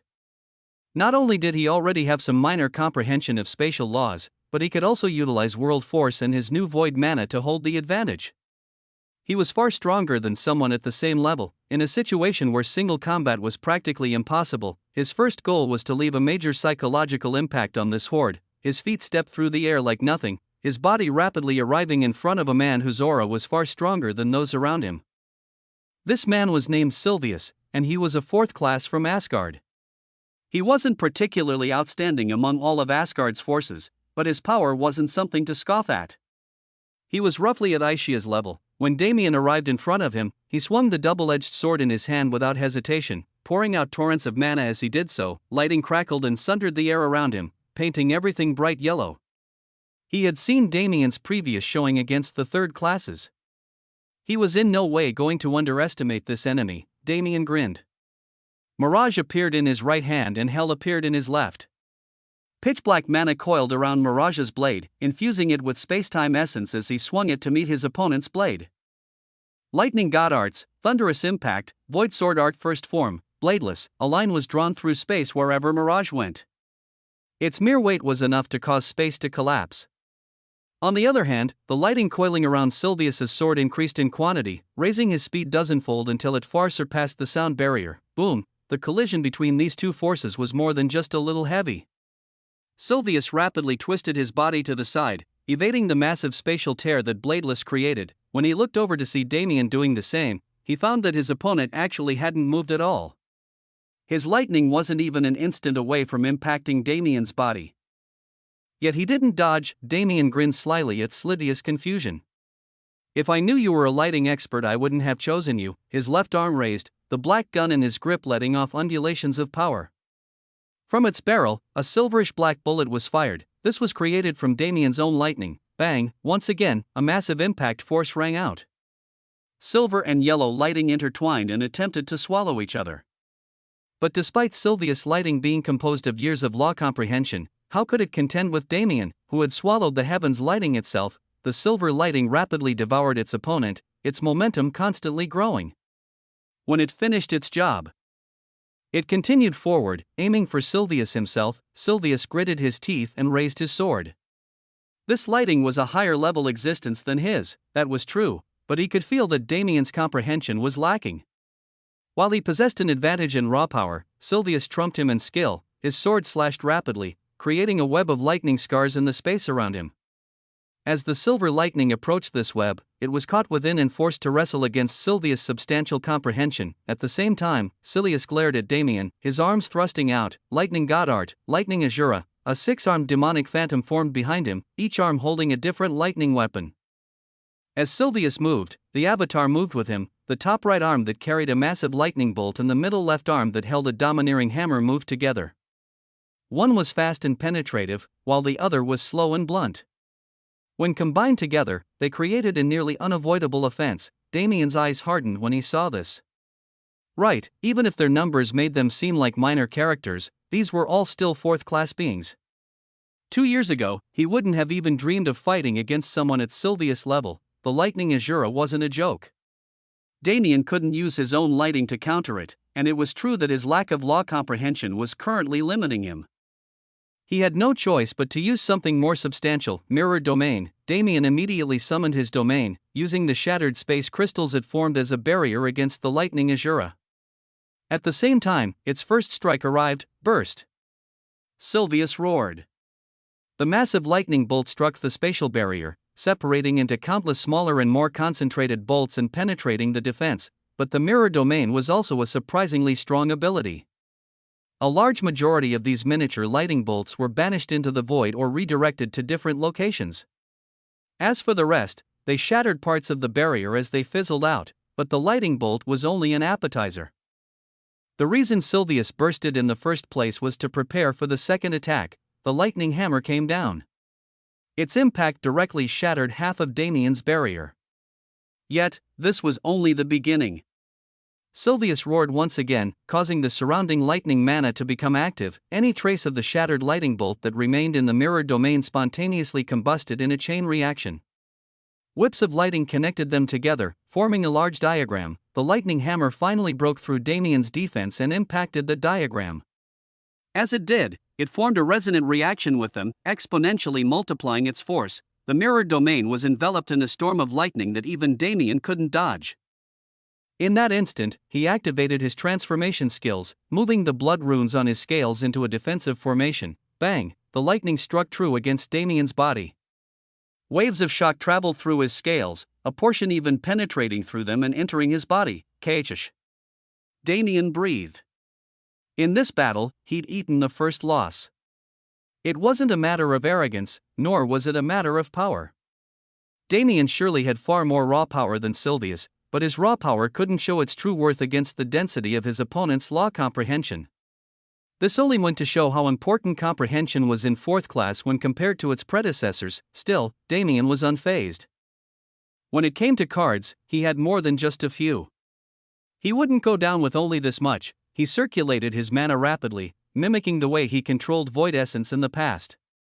As he did so, he found something strange. The lighting in his body was formed from mana and law comprehension. But as Damien's void mana came into contact with it, a strange thing occurred. Damien's eyes widened in shock and anticipation. His thoughts raced as he realized what was happening. Don't tell me, void mana has the power to suppress laws. It wasn't too clear at the moment since he'd only just ascended, but if his observation was true, he'd become an unstoppable powerhouse in the future. And when looking at the current fight, his chances of rapidly defeating his enemy had just increased exponentially. Chapter 583 Convergence of Fate. 3. Sylvius moved to continue his attack immediately, not giving Damien any chance to regain himself. As soon as he saw Damien's body paralyzed from the rampant lightning energy within, he raised his arm and commanded the Lightning Azura to attack once more. Lightning Azura, Skycleaver, just as the name implied, a massive saber cut through the air, cleaving the skies in two. But in that moment, Damien didn't move to retreat or even block the attack. He stood in front of the massive saber with no fear. This suppressive effect. How do I utilize it properly? He only just learned of its existence, so naturally, he didn't have any proficiency in wielding it. Of course, he could always project his mana to the outside world and use it in the crudest way possible, but he didn't want to do this. He wanted to understand the best use of his powers. For that, he would have to temper it in the most dangerous situations. Damien's mana flared, a pitch-black aura emerging from his body. Even feeling this aura was enough to cause one's scalp to tingle. The lightning saber reached Damien's body in an instant, bringing along a deafening crackle of thunder that almost bust his eardrums. In response, he recited Mirage Clang. The difference in these two sword sizes was around 1,000 times, but Mirage still held true under the weighty suppression. It wasn't just a normal sword, it was a sword with budding intelligence and its own ability to utilize spatial laws. Against a lifeless law saber like this one, it was actually superior. It was only a matter of brute strength. As Damien held onto Mirage's hilt and pushed it to parry the lighting saber, he could hear the sound of the blade creaking. While it wouldn't be damaged, he was sure that it wasn't going to be able to handle the pressure alone for much longer. Now, his eyes flashed brilliantly. The flaring mana around his body condensed into his sword and concentrated at the point of impact. Coming into contact with this strange mana, the lighting saber's aura visibly dimmed. Just enough to become manageable. Damien's muscles bulged as he used every ounce of his strength to slide the lightning saber against Mirage's blade, finally reaching the point where he completely skewed its direction. With the lighting saber out of the way, he pounced. In this fight, long-range combat wouldn't do him any good. Taking advantage of his physical strength and more esoteric abilities to kill his enemy by surprise was the best method to victory. His body arrived in front of Sylvius rapidly. Hell vanished from his left hand as it curled into a fist, rapidly propelling forward with the help of Damien's mana. Boom! The fist was like a meteor. when it crashed into Sylvius' body. He was sent flying back at untold speeds. On his face, his confusion was clearly represented. His opponent was only a newly ascended 4th class, wasn't he? What kind of power was this? But he wasn't even given the chance to ponder on it. Damien's figure flashed through space, exiting to Sylvius' side and throwing another fierce hook at his ribs. Bang! Crack! Sylvius rapidly moved his arms to parry, but his physical strength was nowhere near Damien's. Although his mortal body was strengthened during his baptism, he never focused on it, only ever improving his lightning. Against Damien's heavily evolved bodily strength, how could he stand a chance? His body was sent flying once again. But this time, he'd truly taken damage. His right forearm was cracked, making his entire arm unusable until he took some medicines to fix it. In a fight where time was measured in seconds or even less, such an injury was truly dire, but there was more to it that he didn't yet realize. Every time Damien's fist impacted his body, he let a strand of void mana enter his enemy's body.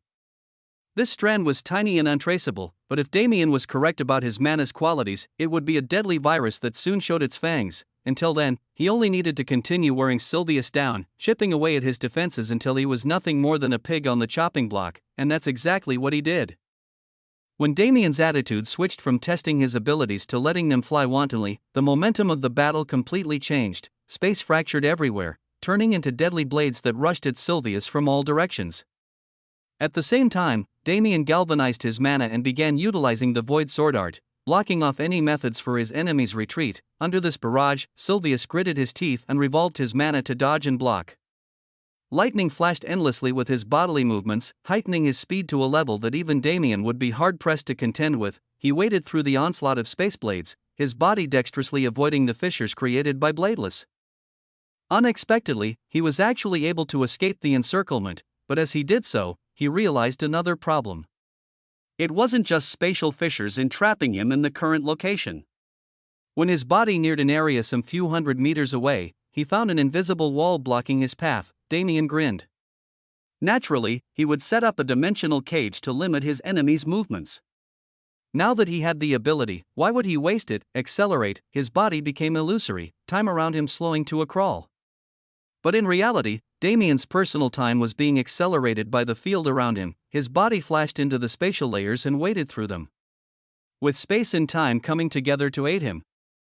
His movement speed surpassed even teleportation. When he arrived beside Sylvius, the latter hadn't even realized his presence.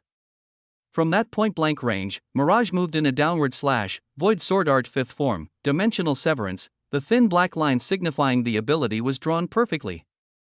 It almost blended in with the surrounding space due to how pristine it was. Everywhere it went, light and space bent to its will, disallowing its path to be blocked by any force, because the current dimensional severance wasn't the same empty shell that Damien had used back when he first created it in the trial world. With his current understanding of dimensional magic, he truly could sever the dimension in two.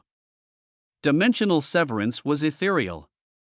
While it moved as if it was existing in the real plane, the truth was completely different. It essentially formed a small self-contained dimension of its own, isolating it from the outside world while still allowing it to affect it. Therefore, even when Sylvius became aware of the attack, even when he pushed everything he had to block it or dodge it due to the terrifyingly cold aura he felt from it, he wasn't able to stop its path. To truly withstand dimensional severance, one needed the power to sunder the dimension itself. The black line passed through Sylvius' body so calmly that it almost looked like the two didn't intersect. Afterwards, it continued its path of destruction, even taking a chunk out of Damien's dimensional cage. Only then was one able to understand the true power of this attack. As for Sylvius, who was run through by it, his body split into two equal halves, the light fading from his eyes. He died just like that. Chapter 584 Convergence of Fate. 4. Even after killing Sylvius, Damien didn't stop. His original goal was to psychologically attack the enemies with a show of strength, but his unfamiliarity with his own power disallowed this circumstance from becoming reality. Now that the battle had ended, he needed to accomplish that original purpose. And along with that, he needed to find better test dummies to help him understand his strength before he challenged people above his level. Damien's targets were now those on the weaker side of things, at similar levels to him. Against them, he wouldn't have to worry about the prospect of losing.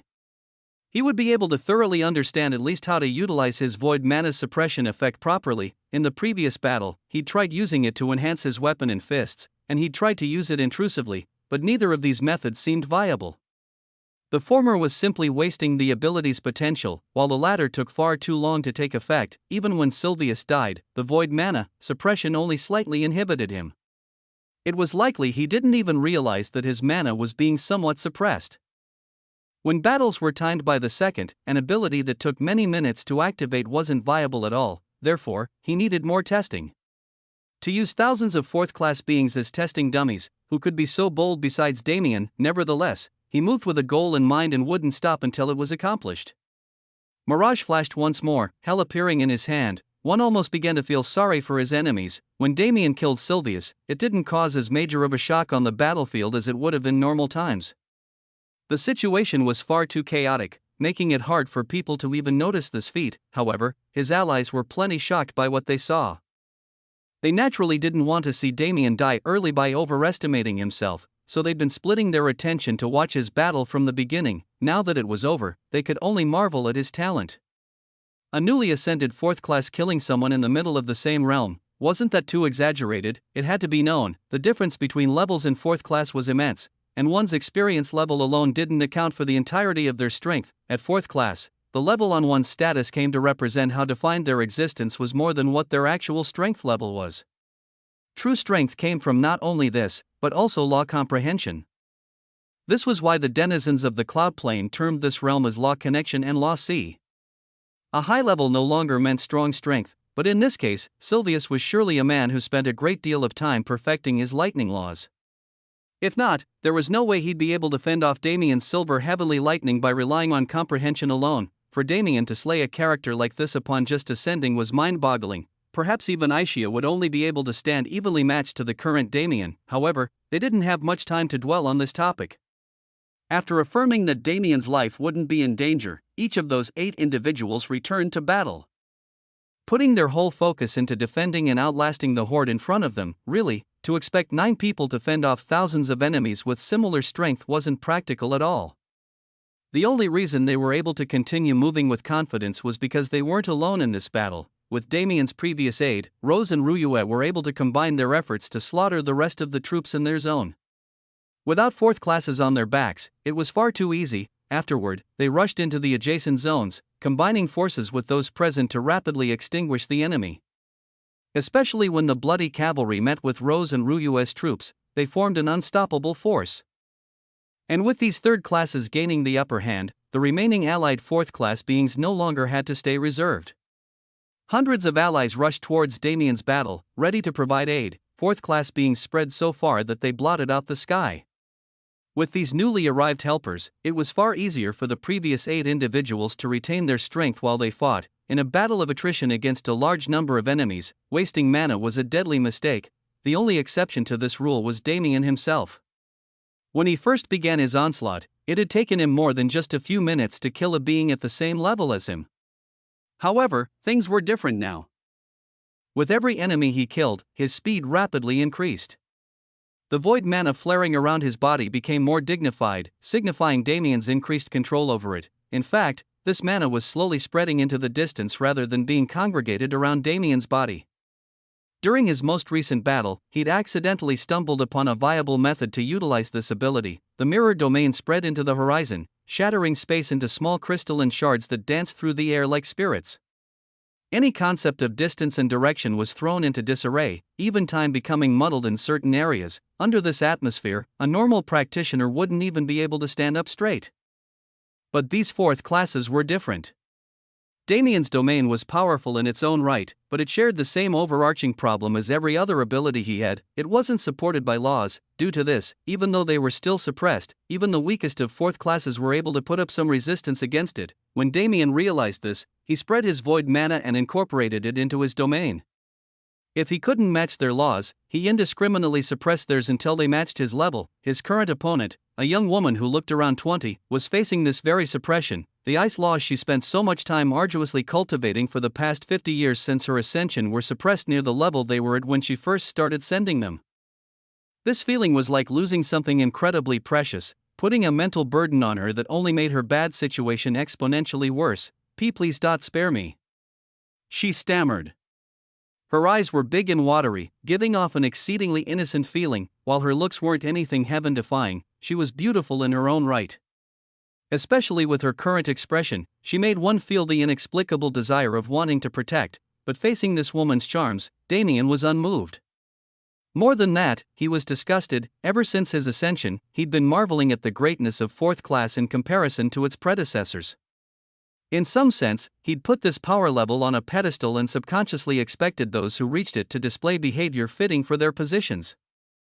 Sylvius was a good example of this. He ardently trained for who knows how long, and even though he ended up dead at Damien's hands, he never showed a sign of weakness even in his last moment. It wasn't even just him. Most of Asgard's troops were the same. It was people like this woman, those who submitted to Niflheim, that gave in to fear and cowardice. Even if they were true fourth-class beings, even the 11th elder of the Schweikland was better than them in Damien's eyes. His sword moved without mercy, the woman's head flying into the air soon after. Watching the fountain of blood that sprayed out from her neck, Damien scoffed, "It's good to know that I won't have to kill humanity's future in my crusade against the Nox. The type of people that willingly submit to their oppression aren't even worth a second of my time." His gaze moved away, focusing on the larger battlefield. The suppression force of his domain was the most practical utilization of void mana he could sustain at his current level. If so, there was no need for him to continue wasting time on small fries and cowards. His body moved, heading to a more central area. Now that he had the method, it was time to flex it in front of some worthy opponents. Chapter 585 Convergence of Fate 5. While Damien's tirade went largely unnoticed in the already chaotic battlefield before he rushed into the center area, there was a particular group of beings who witnessed every second of it. These beings had been specifically paying attention to him the entire time. After all, Wrath's eyes were clouded with a myriad of emotions. While his greed and obsession fought to take over his rational mind, he was keenly aware that Tian Yang's presence disallowed him from moving at all. Without blocking him in some way, Wrath would be indefinitely tied down, but Wrath wasn't someone who could contain his emotions and control them. As a Nox, this was never the path they were meant to take. From birth, they were mindless. They followed their instincts to kill and plunder with no other thoughts in mind at all. For them to gain spiritual intelligence upon entering fourth class was a miracle in itself.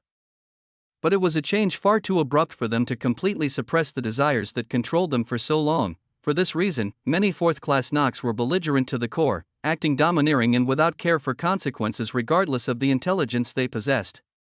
Among them, Wrath could be called an outlier. He always valued his rational mind. He valued the memories he possessed that allowed him to maintain tact and cautiousness. It was only for this reason why he was able to perfectly conceal the seed's existence and take up his post in Niflheim without worrying about others coming to rob him of his treasure. That was something he'd never allow. But even someone like Wrath, who spent a little over 10,000 years laying in wait within the human domain until the seed's prophesied appearance, carefully planning his every step, couldn't hold down his urges with his goal right in front of him. In his mind, the scene of him seizing Damien and devouring him repeated a million different ways. In each one, Wrath became an unrivaled powerhouse that led the Nox and even consumed the universe itself. With this kind of delusion fueling him, how could he retain control? The last semblance of sanity in his mind disappeared. His vision turned red and his mind focused on the singular urge to consume the seed. Wrath's body emitted a series of popping noises. Tian Yang immediately sensed this, flashing away and appearing mere feet in front of Wrath. "Don't make any decisions you'll regret," he stated coldly. In reality, his power level was just about equal to Wrath's. It was because of his deep understanding of spatial laws that he appeared so mysterious under the probing of others. If he truly wanted to hold Wrath back, it wouldn't be a simple matter at all. And if he wanted to do so while protecting this planet from destruction, it'd be near impossible. But Wrath didn't even hear Tian Yang's warning. His mind was focused wholly on Damien's figure and the pitch-black mana emanating from it. The popping sounds emitted from his body grew until each one was like a thunderclap. Wrath's body expanded to double its size, multiple appendages bursting forth from his body in fireworks of blood. His form was actually similar to Sylvius Lightning Azura, except his body was covered in the stench of blood and the aura of slaughter. He was a true Azura. Roar! Wrath let out a furious bellow. Space distorted into bloody vortexes around him. In the next instant, his figure blurred and shot out. Fuck, Tian Yang gritted his teeth and cursed.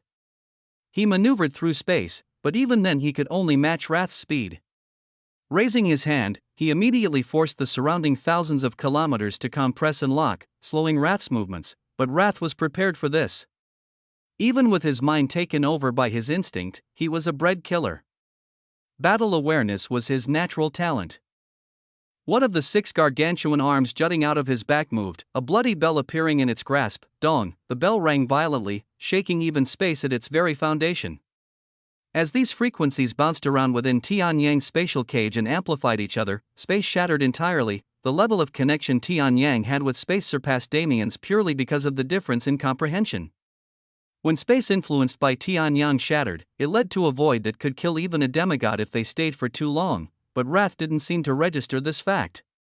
Within the shattered void, his figure was a blood-red meteor. A layer of energy protected him from the chaotic forces outside, allowing him to smoothly pass through. Tian Yang was frustrated, sure, but he didn't think this result was unnatural. Wrath was equal to him, so attempting to stop him from fleeing at full power wasn't within Tian Yang's capabilities, but slowing him down enough to where he could catch up and initiate battle was more than just possible. As long as he could impose his authority from nearby, he'd delay Wrath greatly. Tian Yang let out a battle cry, his figure fusing into space. Although his true body didn't move, it was like space itself became his body. The spatial layers condensed, turning into a massive hand that pressed down on the shattered void and attempted to grab Wrath. In that moment, Wrath didn't hold anything back. He didn't need any strength to kill Damien, so he could use his mana wantonly before reaching his target. The bloody light around him flared into action, creating a massive inferno.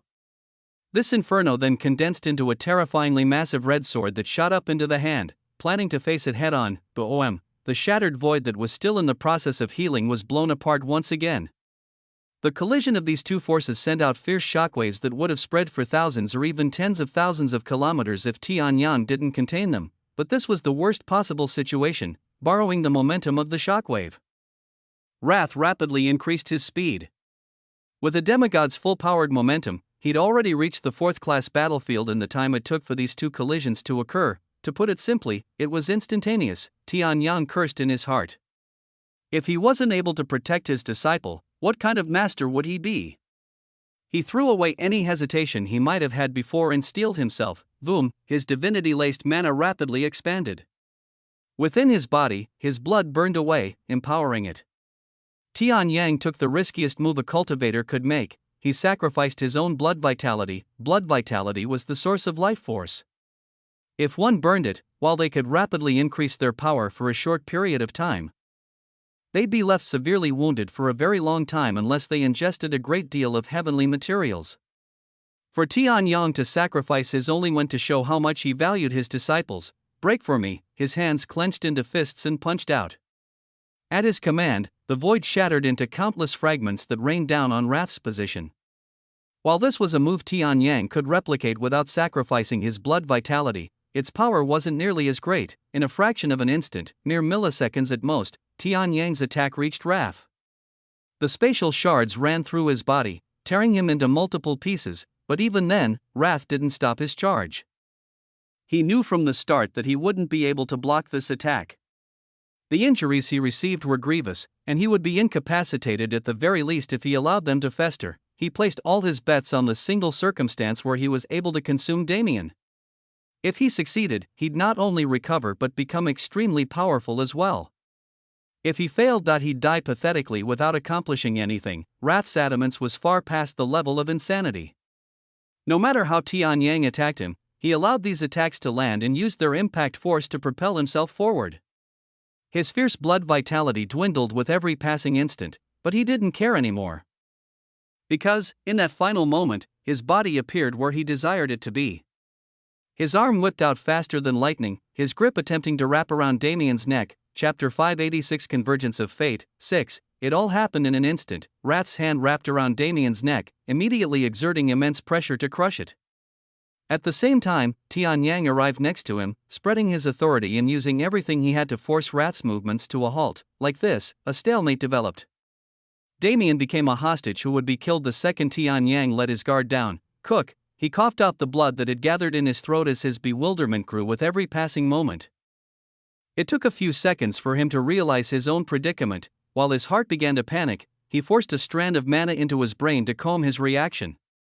If he moved too rapidly, Rath's razor-sharp fingernails would dig into his neck and rip his head off. He really had no leeway. It took everything in his power to remain calm in this situation. But as he saw how hard Tian Yang was working to keep him alive, he was able to calm himself far faster. This wasn't something he had any say in. This was a standoff between demigods where he was unfortunate enough to be caught in the middle. Let him go, Tian Yang uttered coldly, enunciating every syllable. His rage was clearly represented in the billowing killing intent coming from his body. Damien could feel small pocket spaces opening between his neck and Rath's claw, giving him some space to breathe. If it was any other time, Damien would have marveled at Tian Yang's precision control, but now, he could only be thankful for the breaths he was taking. Rath's eyes were almost literally burning. They didn't leave Damien's figure even as Tian Yang spoke to him and restrained him. With every ounce of his strength, he pushed against those pocket spaces and attempted to gain ground on Tian Yang's side in frustration. Rath's rational mind was already gone. Conversing with him was impossible. But at the same time, Tian Yang no longer had the freedom to move against Rath and kill him. There were two reasons for this. Firstly, Rath's insistence on killing Damien was too fierce. If Tian Yang diverted his attention to attack, Rath could just as easily use that time to pierce through Damien's neck, which was the worst possible outcome. Secondly, Rath still had the final option of detonating his life force in mana. If he did this, not just Damien, but almost everyone else in this world would perish in an instant. Tian Yang absolutely couldn't push Rath to the point where he'd consider this option. The only thing he could do was defend and make sure Damien didn't die. Luckily, Rath was already heavily injured and he'd used up a great deal of mana. In terms of attrition, Tian Yang had a major advantage. If so, the only thing he could do was wait. When Rath's strength decreased appropriately, he could take the opportunity to attack and save Damien. As for Damien, who was stuck playing this waiting game with Tian Yang, he could only hollowly laugh at his situation. This was the second time Tian Yang had saved him from Rath's murder attempts. Even compared to the last time, this one was far direr. Damien's strength wasn't near his full potential, and with void mana currently hindering him more than it helped, he didn't even have the ability to put up a weak defense against someone like Rath. He only had his mortal body. This feeling of being forced to rely on outside help was extremely irking to Damien. But if it was Tian Yang, he could somewhat cope with it. To this master of his, he only felt gratitude and closeness. Owing Tian Yang a favor or two wasn't a problem at all, even if that favor was a life-saving grace. After all, this wasn't the first or second time Tian Yang had saved him. He'd saved Damien from Shuiyabai, many assassins sent by the Eclipsing Shadow Sect, and even from himself. If it wasn't for Tian Yang's existence and guidance when Damien first arrived on the Cloud Plane, he really would have wandered with no goal or idea of how to proceed forward. Even his emotional trauma would have never been solved without Tian Yang's initiation. Hell, in the previous moment, Tian Yang had even sacrificed his own blood vitality for Damien's sake. Therefore, in this situation where his life and death wholly depended on Tian Yang, Damien was calmer than ever before. If he died here, it would only be his own fault for not being prudent enough, attracting the greed of a demigod. This was the amount of trust he had in his master. Within the authority, only 3 were present. Those in the outside world hadn't even had time to react to the sudden change. In their eyes, Damien had merely vanished into thin air, but even while being alarmed at this change, the Allied force could only continue fighting. Their only chance at salvation was to win this war. Otherwise, death would be the tamest fate for them. In the central area where Damien previously was, the death rates were by far the lowest. While in other areas, even 4th classes died like flies, it was different here, because this was where all the experts congregated. Among the crowd, the White Dragon King, Elvira, Lucius Stytia, and the Phoenix Matriarch stood out the most. It wasn't just a matter of power, but also skill and cohesiveness. Aside from Aishia, the rest had spent many years together and were incredibly familiar. Aishia herself was also incredibly adaptable and had amazing battle sense, making it relatively easy for her to understand and merge into their dynamic. The White Dragon King utilized light while Lucius utilized darkness. When these two forces combined, they created a chaotic destructive force that could raise massive amounts of land with ease. The fire and ice phoenix matriarchs also had similarly dichotomous abilities, combining fire and ice to create a sturdy defense and offense that couldn't be penetrated. This only left Aishia and Elvira. While Aishia was a wood and life law practitioner, Aishia could use spirit laws, which were also a powerful and esoteric form of natural laws. Their combination was more additive than the other two groups, but their power didn't fall behind it all. Together, this group cleaved their way through the battlefield. It came to a point where the surrounding enemies became too fearful of them to even move lest they become the next target, but at this moment, the cohesion they maintained was abruptly broken. Everyone dodge, the White Dragon King roared with everything he had. His body morphed into a massive dragon body over 1,000 kilometers long. In his claws, he rapidly grabbed Aishia, Elvira, and Lucius and pushed his mana to exit the chaotic battlefield as fast as he could, and seeing his actions, the two Phoenix matriarchs also rapidly entered their beast forms and fled with him. Their actions were instantaneous and extremely confusing to many. A large majority of them even thought the group ran out of energy and was fleeing in fear. But a small portion of people like Zhang Hualing, who had keen perception and ability to read people, didn't hesitate to follow their actions. These helpers, called by Damien, were fierce, far fiercer than a majority of the Cloud Plains forces. There was no way they'd act without reason. In that moment, a mere second after the White Dragon King's group and the Hidden Dragon group escaped the central area, the earth burst apart. It wasn't a small explosion at all. It was an explosion that enveloped the entire central area, swallowing all those remaining there within. Suddenly, something shot out from the ground. This object was almost as thick as the massive hole that was created in the earth and shaped like a vine. The only difference being its pinkish and disgusting appearance. It almost looked like an internal organ more than a natural construct. This fleshy vine burst through the central area. Everywhere it passed, fourth classes would burst into blood mist and be absorbed into the vine. But its target wasn't this battlefield at all. It raced into the sky, shattering a hidden dimension that none present could sense with ease. For a millisecond, the scene of Wrath clutching Damien's neck while being imprisoned by Tian Yang was revealed to the world, and in the next millisecond, that vine wrapped around Wrath and crushed his body into a paste, devouring him whole. Everything went silent. Whatever had just burst forth from the ground was a calamity of untold proportions. Chapter 587, Convergence of Fate. 7. The strange fleshy vine receded into the ground immediately after swallowing Wrath. Tian Yang acted without hesitation. Under the combined effect of his burnt blood vitality and extreme law comprehension, he enveloped Damien and every nearby Cloud Plains soldier in his mana and teleported them away from the central area. But even after reaching the outskirts, his frown didn't lessen. The rumbling of the earth only became fiercer, the hole created by the fleshy vine expanding into a sinkhole and swallowing more and more of the ground below. Damien stared into the sinkhole with trepidation. He could feel it. Below that area, there was a terrifying aura. The aura of something that was closely related to his own. "We need to leave," he muttered. "We need to get off this world immediately." It was an instinctual feeling that couldn't be explained with words, but after hearing it, Tian Yang's expression became dignified. He'd known for a very long time that Damien's body hid a massive secret. Now that Wrath had clearly delineated that he was the seed, Tian Yang was somewhat aware of this secret's origin. Damien's instincts weren't the same as a normal person's. A practitioner's instinct was already an ethereal sixth sense that was usually never wrong, but for Damien, this was even more exaggerated. It could be seen from the current circumstance. He could feel something inexplicable that even Tian Yang, with his insane strength, couldn't sense at all. Without hesitation, Tian Yang spread his awareness and forcefully took hold of space. It was just a shame that his burning blood vitality couldn't last much longer. Transporting such a massive swath of people into the starry sky and protecting them from the chaotic space wasn't something he could do. Heal. At that moment, Damien's body began shining with greenish-white light.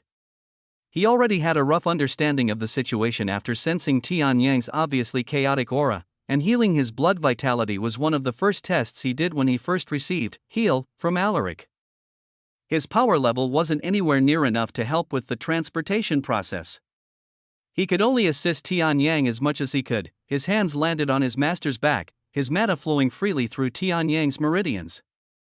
With void mana's all-encompassing properties and Damien's thorough understanding of how meridians functioned, this process was even more efficient than usual. Tian Yang gave Damien a deep look but didn't say anything more.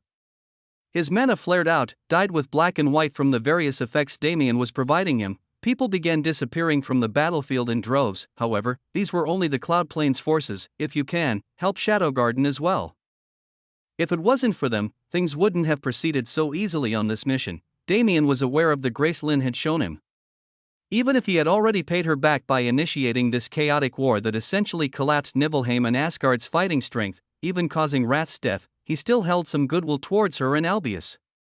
He wouldn't let them die here, Tian Yan nodded simply. With Damien's help, he could almost endlessly burn his blood vitality. Although this state wouldn't last long, it was more than enough time, as the two continued arduously working to transport all their allies from the unnamed world. The sinkhole in the ground continued to expand as well. In but a few seconds, the entirety of the battlefield was caved in. Droves of people fell into the hole.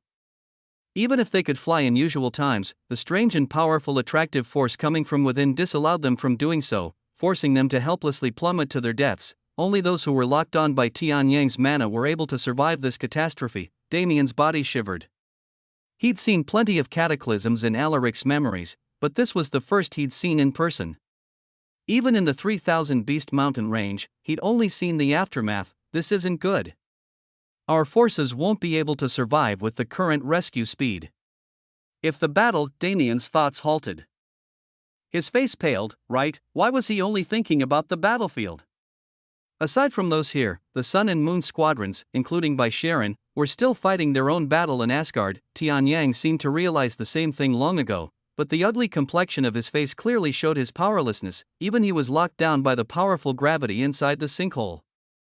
How could he possibly think about saving those that were far away? When Damien was in the 3,000 Beast Mountain range, he'd burnt his blood vitality to transport millions into the sanctuary, but that was an extremely different circumstance. For one, Damien shared an intrinsic connection with the sanctuary, making transporting living beings into it far easier. Secondly, those individuals were mostly mortals.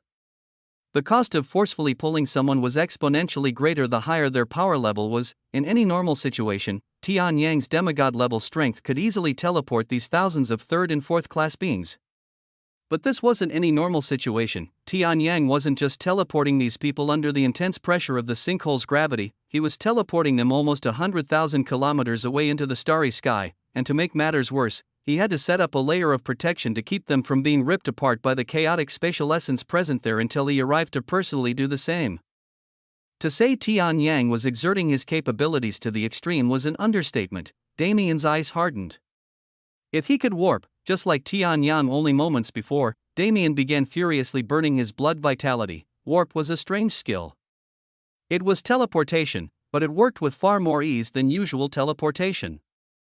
Damien didn't have to consciously move through the spatial layers, he only needed to understand his destination and a portal would form connecting him to it. As long as he could force that portal's formation, even if he didn't move, he'd still be teleported. Can you handle this without me? He asked solemnly. He knew it was a stupid question to ask to someone so much more powerful than him. But Tian Yang had burned so much blood vitality in the past few minutes, his fatigue was obvious. Still, Tian Yang merely nodded his head. Go. I'll meet you in the starry sky. Don't worry about your wives and friends, I'll make sure nothing happens to them even if I die while doing so. Damien looked deeply at Tian Yang. This master of his really liked making him favors. Slowly, a portal formed around Damien's body. At this point, 30% of his blood vitality had been burnt. For him to be able to rapidly recover to perfect fighting form, he could only spend double that amount at most. By the time 50% of his blood vitality was burnt and the portal finished forming, the sinkhole had expanded for tens of thousands of kilometers. It wouldn't be too long before it enveloped the entire world. Faintly, a large black shadow could be seen within. It was a blackness darker than black, creating a terrifying imagery, and that was the last thing Damien saw as he vanished from the battlefield. Unfortunately, he'd never personally been to Asgard's headquarters, so he was forced to warp to Nibelheim. Regardless, he knew the approximate location. It only took 30 seconds to reach by teleporting like a madman with the boost of his burnt blood vitality. Damien's awareness spread as far as it could. He identified by Sharon's aura immediately. Looking at the expression on her face, she was already aware that something major was about to occur. Come with me. We have roughly a minute, so guide me to every subordinate you sense unless you're okay with their deaths. Sharon nodded without hesitation. Even if she didn't have Damien's intuition, she was a powerful practitioner in her own right. She understood that for Damien to be speaking to her so demandingly, the situation was extremely serious. Following Damien's order, she joined him and pointed him towards the Moon Squadron members nearby. By the time the roughly 500 people were gathered together, the gravitational pull from the sinkhole could already be faintly felt, and the Sun Squadron, Sharon shook her head. Don't worry about them. Those cowards are relaxing in an underground prison right now. Relaxing, Senior Drunken Old Immortal already freed them. They are staying of their own volition, I see. Their conversation was succinct, but even then, it took time. Damien had no choice but to wrap the 500 present in his mana and rapidly activate warp, transporting them to the starry sky. At the same time, the world could no longer handle the pressure of the sinkhole. The earth was sundered, the atmosphere torn to shreds, the world was truly being destroyed. Chapter 588 Convergence of Fate 8. When Damien's body resurfaced in the starry sky, he immediately locked space around him and formed a dimensional cage to isolate his party from the chaotic spatial essence around them. While his first thought was to find Tian Yang's group and do the same to lighten his burden, Damien's steps halted almost the second he tried to do so. A member of the Moon Squadron, pointed to the unnamed world, his voice shaking fiercely. As Damien turned his attention, he witnessed a scene unlike any other. The world was crumbling, the atmosphere collapsed, the world's gravity collapsing along with it. The foundational laws that allowed it to remain sturdy for an unknown amount of time were no longer there to provide support. Massive chunks of debris spanning the length of several cities flew into the void wantonly. The human architecture present on the surface was sundered into oblivion. At the same time, countless lives were taken. Their screams formed a crescendo that made Damien feel like he could hear their sorrow from hundreds of thousands of kilometers away. Seeing the massive chunks of human meat that floated through the void along with the debris, he was utterly dumbfounded. He couldn't believe that such a tragedy appeared out of nowhere, completely unprovoked, but he couldn't stay still. He had to at least keep the people that were saved alive. His awareness spread. Starlight rained down on him from the surrounding space, enhancing his perception. In the starry sky, Damien was at his extreme peak. Luckily, it wasn't hard to find Tian Yang's group. They were quite conspicuous. Spatial mana raged. In the next moment, Damien's group arrived on flat ground in the midst of a massive city filled with people. The scene was chaotic as the existing denizens attempted to sort their new comrades into various shelters. The surface didn't have nearly enough space to accommodate them all. This city was none other than Avalon. Lin, you fucking genius. Damien muttered under his breath. Logically speaking, the next step after building a floating city was obviously to give it the capability for interspatial travel, but this wasn't an easy thing to implement at all. For Avalon to have such fierce barriers and abilities, it was clear that Lin had been planning to explore the vastness of the starry sky far before this calamity appeared. Only, she probably didn't expect its first test flight to be due to the unnamed world's destruction. Still, there was no time to rest. After Damien dropped off his baggage, he first used his soul connection with Ruyue to locate her. After affirming that she and Rose were present in Avalon, he directly left the city's barrier. The scene of the unnamed world's destruction became clear to him again. He teleported. He teleported as far away from Avalon as he could possibly get. He had a faint premonition that the destruction of a world was impossible for him to describe. He couldn't possibly put the scene he saw into words, or even fully comprehend it in his mind, while he watched on. A change took place. So far, it was only the world's outer layer that was collapsing. While it was a terrifying scene, it was still only the start of its destruction, but at that moment, a portion of the world thousands of kilometers in diameter exploded in a pillar of magma and debris. Faintly within the flames, the visage of a claw could be seen, that is. Damien unknowingly stuttered. The appendage he saw alone was enough to crush the 3,000 beast mountain range with a tap, yet, that was only the first. Another claw ripped apart the world. It was clear that the being they were attached to didn't want to wait for the world to finish its slow collapse. The various layers of the planet cracked and shattered, spouts of magma painting the starry sky red. At some unknown time, Tian Yang, the drunken old immortal, Albius, and the other allied demigods had appeared beside Damien. This group watched solemnly as that being revealed itself. If they had one thing to be thankful for, it was that this being's massive size made its movements incredibly slow.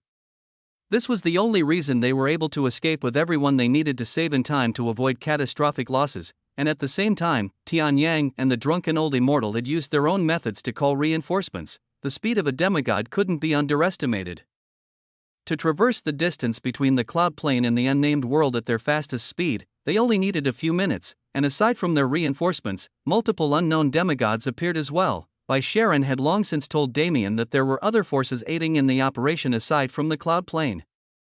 These forces were from the other major worlds of the human domain. The demigod ancestors they brought also congregated with the group. Even during the chaotic battle, they hadn't appeared, taking a backseat since the conflict didn't involve them at all. But this time, they had no choice but to join the fight. They couldn't escape. After all, this being exerted a pressure that even made these demigods break into cold sweats. It was clearly at the peak of the demigod realm at the very least. It might even be, regardless, it was a calamity for the human domain as a whole.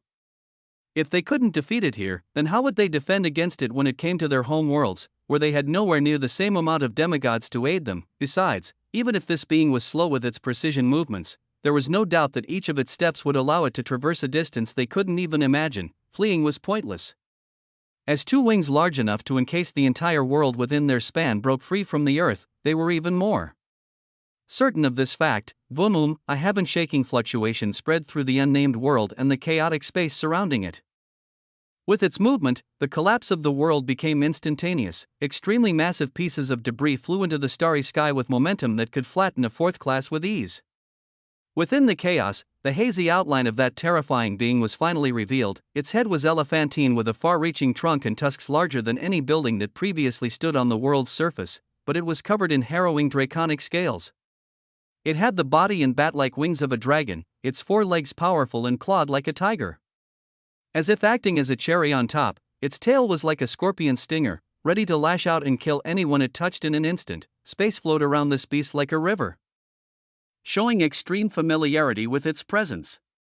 It was only when they saw this that Damien's group finally understood this being's race. It was a space beast. Born from the chaotic space and spending their lives within it, space beasts were terrifying creatures with untold power. If one was lucky enough to catch them while they were young, killing them wouldn't be a problem.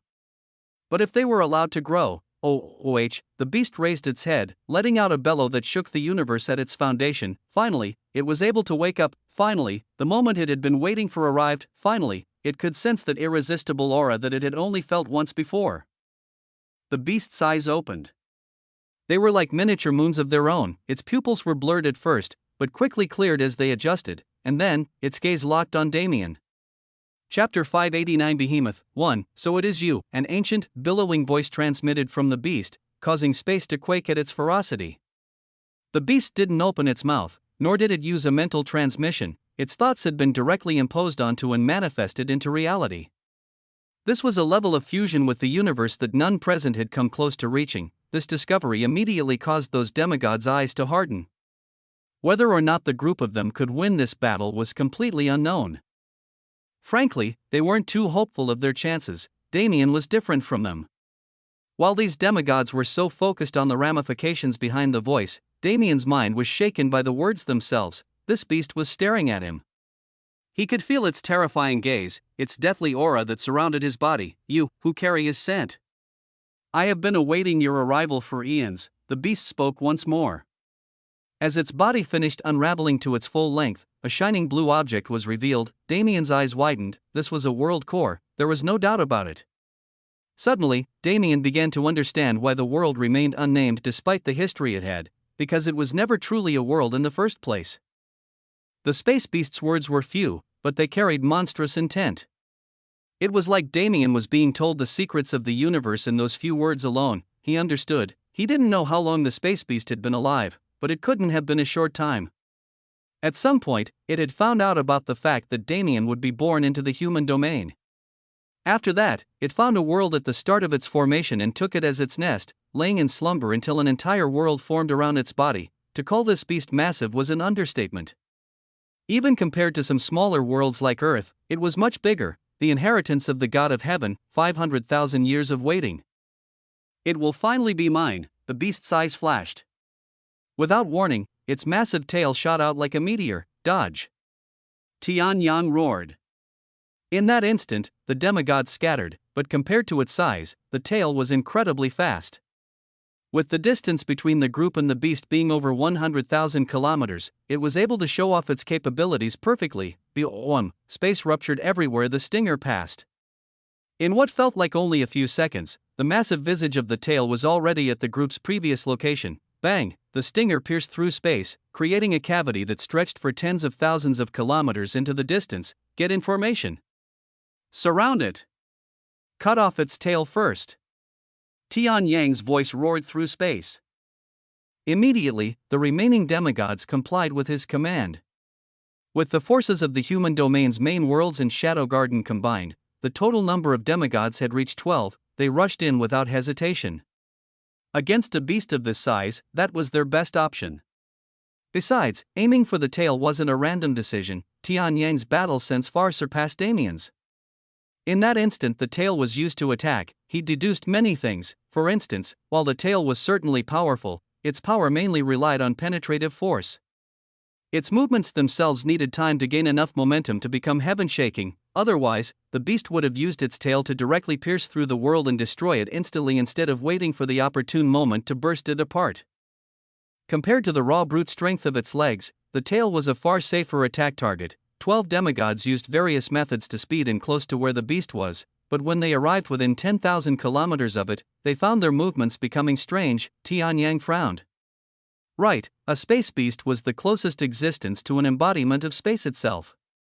Even if it didn't personally move, space would instinctively protect it like a living thing. For these demigods, facing it would be incredibly difficult. Tian Yang gritted his teeth and charged forward, galvanizing his own space laws to carve a path forward. His speed increased rapidly, his wake being left a clear path for others to follow. The remaining demigods instantly understood his intent. However, it was an unrealistic dream. The tunnel Tian Yang created began rapidly closing in an instant, repairing itself to peak condition. Suddenly, a figure appeared within the tunnel. His arms spread out like an eagle, pitch black mana flaring from his body. With his presence, the bent space stabilized once more. Go. Don't hesitate. Damien roared. He didn't care if he was talking to people far more powerful than him anymore. Keeping this tunnel open for a few seconds was the limit of his current capabilities. To a demigod, however, a few seconds was more than enough time. Damien only felt gusts of spatial essence whip around his body as the speed of those demigods caused it to chaotically stir.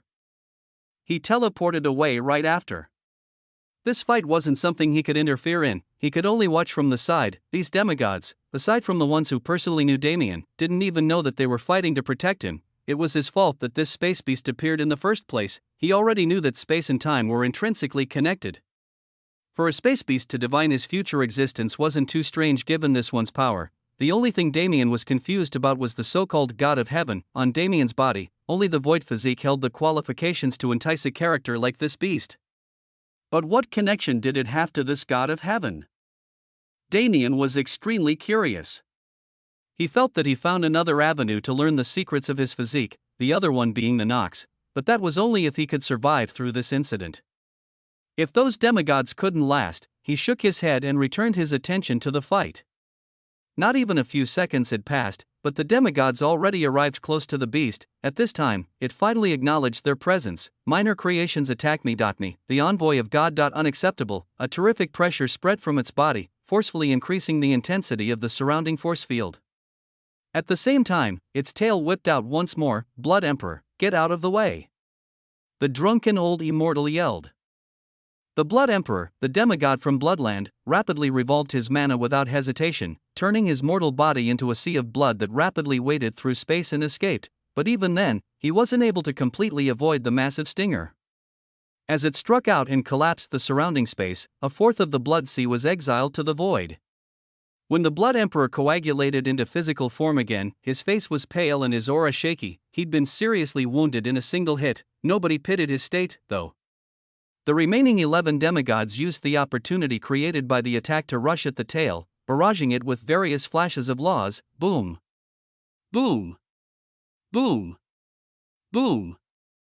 Explosions rang out constantly and impacted the tail with fierce momentum that caused frightening fluctuations to spread out, but compared to the size of the beast their attacks looked small. This wasn't their fault at all.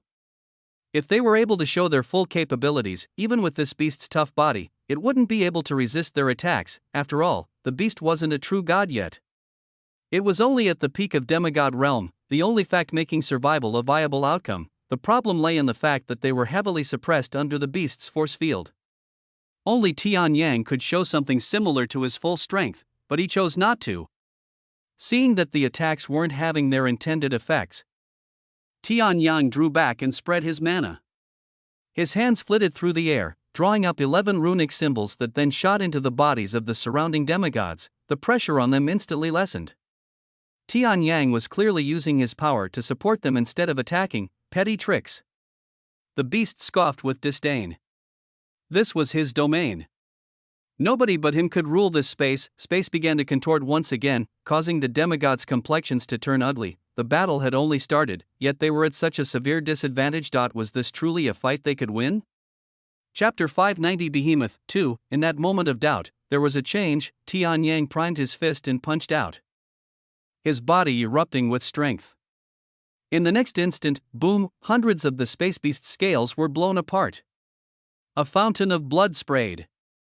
While this impact was only around the size of a human and didn't do any significant damage, it was a sign that the demigods truly did have the capabilities to harm this beast. Aside from that, it was clear that the space beast didn't see them as a threat. Even now, it hadn't moved from its original position, its body floating above the unnamed world's world core. If these demigods could take advantage of this, now. Tian Yang shouted. They moved together as one. Tian Yang burst apart the space around him, the others following close behind. In an instant, they reached the beast's back. It was like a large island floating in the void. Even when they landed on its back, the space beast showed no signs of moving. They were like ants compared to it, truly, but they didn't come to appreciate the scenery. As soon as they landed, the 12 of them began attacking together. Albius raised a massive axe into the sky and cleaved down heavily. His muscles bulged under his weapon's weight, mana fiercely swirling around its edge. Boom, the attack landed, shattering apart a few hundred scales. The others did the same. Every single one of them was an expert in their laws. Their attacks weren't jokes at all. Behind them, drunken old immortal had a sea of reddish-brown water around him. He allowed it to seep into the wounds that others created, corroding the beast's exposed skin. Still, they faced the same problem. The beast was large enough to generate its own gravity, and this gravity was being used to suppress them. This was the beast's way of asserting dominance. Merge your authorities. Isolated from the surrounding space, a mental transmission entered their heads. When they heard it, they felt like idiots. Right, they were facing a space beast. Its strongest strength was its connection to space itself. If they could isolate it, they'd be able to defeat it far easier. The demigods acted immediately, superimposing their authorities along the beast's back. Over 100,000 kilometers of space became a separate dimension. A large majority of the beast's back was included in this space. Damien sighed in relief as he watched this. He was the one who sent the mental transmission. After his baptism, he became much clearer on how space worked, and his connection with it had deepened even further. Aside from that, the specific branch of space that dimensional magic introduced him to made him far more familiar with the concept of force fields. Seeing the beast use the surrounding space to suppress those demigods, it didn't take long for him to realize that he could solve that problem with his dimensional cage ability, only, he wasn't nearly strong enough to do so. It was only after he remembered his experience with Wrath and Tian Yang where he personally experienced an authority that a lightbulb went off in his head. Now, with the help of his advice, the demigods were freed from a majority of the beast's pressure. A rain of light shines brighter than any star as the demigods combined their strength to attack. Boom, finally, a large chunk of the beast's flesh was dislodged. After the drunken old immortal used his strange corrosive liquid to fill the space, they moved on. After all, they couldn't cause substantial damage at the moment. If they alerted the beast and gained its true attention, they'd lose any opportunity they had. For now, they were stalling time. Within a few minutes, reinforcements would arrive. Only then would they begin their true assault. A few minutes could pass by rapidly or incredibly slowly depending on the circumstance. In this case, it was the latter. After what felt like an eternity of slowly chipping away at the beast while it remained still, many flashes of light began to arrive from the distance. These demigods already understood the situation. Nothing needed to be said. The second they appeared, they attacked, Feeling the approaching auras, the beast opened the eyes it had closed in the time they were waiting. Finally, all have come. Its words sent shivers down the spines of all present. Without warning, the beast's massive wings flapped. Boom, space was torn apart. The beast traveled several hundreds of thousands of kilometers away, turning around to face its opponents before halting and drifting in the void, altogether. Appropriate sustenance step before reclamation, its mouth opened wide. From within, a large black ball shot out. Everywhere it went, space twisted around it and light was entrapped within. This object was a miniature black hole. The true fight began. The number of demigods had doubled. Facing the incoming black hole, most decided to rush around it. Even though its suction force was strong, they were just as strong. Instead of a detriment, it acted as a benefit. The demigods used this force to boomerang themselves around the black hole and build momentum to shoot out towards the beast. 24 shooting stars sundered space together, surrounding the beasts. As if they'd planned it before, they stood with equal distance between each other, caging the beast within the circle their bodies created. God ensnaring formation, activate. God killing array, activate. The 12 demigods activating the formation turned into shining pillars of light. A complex grand array formed in the space between them, blocking it off from the outside world. At the same time, a second array formed, manifesting as blood-red energy that floated in the sealed space like fog. If one peered into it, they'd faintly be able to see the formation of titanic god-killing weapons, but the god-killing array couldn't be activated immediately. In the time it took for these weapons to form, the remaining 12 demigods acted as a buffer. Their bodies shot through the air and rapidly impacted the massive beast, seas of different law comprehensions decorating the space in a myriad of colors. It was a fierce counterattack that went almost too smoothly, but the reason for this wasn't majestic at all. These two formations were human inheritances found within the human domain. The ancient powerhouses from 100,000 years ago left them behind for their descendants, but unfortunately, they weren't able to tell their stories. The human domain's forces found these formations during the previous war. Their existence was a major part of the reason why the human domain was able to attain incredible feats during that war, essentially giving themselves an extra layer of protection for its inevitable continuation. Now, these demigods were putting them into action once again. This wasn't their first or second time doing so. They'd fought side by side countless times in their tens of thousands of years of existence. Under the god ensnaring formation, the beast's movements were largely limited. And with space sealed off, it wasn't nearly as powerful as it used to be, but that didn't mean it was powerless. Frightening fluctuations of mana spread from the beast's body. Its front leg raised, tearing through the starry sky. Cook, a demigod from Ataraxia, coughed blood as he was sent flying away. At that moment, 3 others flew forward and attacked the outstretched leg madly. Tianyang circled around the beast, appearing beside its tail once again and continuing to attack it. From the way things looked from an outside perspective, the demigods had a clear upper hand. Unfortunately, space beasts were far more fearsome than what this one had shown so far. After all, it had been too lazy to enter a more comfortable fighting form. But now, seeing how it had to face a crowd of powerful enemies and needed the ability to maneuver around them, it no longer continued treating them like insects. Its goal was never them in the first place. Its goal was the child they were protecting, but if he wanted to take back what was rightfully his from that child, he would first need to kill those that blocked his path. The space beast's body compressed rapidly. After all, it was also a being under the system, and it conformed to its rules. As a beast, regardless of whether or not it was from an ancient race, it had the ability to attain human form at 4th class. With a flash of light, the massive bestial chimera disappeared from sight, replaced by a naked handsome youth. His eyes scanned those around him placidly.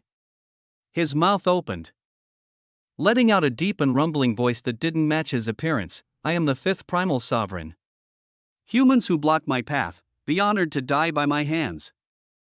Chapter 591 Behemoth 3 Kneel. The primal sovereign spoke with austerity. Even within the god ensnaring formation, he was able to partially control space. Although this level wasn't enough to threaten these demigods, it was able to jolt their minds. It was a display of power, a move to disturb their psyches, and not even a breath later, he moved. The primal sovereign's body flickered out of existence, appearing next to the Ataraxian demigod that he'd injured during the previous clash. His arm swept down, coated with furious torrents of mana. The Ataraxian demigod's complexion paled. The strike he took from the primal sovereign earlier wasn't a joke. He'd recovered slightly, but he still wasn't in peak condition yet. Against this sudden attack, he could only desperately raise his mana in defense. The primal sovereign's arm tore through the mana barrier like paper, continuing on with its momentum until it pierced into the Ataraxian demigod's chest. In that last moment, he spurred his mana and rapidly combusted it. At the same point, the primal sovereign's hand entered his body. The collision of these two forces threw the Ataraxian demigod's body back, saving him from death. However, his entire torso had been nearly torn open by the blast. He was thoroughly out of commission, and without rapid treatment and many years of slow healing, he wouldn't recover to his peak state. But was the primal sovereign a kind existence? He had never and would never taste loss in his life. This was a vow he took to himself. He was still only the fifth primal sovereign. There were 4 others above him whose strength even he couldn't fathom. They were the peaks he aspired to surpass. The void physique was crucial in that. His god's gift, the final piece he needed for his preparation to be complete. With it, he would become indomitable. How could he let mere humans bully and kill him? That was unacceptable. Space constricted rapidly. Even the god-killing array's bloody fog was being drawn into the forming vortex. Without hesitation, the primal sovereign flicked the forming vortex in the Ataraxian demigod's direction. It traveled slowly, but seemed to phase through space, reaching the man in an instant. He was only lucky that he wasn't alone. The 12 demigods controlling the god-killing array galvanized their mana together.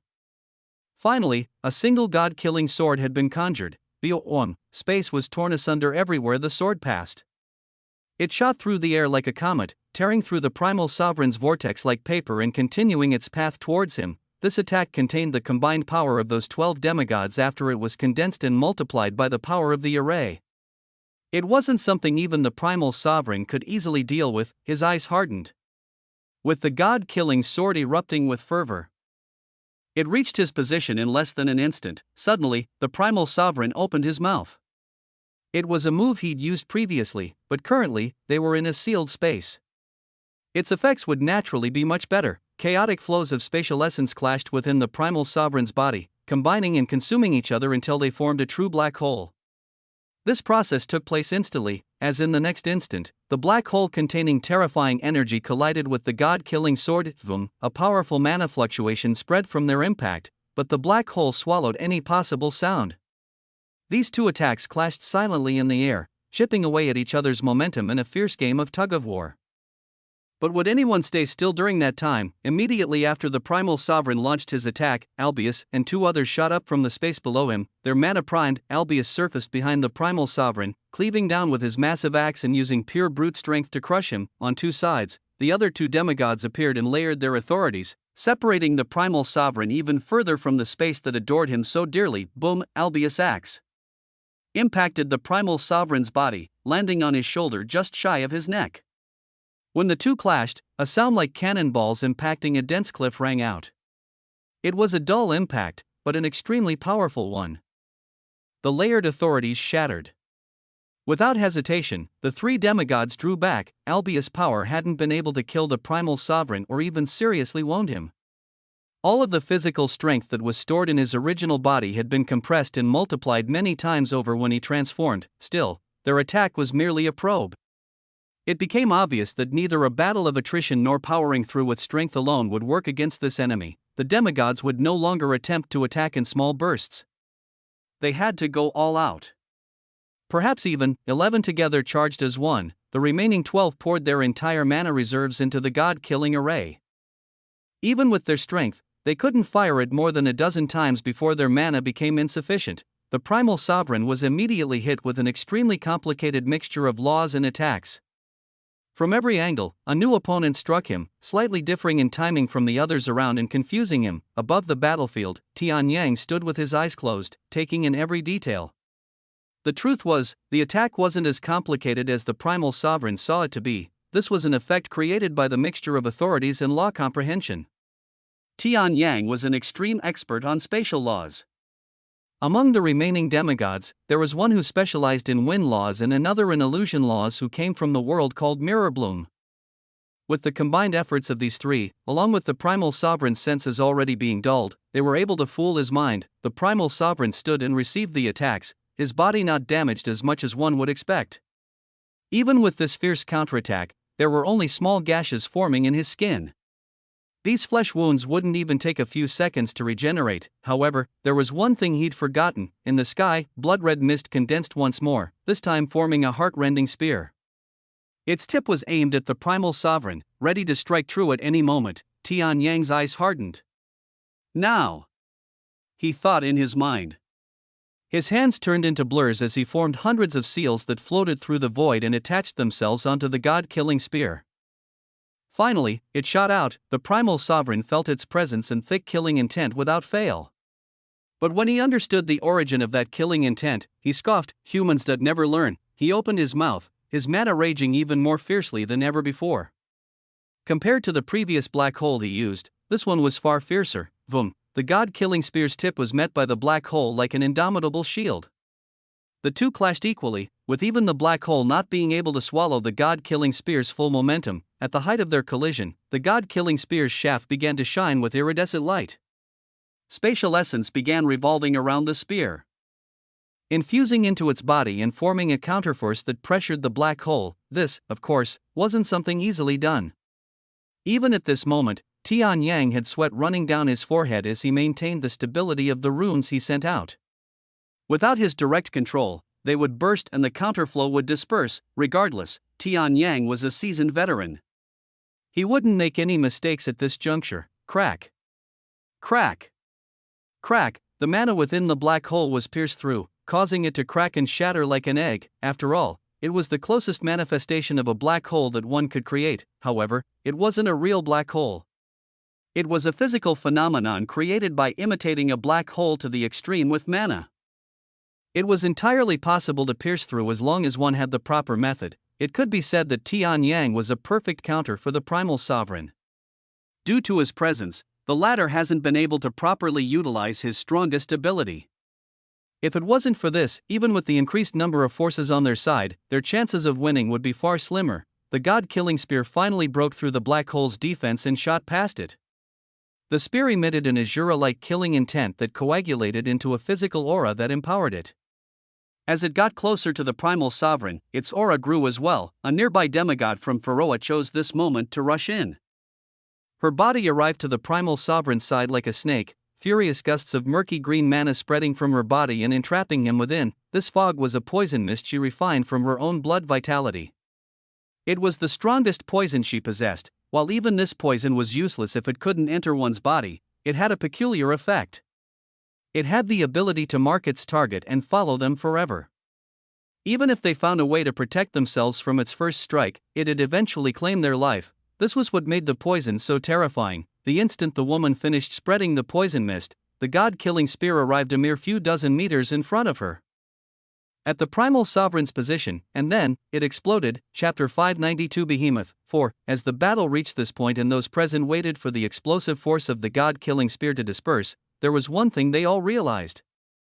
Even Damien, who was watching from afar, was the same. The primal sovereign actually wasn't as fearsome of an existence as they'd originally thought. His raw power alone was incredibly terrifying. His connection with space was enough to make these 24 demigods unable to resist him. However, he had weaknesses as well. Most obviously, his intelligence. In the first place, space beasts weren't materialistic and didn't have societies. They spent their lives wandering the vastness of space aimlessly, occasionally swallowing world cores and using other means to increase their strength. In their minds, the only thing that mattered was strength, whether that be their current strength or ways to increase their strength, tactics, comprehension. None of this mattered to a space beast. Their natural connection with space trumped the level that most people could reach through comprehension, but there was a key difference. When humans spent years upon years arduously comprehending the laws, they formed their own viewpoints on the way they functioned and established martial roads unique to themselves. Through this, skill was born. Skilled usage of laws while conserving as much mana as possible without losing power. Techniques that enhanced these laws and allowed them to display their true potential. Essentially, the ability to innovate and adapt was something that space beasts lacked. In this situation where the primal sovereign's connection with space was cut off by the god-ensnaring array, he truly only had his physical body and a small set of skills to use to defend himself and counterattack. As long as they could maintain their momentum without allowing him a chance to respond, they should be able to eventually kill the primal sovereign. Unfortunately, it was unsure whether or not those powering the formations could last that long. The ones battling the primal sovereign were also constantly putting themselves on the edge of death. Slowly but surely, the explosive force dispersed and the primal sovereign's body finally came into view. Spatial storms and ruptures raged around him. Falling into one of these would instantly kill a fourth class, but they didn't seem to harm the primal sovereign at all. Instead, seeing this scene, the demigods' faces turned ugly. Even the primal sovereign's damaged body and the sight of the Phyrone demigod's poison sinking into his skin weren't given their attention, because with these spatial ruptures, the primal sovereign's arm waved madly. Following his movement, droves of spatial essence rushed out of the crack and swirled around him, creating a fog in the air. Shatter! The primal sovereign bellowed. The surrounding spatial essence became increasingly heavy, bearing down on the god-killing array and attempting to destroy it. As long as the universe's spatial essence was present, the primal sovereign was a monster. Otherwise, he never would have earned his current title. Vroom, a tongue of spatial essence whipped out, entrapping 3 demigods in an isolated space. The instant they arrived, they were met with an intense barrage of spatial attacks. However, compared to normal spatial laws, the ones contained in these attacks were slightly different. The demigods didn't notice the difference. But Damien did. He was the only one familiar with these fluctuations. The primal sovereign's connection with space carried a hint of the void within. He could clearly smell its scent, the same way Damien's scent attracted wrath and the primal sovereign. Within his body, he felt his mana heart tremble. It was black in color after being influenced by void mana, and currently, it was thumping heavily. Damien's entire being was almost consumed with the urge to devour. He knew that devouring the primal sovereign would help his strength grow immensely, but there were multiple problems with this. Even ignoring whether or not the primal sovereign would die here, there was also the problem of how Damien would convince those demigods to give him the body, and even then, the primal sovereign wasn't someone Damien could devour. He was a divinity. A completely different existence. If Damien attempted to devour him with his current strength, he'd explode from the excess energy. As he controlled his urges, he continued to watch the fight. At the moment, the demigods were struggling fiercely, but the primal sovereign was too strong. Mirrorbloom's elusive fairy goddess galvanized her illusions to their limits in a bid to confuse the primal sovereign, but space around her immediately turned into a hellscape. She was forced to focus on defense, lest she be swallowed by a stray black hole. Her fate wasn't hers alone. Almost every demigod was being attacked by an endless amount of spatial essence. The god-killing array's function had been suppressed since the very beginning. And the remaining 12 demigods were doing everything they could to force it into action. Only Tianyang had it somewhat easier due to his affinity, but that didn't put him in a favorable situation. From the way things were looking, the only way to defeat the primal sovereign was to close the ruptures in space around him. Those were the source of his seemingly infinite spatial essence, but Tianyang was the only one who could repair this space. While he attempted to do so, the primal sovereign wouldn't leave him alone. Could these demigods, who were already struggling, provide cover for him while he worked? A sense of dread spread through them. Before the war with the Nox even began, the human domain's strength would take a severe hit. Whether they won or lost this battle, they'd be losers in the end. It was unfair. This calamity appeared out of nowhere. It had no warning, no major purpose, but it was still a calamity that could seriously threaten the human domain's safety. But this was life. Nothing would ever go as planned. As humans, the only thing they could do was adapt. A sudden determination entered the demigod's eyes. There was a reason why the human domain was always at the forefront of the war. There was a reason why humans, despite how much other races looked down on them, were able to stand equal to or even surpass these very same races. The human race was a pool of filth. It was a place where brothers would kill each other for wealth, lovers would betray each other for power, a place where infighting was as common as clouds in the sky. It was for this sense of disunity that many races looked down on humans and thought them weak and barbaric. If they couldn't even see eye to eye with their own people, how could they do the same with others? But that was a misconception. The human race was extremely prone to infighting, but against outside threats, they always stood united. When humans were pushed to the extreme, emotions clouded their minds and allowed them to achieve the impossible and throw away their cowardice. The human race of the human domain had never produced an unworthy demigod. Every single person who'd been able to cross that boundary was a person worth respecting, and that remained true to this day. All others that didn't meet this criterion were stuck at the extreme peak of fourth class, unable to move forward. The demigods present were no exception. Understanding the consequences of this battle, understanding what they had to do to achieve victory, blood vitality burnt en masse. Nothing would be held back in a fight concerning the fate of the human domain. Chapter 593 Behemoth, 5, billowing auras of burning blood vitality spread through the god-ensnaring formation. Even the primal sovereign understood the danger that stemmed from this. He moved rapidly. Now that he had access to spatial essence, he wouldn't let anyone halt his momentum. He charged at the nearest demigod, the same Phyrone woman who poisoned him not long ago. Facing his sudden attack, she didn't panic at all. Her hands moved in front of her body, forming a set of complex seals that shone with pale green light. When they came together and burst, boom, a large chunk of the primal sovereign's flesh was torn open. The poison she'd planted inside his body combusted at her command. The primal sovereign's physical condition wasn't at the same peak it used to be. After the god-killing spear hit him, his internals sustained some serious damage. The poison that the Death Mist Empress used on him was just the cherry on top. But the primal sovereign was still a tank. He didn't pay any mind to his injury, continuing his charge. Spatial essence wrapped around the two and isolated them. A massive portal opened above the Deathsmoke Empress head. Chaotic spatial waves poured out like a tsunami, enveloping the Deathsmoke Empress within. In that instant, space fragmented at an ethereal level. Each piece of shattered space seemed to hold its own true dimension. The Deathsmoke Empress body was being forced into these shards. Even a demigod would have a hard time surviving if they couldn't affect space. The Deathsmoke Empress was in this position. The laws she studied were used primarily for killing. When it came to defensive and supportive use, they didn't have as much power. Against the absolute suppression of the primal sovereign's connection with space, she was helpless. Even after burning her blood vitality, before anyone could react, the interaction finished.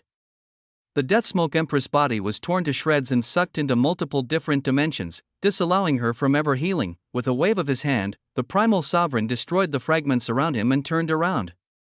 Just like that, an exalted demigod had died. Due to the miraculous effects of the god-ensnaring formation and god-killing array, it became hard to distinguish why the primal sovereign was a being to be feared. He was being defeated too easily, but the only reason that was possible was because his connection with space was cut off. Even if he didn't have any intricate knowledge at all, his raw strength and instinctual control were both monstrous to the extreme. There was no hierarchy among space beasts. There was only strength. But even then, the term primal sovereign was able to exist. The space beasts able to claim this title could only be 10. And of those 10, this primal sovereign was fifth. He wasn't a small figure. As for those above him, they were largely unknown.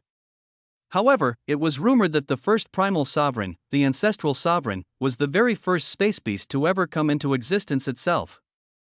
Even if the difference between ranks was massive, just to reach a level where his name could be said in the same sentence as such a figure spoke to his strength. Now that he had the ability to show it, why would he hold it back? These humans needed to die so that he could finally get what he came for. His body continued moving. After killing the Deathsmoke Empress, he next targeted the Blood Emperor. The Blood Emperor had been wounded in the very first clash, and although he was healed now, he still had some lingering fear in the back of his mind. This kind of fear affected his fighting form, leading him to take a minor role in the following clashes. However, it seemed he could no longer hide. When it came to burning blood vitality, he had a bit more leeway than others. Since he became a demigod through blood, he naturally understood how to control it. This meant, in terms of keeping the primal sovereign's attention, he was the best choice. His gaze landed on Tian Yang. He said no words, but gave a single firm nod. He'd do the best he could, so Tian Yang had to complete his job with utter certainty. Without waiting for an answer, the Blood Emperor took out his weapon, a long staff made of strange red metal. The Blood Emperor let out a low shout. Dropping his body, he fiercely swung out with his staff, conjuring up a sea of blood that backed its momentum. His attack seemed premature. But in reality, his precision was perfect. At that same moment, the primal sovereign materialized in the staff's path, his fist already primed to attack, except, he never would have guessed that his movements were seen through. Bang! The staff rammed into the primal sovereign's side, creating an audible crunching sound as it dug into his flesh. Following the blunt impact, the surrounding blood sea moved as well, attempting to infiltrate the primal sovereign's body and attack him from within. The primal sovereign let out a guttural roar and galvanized his spatial essence, madly drawing it to him and using it to disintegrate the blood sea. The Blood Emperor pushed his mana fiercely, locking the primal sovereign in a fragile stalemate. With his blood vitality burning brighter than the sun, he was able to reach a level much closer to the primal sovereign's. but this wasn't nearly enough to make up the distance. However, because of the laws he studied, he was extremely sensitive to blood in general. Even if he couldn't sense the primal sovereign through normal means, he could still trace the beast's blood as he moved. When the primal sovereign's speed advantage was taken, it made it easier for the Blood Emperor to attack, drawing out the fight as long as he could. That was his job, and he wasn't alone in this. Blazing auras lit up the surroundings. With the primal sovereign held in place by the Blood Emperor, they took the opportunity to attack as well. 6 flashes appeared around him. 3 were attacks while the other 3 were seals. Altogether, they exploded into a dazzling show of light as they accomplished their purposes. The primal sovereign harumphed. He slowly took a deep breath. The surrounding spatial essence began to gather in his lungs, and then, his mouth opened and roared. His booming voice spread through the god-ensnaring formation with a storm of harrowing spatial winds. The attacks sent towards him were sucked into this storm and shattered. With every move from the surrounding demigods, he would counter easily. No matter how they attacked him, his power was just too strong. The 5th primal sovereign was someone they could defeat with their combined power, but they weren't prepared enough to do so during this encounter. Unfortunately, they couldn't kill him smoothly. A massive vibration spread through the air. Within the god-killing array, a total of 12 monstrous god-killing weapons twirled through space. After burning their blood vitality, the demigods in charge of the formations decided to hold nothing back. They could at most use the god-killing array a dozen times before they ran out of strength, and now, they'd used all those chances at once. The effect this level of attack would have was too extensive. Even a portion of their allies wouldn't be able to survive. But if they were forced to do it. A voice boomed out.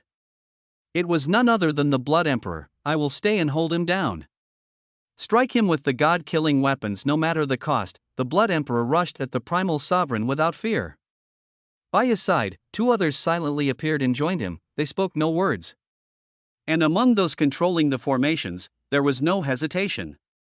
They could only mourn after the battle was over. The 12 god-killing weapons attacked together, creating an apocalyptic scene that could have destroyed a planet with ease.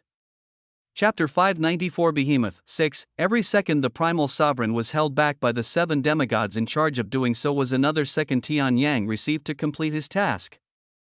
In reality, he had the remaining 3 demigods by his side for protection, but they weren't lasting as well as he expected. The primal sovereign's instinct was difficult to overcome. The number of terrifying traps that were left in the space around the spatial fissure from which his energy originated was insane. With every step they took forward, they were forced to take another 5 back, but eventually, Tian Yang was able to get close to the fissure. The others were still attempting to extricate themselves, but none of that mattered. His mana didn't rage wantonly.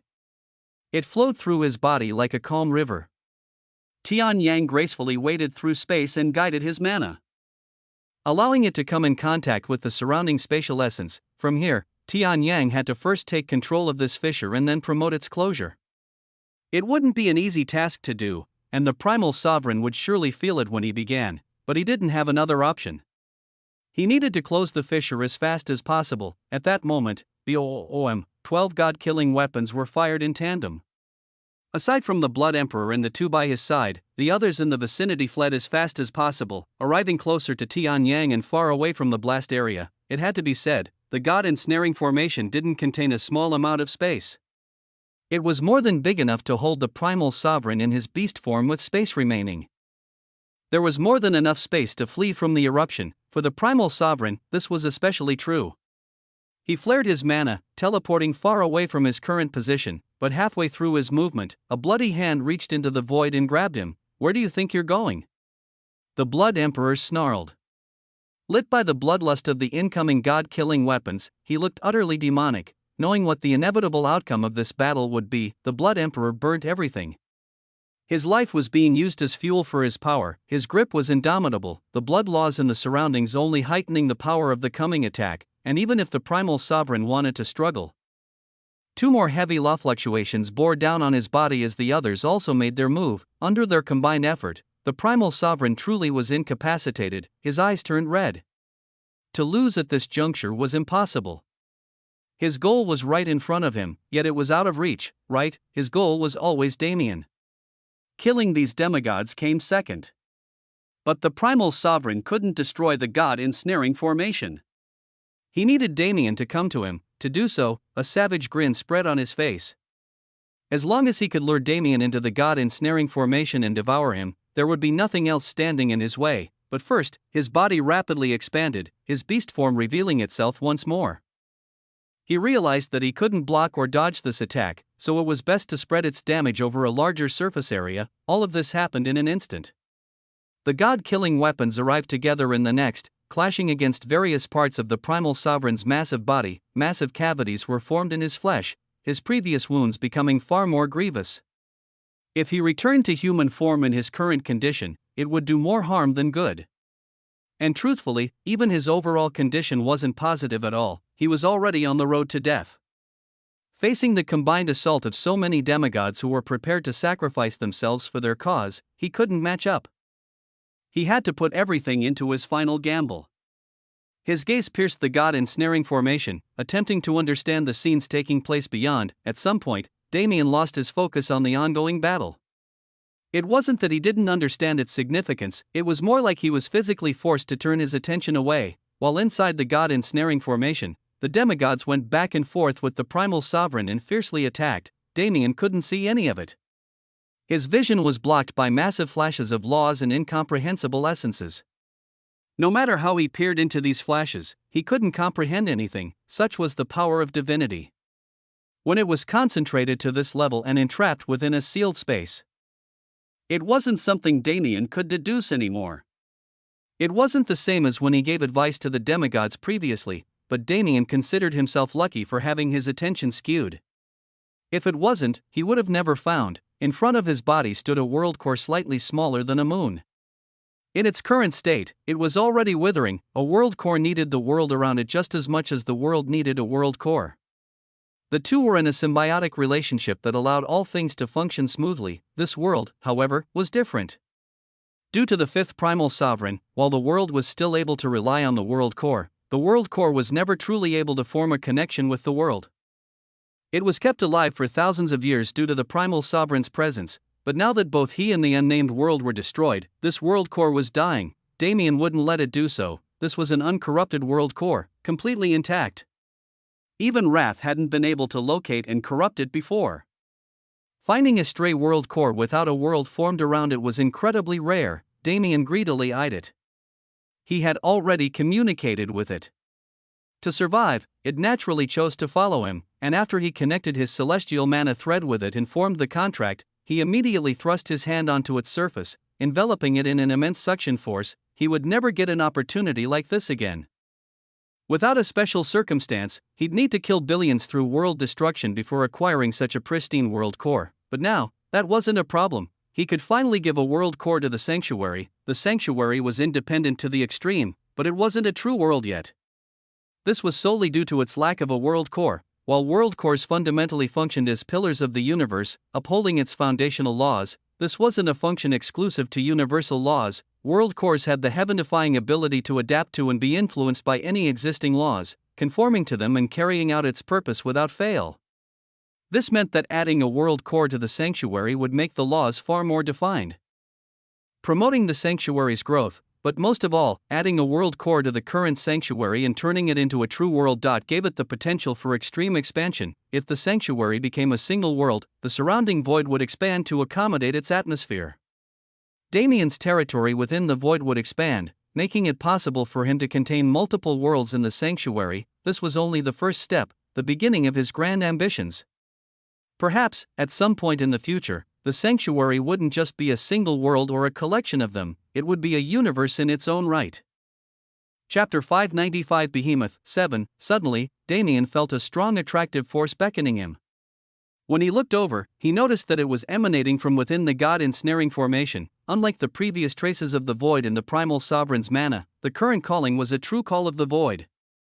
This wasn't something that could be enacted merely by coming into contact with it once or twice, and when Damien's void physique felt this calling, it was almost unable to resist.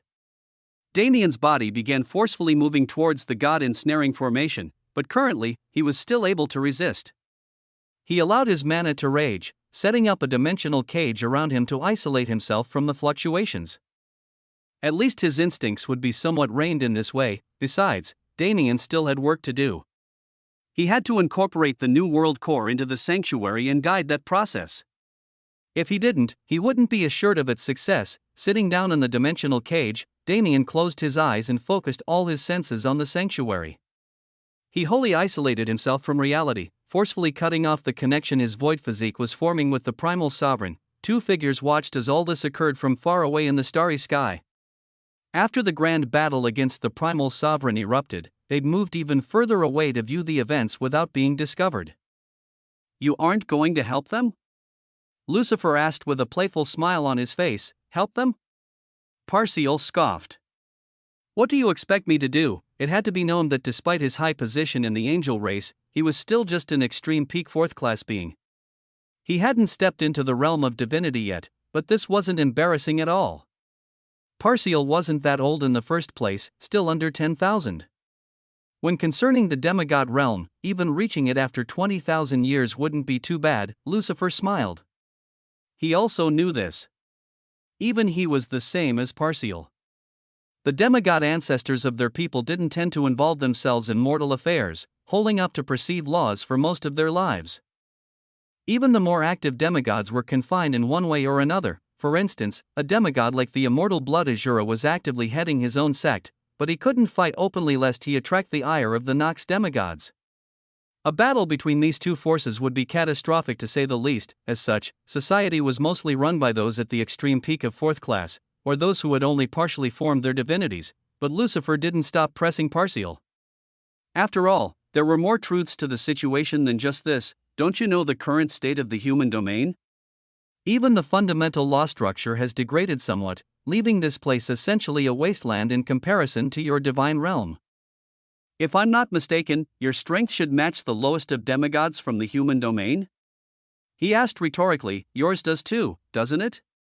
Why don't you go help them if you're so adamant? Parcial spat back. Really, in this situation, he was powerless. He didn't understand the fifth primal sovereign's purpose at all, and he didn't understand what kind of value that human boy held either. He only knew that there was an immense amount of fate surrounding the boy named Damien.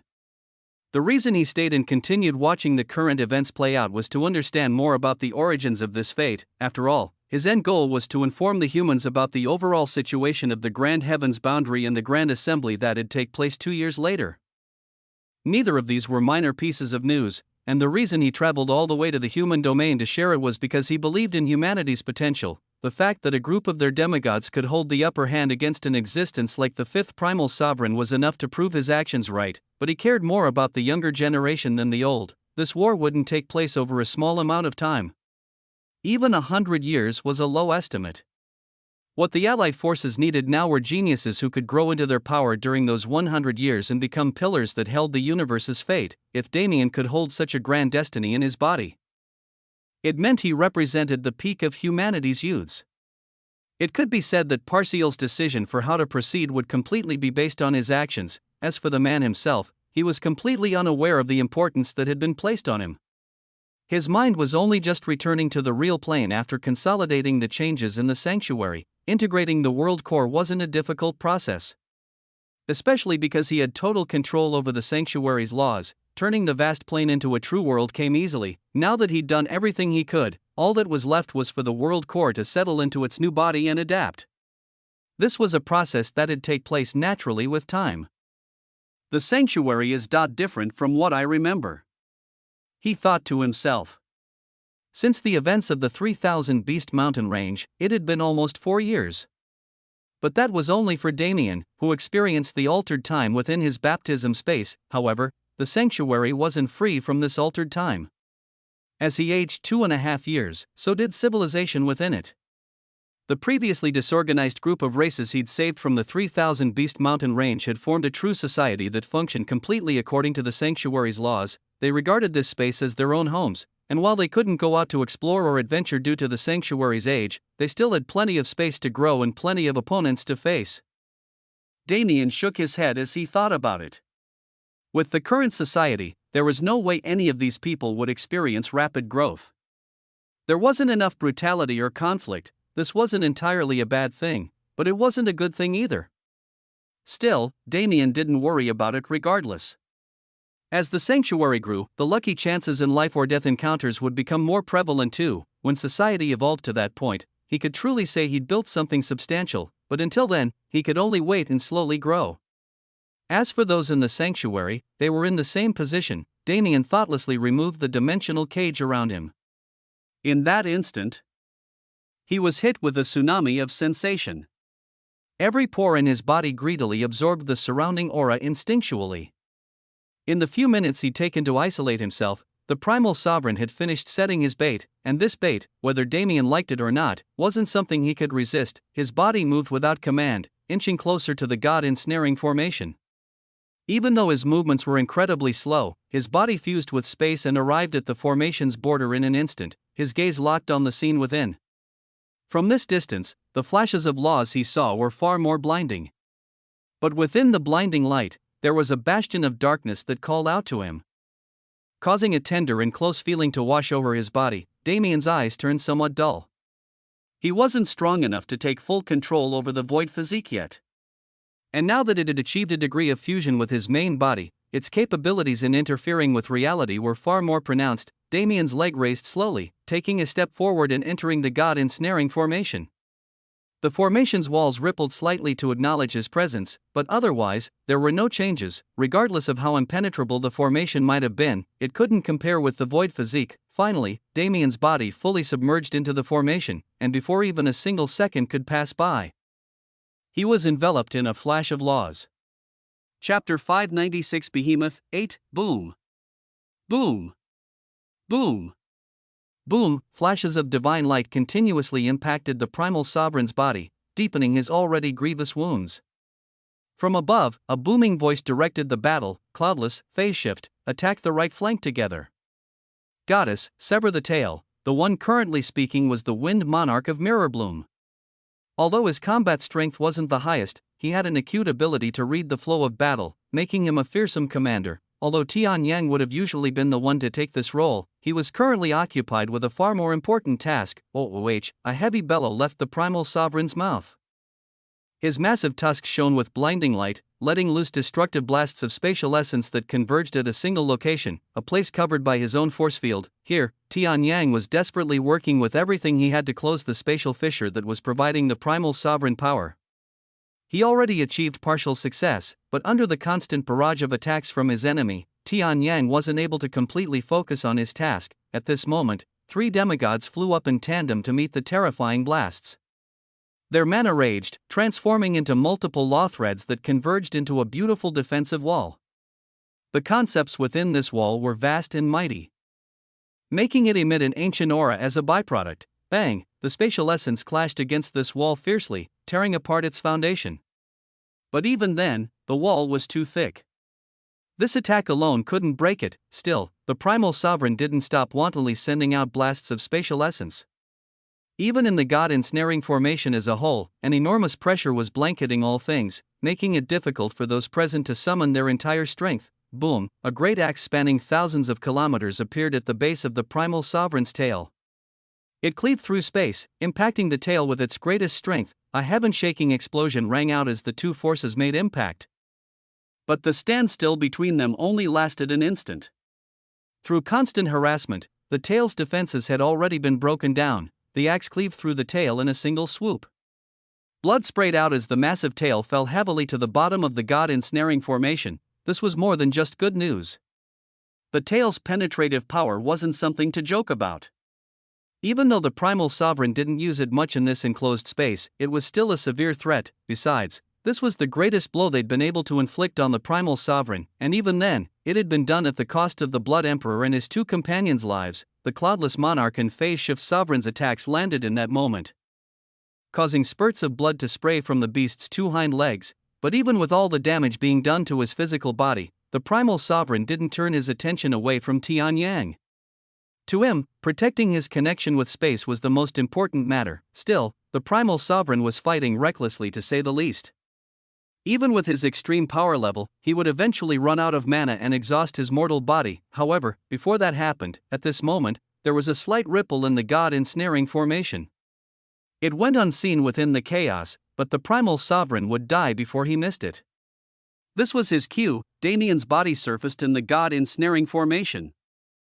Standing above the area the god-killing array's blood fog once populated, before he could even witness the ongoing collision, he felt an extreme suction force lock onto his body. The primal sovereign's trunk was raised for the first time since the battle began. Although this movement alone didn't signify anything, a frightening essence revolved when the primal sovereign took this action, initiating the suction force Damien was currently feeling. This essence wasn't something that just anyone could use. At the same time, it wasn't a devouring power similar to Damien's. No, this was the devouring power possessed by a heaven-swallowing beast. The fifth primal sovereign had somehow acquired this trait for himself.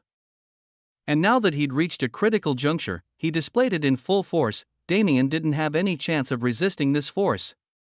As for the surrounding demigods, they'd barely noticed his presence, so how could they aid him? However, it was different for Tianyang. He was especially sensitive to Damien's aura after spending so much time with him, and now seeing that suction force envelop him, Tianyang felt his heart drop. Anything else could be taken from him. His strength, his status, at the end of the day, these things were material. Above all else, there were two things he cherished: the sect he grew up in, and the two disciples he'd taken as his own. If anything happened to Damien, he didn't deserve to live. But just as he was about to move to rescue his disciple, a mental transmission fell upon his ears. Hey geezer, focus on what you need to do. Just remember one thing: when the time comes, grab onto me and don't let go. Damien's voice was filled with icy determination. From the moment he became unable to resist the call of the void, he'd been planning for how to survive. Against demigods who wanted to kill him, keeping his life was impossible. Even against those who wanted to consume him, his chances of survival were infinitesimal. However, against a primal sovereign that had been wounded to the point of nearing death, he had a bit more confidence, only he had no way of dealing with the aftermath. And even if he succeeded, it was almost certain that he'd be incapacitated for a period of time afterwards. Yet, Damien took all this in stride. Looking at the surroundings, a number of demigods had already perished. Their deaths were major losses to the human domain, and each and every one was his fault. He drew wrath to the human domain. He drew the fifth primal sovereign in the same way. If he couldn't shoulder the consequences of his existence, he didn't deserve to bear the responsibilities his existence placed on him. Damien no longer waited for the suction force to slowly consume him. His mana flared into the surroundings, galvanizing his speed and blasting him into the primal sovereign's grasp like a comet. The primal sovereign's eyes twinkled with an amused light as he saw this. Could it be that this boy actually believed he had a chance at resistance? Or was he simply accepting his death in stride? Regardless, the primal sovereign didn't take his actions too seriously. His mouth opened like a gaping black hole, revealing the abyss within. And only a second later, Damien flew in. This event was tiny in the grand scheme of things. From the moment Damien appeared to the moment he was swallowed, only a single second passed. Among the demigods, only a few noticed this interlude, and even among them, only Tianyang understood the implications. He could only trust his disciple. Until now, Damien had produced plenty of miracles. Never once did he disappoint Tianyang's expectations. While the current circumstance was far more harrowing than anything that had taken place in the past, Tianyang still trusted his disciple. This was a fighter he'd raised. Whether it was facing someone at the same level or even a true god, he would never back down, and as his master, Tianyang once again found himself playing a supporting role, to make sure that while Damien put his everything on the line, nobody would be able to hinder his path. Chapter 597 Behemoth 9. Even while conversing with Damien, Tianyang never stopped pouring his mana into the erupting spatial fissure. Now, he would only need a few more minutes to close it thoroughly. But he needed to be faster. Whether it be Damien or the surrounding demigods, none of them were in good situations. If he could seal off a large portion of the primal sovereign's strength, he could ease all their burdens and make this fight progress far more efficiently. 6 shining lights surrounded the primal sovereign from all angles. They were constantly harassed by terrifying spatial phenomena, but persevered nonetheless. With their blood vitality burning to provide them power, they did everything they could. Finally, there were the 12 demigods who upheld the god ensnaring formation. In truth, these 12 bore an immense burden. The god-killing array alone had taken a majority of their strength to activate and utilize. Now, to make sure the god ensnaring formation didn't burst, they were putting their lives on the line. Even compared to the combatants, these 12 demigods were more important. If they failed in their task, the primal sovereign would be released into the universe once more, regaining his entire connection with space and becoming an entity they could no longer face. All parties were doing everything they could. At this rate, as long as they could continue, they would be able to kill the fifth primal sovereign without too many more losses. However, unbeknownst to them, a fierce struggle to define their fates was taking place within the primal sovereign's body. When Damien was sucked into the primal sovereign's mouth, he found himself in a space filled with darkness. Surprisingly enough, the space within the primal sovereign's body was a naturally isolated dimension. It was no wonder why, even with all the wounds he'd accumulated during the battle, he hadn't been fatally injured. Even his organs carried space's blessing. Of course, the isolated dimension Damien was in wasn't peaceful at all. It only retained that appearance due to the invisible nature of the forces within. Damien's body was currently being pulled apart by multiple different suction forces coming from different points in space. This feeling was similar to a certain medieval torture machine, except multiplied to a far more gruesome scale. If any other fourth class was placed in this space, they'd instantly be torn to shreds without being able to put up a fight. Even Damien wasn't too much better off. His body popped and bulged as he pushed his physical strength to the maximum. Void mana took shape around him, forming a protective shield that gave him yet another layer of protection. In usual times, he would have added void essence to this shield to make it even thicker, but he no longer had to do so. His mana was essentially void essence, just adapted to his body. Compared to the void essence he'd used in the past, his current mana was even stronger. And it'd continue growing stronger along with Damien. Only, he didn't have more than 5% control over his mana at the moment. However, for now, this was more than enough. What he planned to do didn't depend on his understanding of his mana. Devour. Damien spoke, but his words were silent, swallowed up by the devouring force. But at that moment, a counterforce spread from his body. This was Damien's own devour ability. The primal sovereign used an inherent trait of heaven-swallowing beasts, while Damien used the inherent trait of his void physique. Within the isolated dimension of the primal sovereign's body, these two forces fiercely collided. Bzzzt. The sound of their collision was strange and static-like, two devouring forces attempting to devour each other.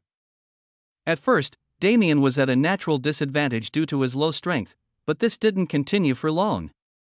Compared to a heaven-swallowing beast swallowing laws, the void physique's devour was like an ancestor of him. The devouring vortex around Damien expanded in size, slowly growing to cover his entire body. Its momentum wasn't phased in the slightest. Even after reaching this point, it continued expanding with fervor. Within the devouring vortex, Damien furiously pushed his mana and blood vitality. He even mixed his spiritual intent into the flow of energy he was producing, putting everything he had into maintaining the vortex. Still, the devouring force Damien was combating was a natural response from the primal sovereign's body, not one he actively controlled. This meant that no matter how Damien tried to wrest control over the opposing force, it always became stronger to perfectly counter him and then slowly chip away at the territory he created. From Damien's perspective, this was a battle for his life. If he didn't succeed in his crazy idea, he'd be torn apart and digested by the primal sovereign. This wouldn't just be the end for him, but for the human domain as a whole. The Allied forces' assault today was sure to have deeply offended the primal sovereign. If he was allowed to escape, let alone escape empowered by Damien's nutrients, he was guaranteed to return for revenge. At that time, it'd be impossible to stop him. So Damien couldn't fail here. It was imperative that he lived through this calamity. His mouth opened, letting out a ferocious roar. Damien's cracking body expanded once more, taking on his demon dragon form. A blood-red aura enveloped his body as well, signifying his burning blood vitality. These were all the cards Damien could logically play. As a final move, he could still sacrifice his lifespan, but he had no interest in truly burning away his life unless it was absolutely necessary. Heal activated, keeping Damien's blood vitality stable as he sacrificed it. In only a few breaths' time, his territory had expanded to cover the entire isolated space, warding off the surrounding devouring power. This was a grand achievement. It could be said that Damien claimed a portion of the primal sovereign's body as his own. If he continued to do this, it wouldn't just help him, it'd also help the demigods outside. But nothing could flow so easily in this brutal universe. As Damien's control reached such a massive level, the primal sovereign also noticed the abnormality within his body. He could clearly feel that the seed he devoured hadn't been digested, and its power wasn't flowing through his veins. Yet, he could still feel the existence of that power within his body, and it wasn't a small amount. The primal sovereign's face turned black as he realized what was happening. This brat truly did believe he had an opportunity to win. He was relying on the God of Heaven's inheritance to retain his life even at the final juncture. The primal sovereign's eyes became bloodshot. To use the very inheritance that he was chasing to defeat him, wasn't this just slapping him in the face? And more than that, this disrespect was coming from a mere human. How could he allow this to continue? The primal sovereign's tactics changed immediately. He no longer harassed or attempted to kill the surrounding demigods. Instead, he galvanized his mana wildly and formed a titanic spatial storm that revolved around him and isolated him from the outside world. This spatial storm was intense. Even for these demigods, to force their way to the center would consume too much energy, leaving them vulnerable when they finally found the primal sovereign. In this situation, there was only a single thing they could do. They could only wait for Tianyang to finish his duties, cutting off the primal sovereign's source of strength. At that time, he wouldn't be able to continue upholding this spatial storm, allowing them a chance to attack. But how long would that take? Tianyang wore a dignified expression. For others it didn't matter, but it was different for him. He flared his mana even more furiously, desperately attempting to sever the connection between the primal sovereign and the universe. Until that happened, the battle became a duel between two. Chapter 598 Behemoth 10. After erecting the spatial storm, the primal sovereign immediately sunk his consciousness into his body. Materializing as an avatar that stood outside the bounds of Damien's devouring force. Boy, you dare resist me? Be silent and become my strength. He yelled in anger. He really couldn't stand the fact that such a minor being believed he could stand against him. Even if this being was the seed, he was called the seed precisely because he hadn't bloomed yet. At this moment, Damien was at most a sprout. His body and the void physique had begun the process of becoming one, but hadn't truly fused yet. When this process ended and Damien became a towering tree, there wasn't a single being in the universe that could stand in his way, but right now, he was too far away from that point. Against an extremely powerful demigod like the primal sovereign, he really didn't stand a chance. The primal sovereign immediately took control of the surrounding swallowing power and used it to pressure Damien, clashing against the territory he'd claimed through his own devouring force. It didn't take long for Damien's deficit to become pronounced. However, even in this situation, he persisted. The void's devouring force was miraculous. Without its abilities, Damien wouldn't last a second in this collision, but in reality, he was able to continue scraping up territory even under the terrifying suppression of the primal sovereign's swallowing laws. There were multiple reasons for this even when excluding the void physique. Of these, the most prevalent was the primal sovereign's lacking strength. Not only was his mana already strained after battling with so many powerhouses for an extended period of time, he was also using an exorbitant amount of mana to maintain the spatial storm that protected him. To combat Damien, he only had a small portion of power remaining. Even still, he was able to pressure him to such an extent. This only went to show the difference in power. Damien used everything he had. He roared into the heavens wildly as if raging at their inaction. From his body, multiple different abilities manifested at once. All his traits became active as his bloodlines were drawn to their maximum capabilities. And black veins of void mana spread across his body, making him look especially demonic. The surrounding space became incredibly chaotic.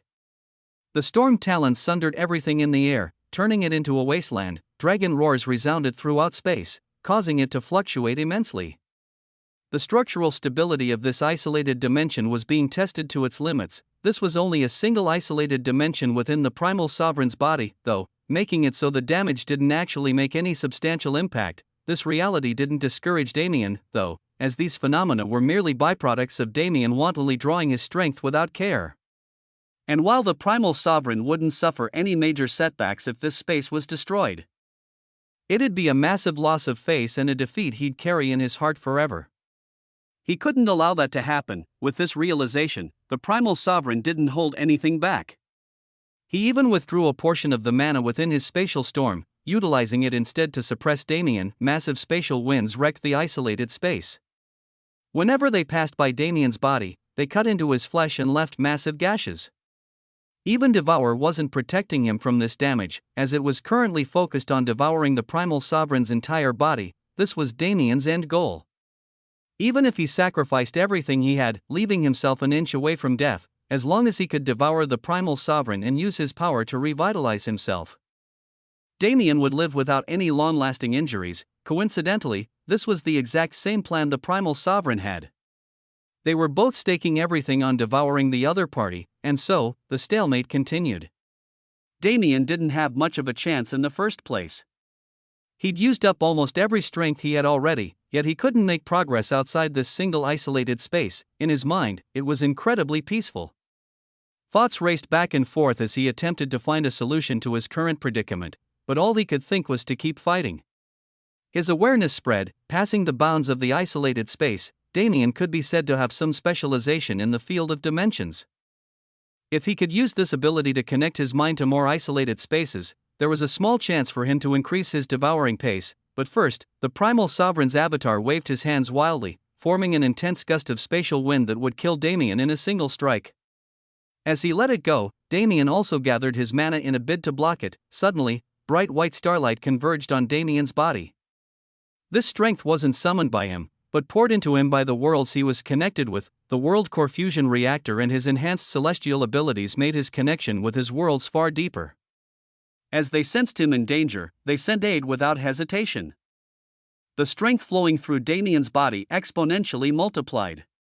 At the same time, his mouth opened as he roared a phrase he hadn't said in a very long time. Starfall. The void shattered into pieces. The starlight around Damien's body transformed until it shone with an iridescent blue, which was then reflected in the portal that had been summoned. The portal rapidly expanded in size until finally, a meteor the size of a moon rushed through the gap with insane speed. It began burning after coming in contact with the stable space of the isolated dimension, and without veering from its path, it flew straight into the course of the primal sovereign's spatial wind. BOM. The two forces made impact. Despite the power of the spatial wind, it wasn't able to completely destroy the meteor before it dispersed. With its remaining momentum, the meteor crashed into the border of the isolated dimension and burst it apart. It wasn't just a single one of them that got injured. The primal sovereign's avatar became less defined, while Damien spat out a mouthful of blood. Summoning such a harrowing meteor was incredibly difficult even for him. After all, it possessed the ability to injure the primal sovereign. Blood leaked from Damien's every pore, covering his body until he looked like an avatar of blood, inhuman. He'd been constantly burning blood vitality and overdrawing his mana. His fatigue was obvious. The only reason he didn't collapse was because the second he did, he'd die. Therefore, he ignored his wounds and continued pushing his mana. He wouldn't miss the opportunity he granted himself. While the primal sovereign's avatar was weakened, he wouldn't be able to control his mana as precisely. Plus, Damien had truly injured the primal sovereign's physical body in that attack. Perhaps this even caused some problems in the outside world that divide his attention. Regardless, this gave Damien an opening to rapidly expand his territory without fear, and that's exactly what he did. From the size of a single isolated dimension, the scale of Damien's devouring power continuously increased until roughly half of the primal sovereign's physical body had been plundered. Chapter 599 Behemoth 11. The truth was, Damien didn't have the power to devour the primal sovereign whole. The beast's body was massive, over half the size of the unnamed world it slumbered in. With his current level, this was far too grueling of a task. However, he had methods to circumvent this problem. Aside from the many sacrifices he made to sustain his mana and ability, he also used a few shortcuts to spread his devouring force faster. For instance, the Void Flames. Void Flames carried some of Devour's abilities, and it was intrinsically linked to the Void physique in this way. But more than that, the Void Flames had an integral ability for the current circumstance. That was the ability to devour mana and use it to sustain itself. This way, the flames could spread using their own mana without touching Damien's reserves. Under his control, these flames spread rapidly and began depleting the primal sovereign's mana, at the same time using their influence to spread Damien's devouring power to the far reaches of the primal sovereign's body. It was only with these shortcuts that Damien was able to rapidly encase half of the primal sovereign's body with his power.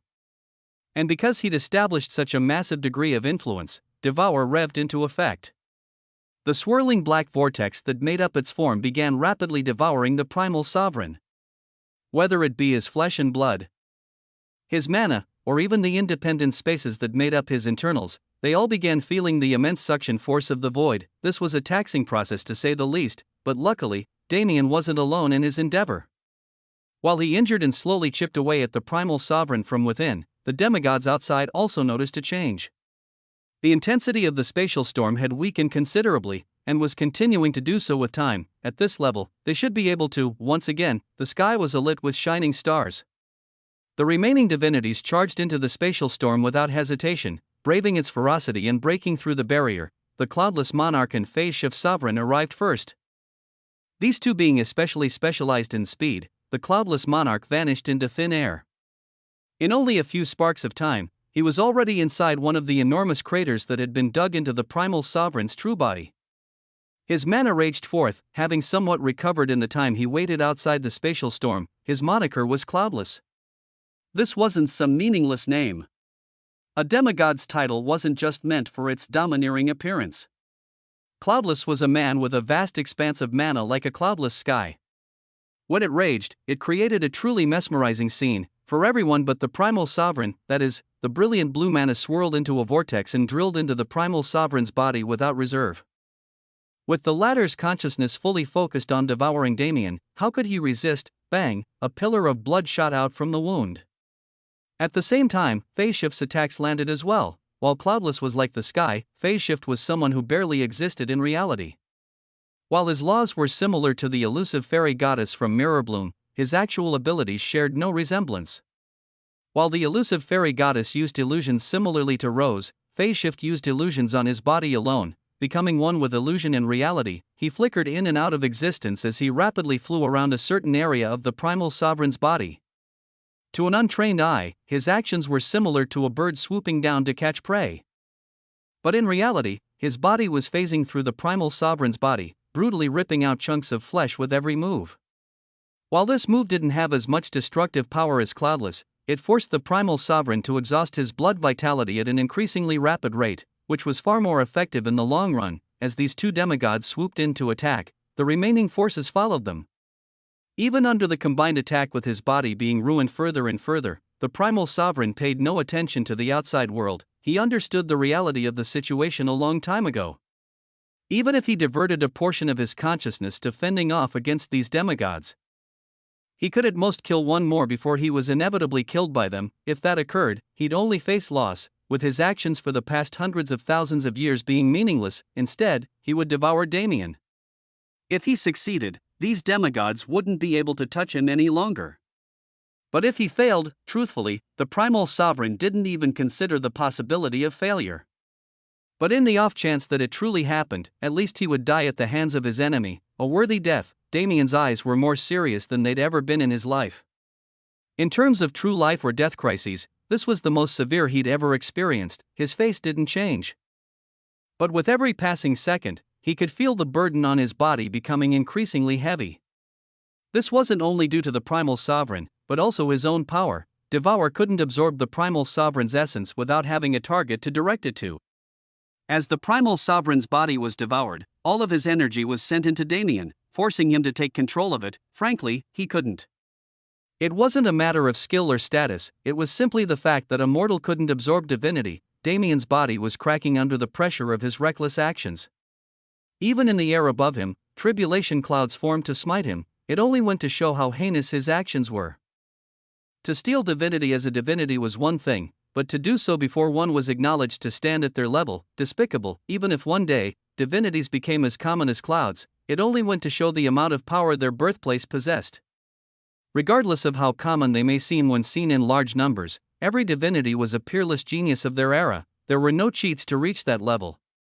Even if Damien reached level 399 in a single leap, he would never be able to feel the path to divinity until he spent an appropriate amount of time and effort to reach that point. As he continued to shoulder the burden divinity placed on him, Damien understood this in the core of his being. But at the same time, he was being empowered. He couldn't personally separate the power of divinity from the primal sovereign's flesh, but the void physique was different. Due to his lacking strength, the speed was slower than a snail's pace, but Damien was truly making some gains. Only, he would soon need an outlet for the massive reserve of divinity being stored in his body, otherwise, he'd combust without any chance of resistance. At this time, the chaos in the outside world came to a standstill. Even the attacking demigods halted their actions, their gazes focused on a single location. there, Tian Yang stood covered in sweat. His mana raged with blood-red highlights as blood vitality empowered his every action. His body stood within an immense spatial suppression that even he could barely withstand. His hands came together slowly. At first, they were many feet apart, but with time, they were able to come together, and finally, they pushed past any barriers blocking them, shattering space as they came together and clasped. Tian Yang's surroundings followed his actions. Everything compressed, being forcefully drawn together, including the spatial fissure in front of him. Gargantuan currents of spatial essence continuously leaked from this fissure, making closing it an even more difficult task. Every time Tian Yang attempted to make progress, the bursts of spatial essence would force him to halt. But in that final moment when his hands clasped together, the spatial fissure lost any means of resistance. It was slammed shut by the surrounding compression force, creating a loud bang as the surrounding spatial essence lost its momentum. Everything changed at that moment. The suppression force enveloping the God-ensnaring formation was lifted, the wild gusts of spatial essence slowly melded into the world. And even the ravenous spatial storm disappeared as if they never existed. The primal sovereign's most powerful source of strength had been cut off. Chapter 600 Behemoth 12. This change was reflected almost immediately in the struggle between Damien and the primal sovereign. Suddenly, the primal sovereign's avatar became faint. His control over the surrounding swallowing force dimmed down as well. In truth, the primal sovereign's mana wasn't actually space attributed. This was a difference between him and regular space beasts. While he relied almost wholly on his connection with space to show his amazing prowess, his mana actually contained swallowing attributes from his lineage as a heaven-swallowing beast. Realistically, cutting off his spatial connection shouldn't interfere with his and Damien's battle. However, the truth was far from what was expected. While the primal sovereign didn't directly use space-attributed mana, he was still a space beast. His core strength lay within the universe's foundation. When he utilized spatial essence, it didn't just work as an attack or defense method. Because his body was infused with unholy amounts of the essence, being surrounded by it actually made his regeneration speed unfathomable. It was the reason he could still stand tall after being injured to such an extent by humanity's demigods. Within the confines of space, he was invincible. But now that he'd been cut off completely, he was impacted by the true extent of his wounds. His body was racked with soul-rending pain that made him want to scream out, and to make matters worse, the demigods began attacking with even more fervor. The primal sovereign gritted his teeth and attempted to keep struggling, but he'd truly been crippled. Against the full force of the void powered by Damien sacrificing his very life, how could he resist? The scope of his swallowing laws slowly became smaller and smaller. The void scent began emanating from every inch of his body as he was slowly consumed. On the outside, the demigods were relentless. Massive attacks were let loose every second, utilizing every ounce of mana these sovereigns had to give. Even Tian Yang joined in on this final attack, creating portals that allowed the 12 demigods upholding the God-ensnaring formation to attack as well without leaving their posts. Previously, it had only been a group of 12 attacking, and this number decreased with time. Now, in addition to the remaining 7, 12 more demigods attacked in tandem. The primal sovereign's body couldn't continue resisting. An anguished bellow unintentionally left the primal sovereign's body. He truly couldn't accept it. How many years had it been? Almost 500,000? He'd spent that much time cradling the unnamed world's core, lying in wait. The time before those 500,000 years he almost couldn't remember. There was a hazy fog covering his mind as he tried to, but in that moment of life and death, he pierced the fog without even meaning to. Memories of old flowed into his mind without end. Space beasts weren't born, they were created. While each and every one of them possessed a piece of the ancestral sovereign within them, there was no real connection. Space beasts were independent existences. This was a fact known to even the most common practitioner. From the moment he came into existence, the fifth primal sovereign had always been alone. He wandered the starry sky without pause, unknowing of what to do with himself. What was the purpose of a space beast? In usual cases, they didn't even possess the spiritual intelligence to question this fact. The fifth primal sovereign wasn't like these other mindless beasts. He truly questioned his existence, his purpose, his drive. In his lonely life, the only thing that stood out was power. Gaining strength was a euphoric feeling. It was addicting, and even if stepping onto the road of strength was almost a guaranteed death for 90% of people, this fact didn't stop anyone from doing so. After all, it was too tempting.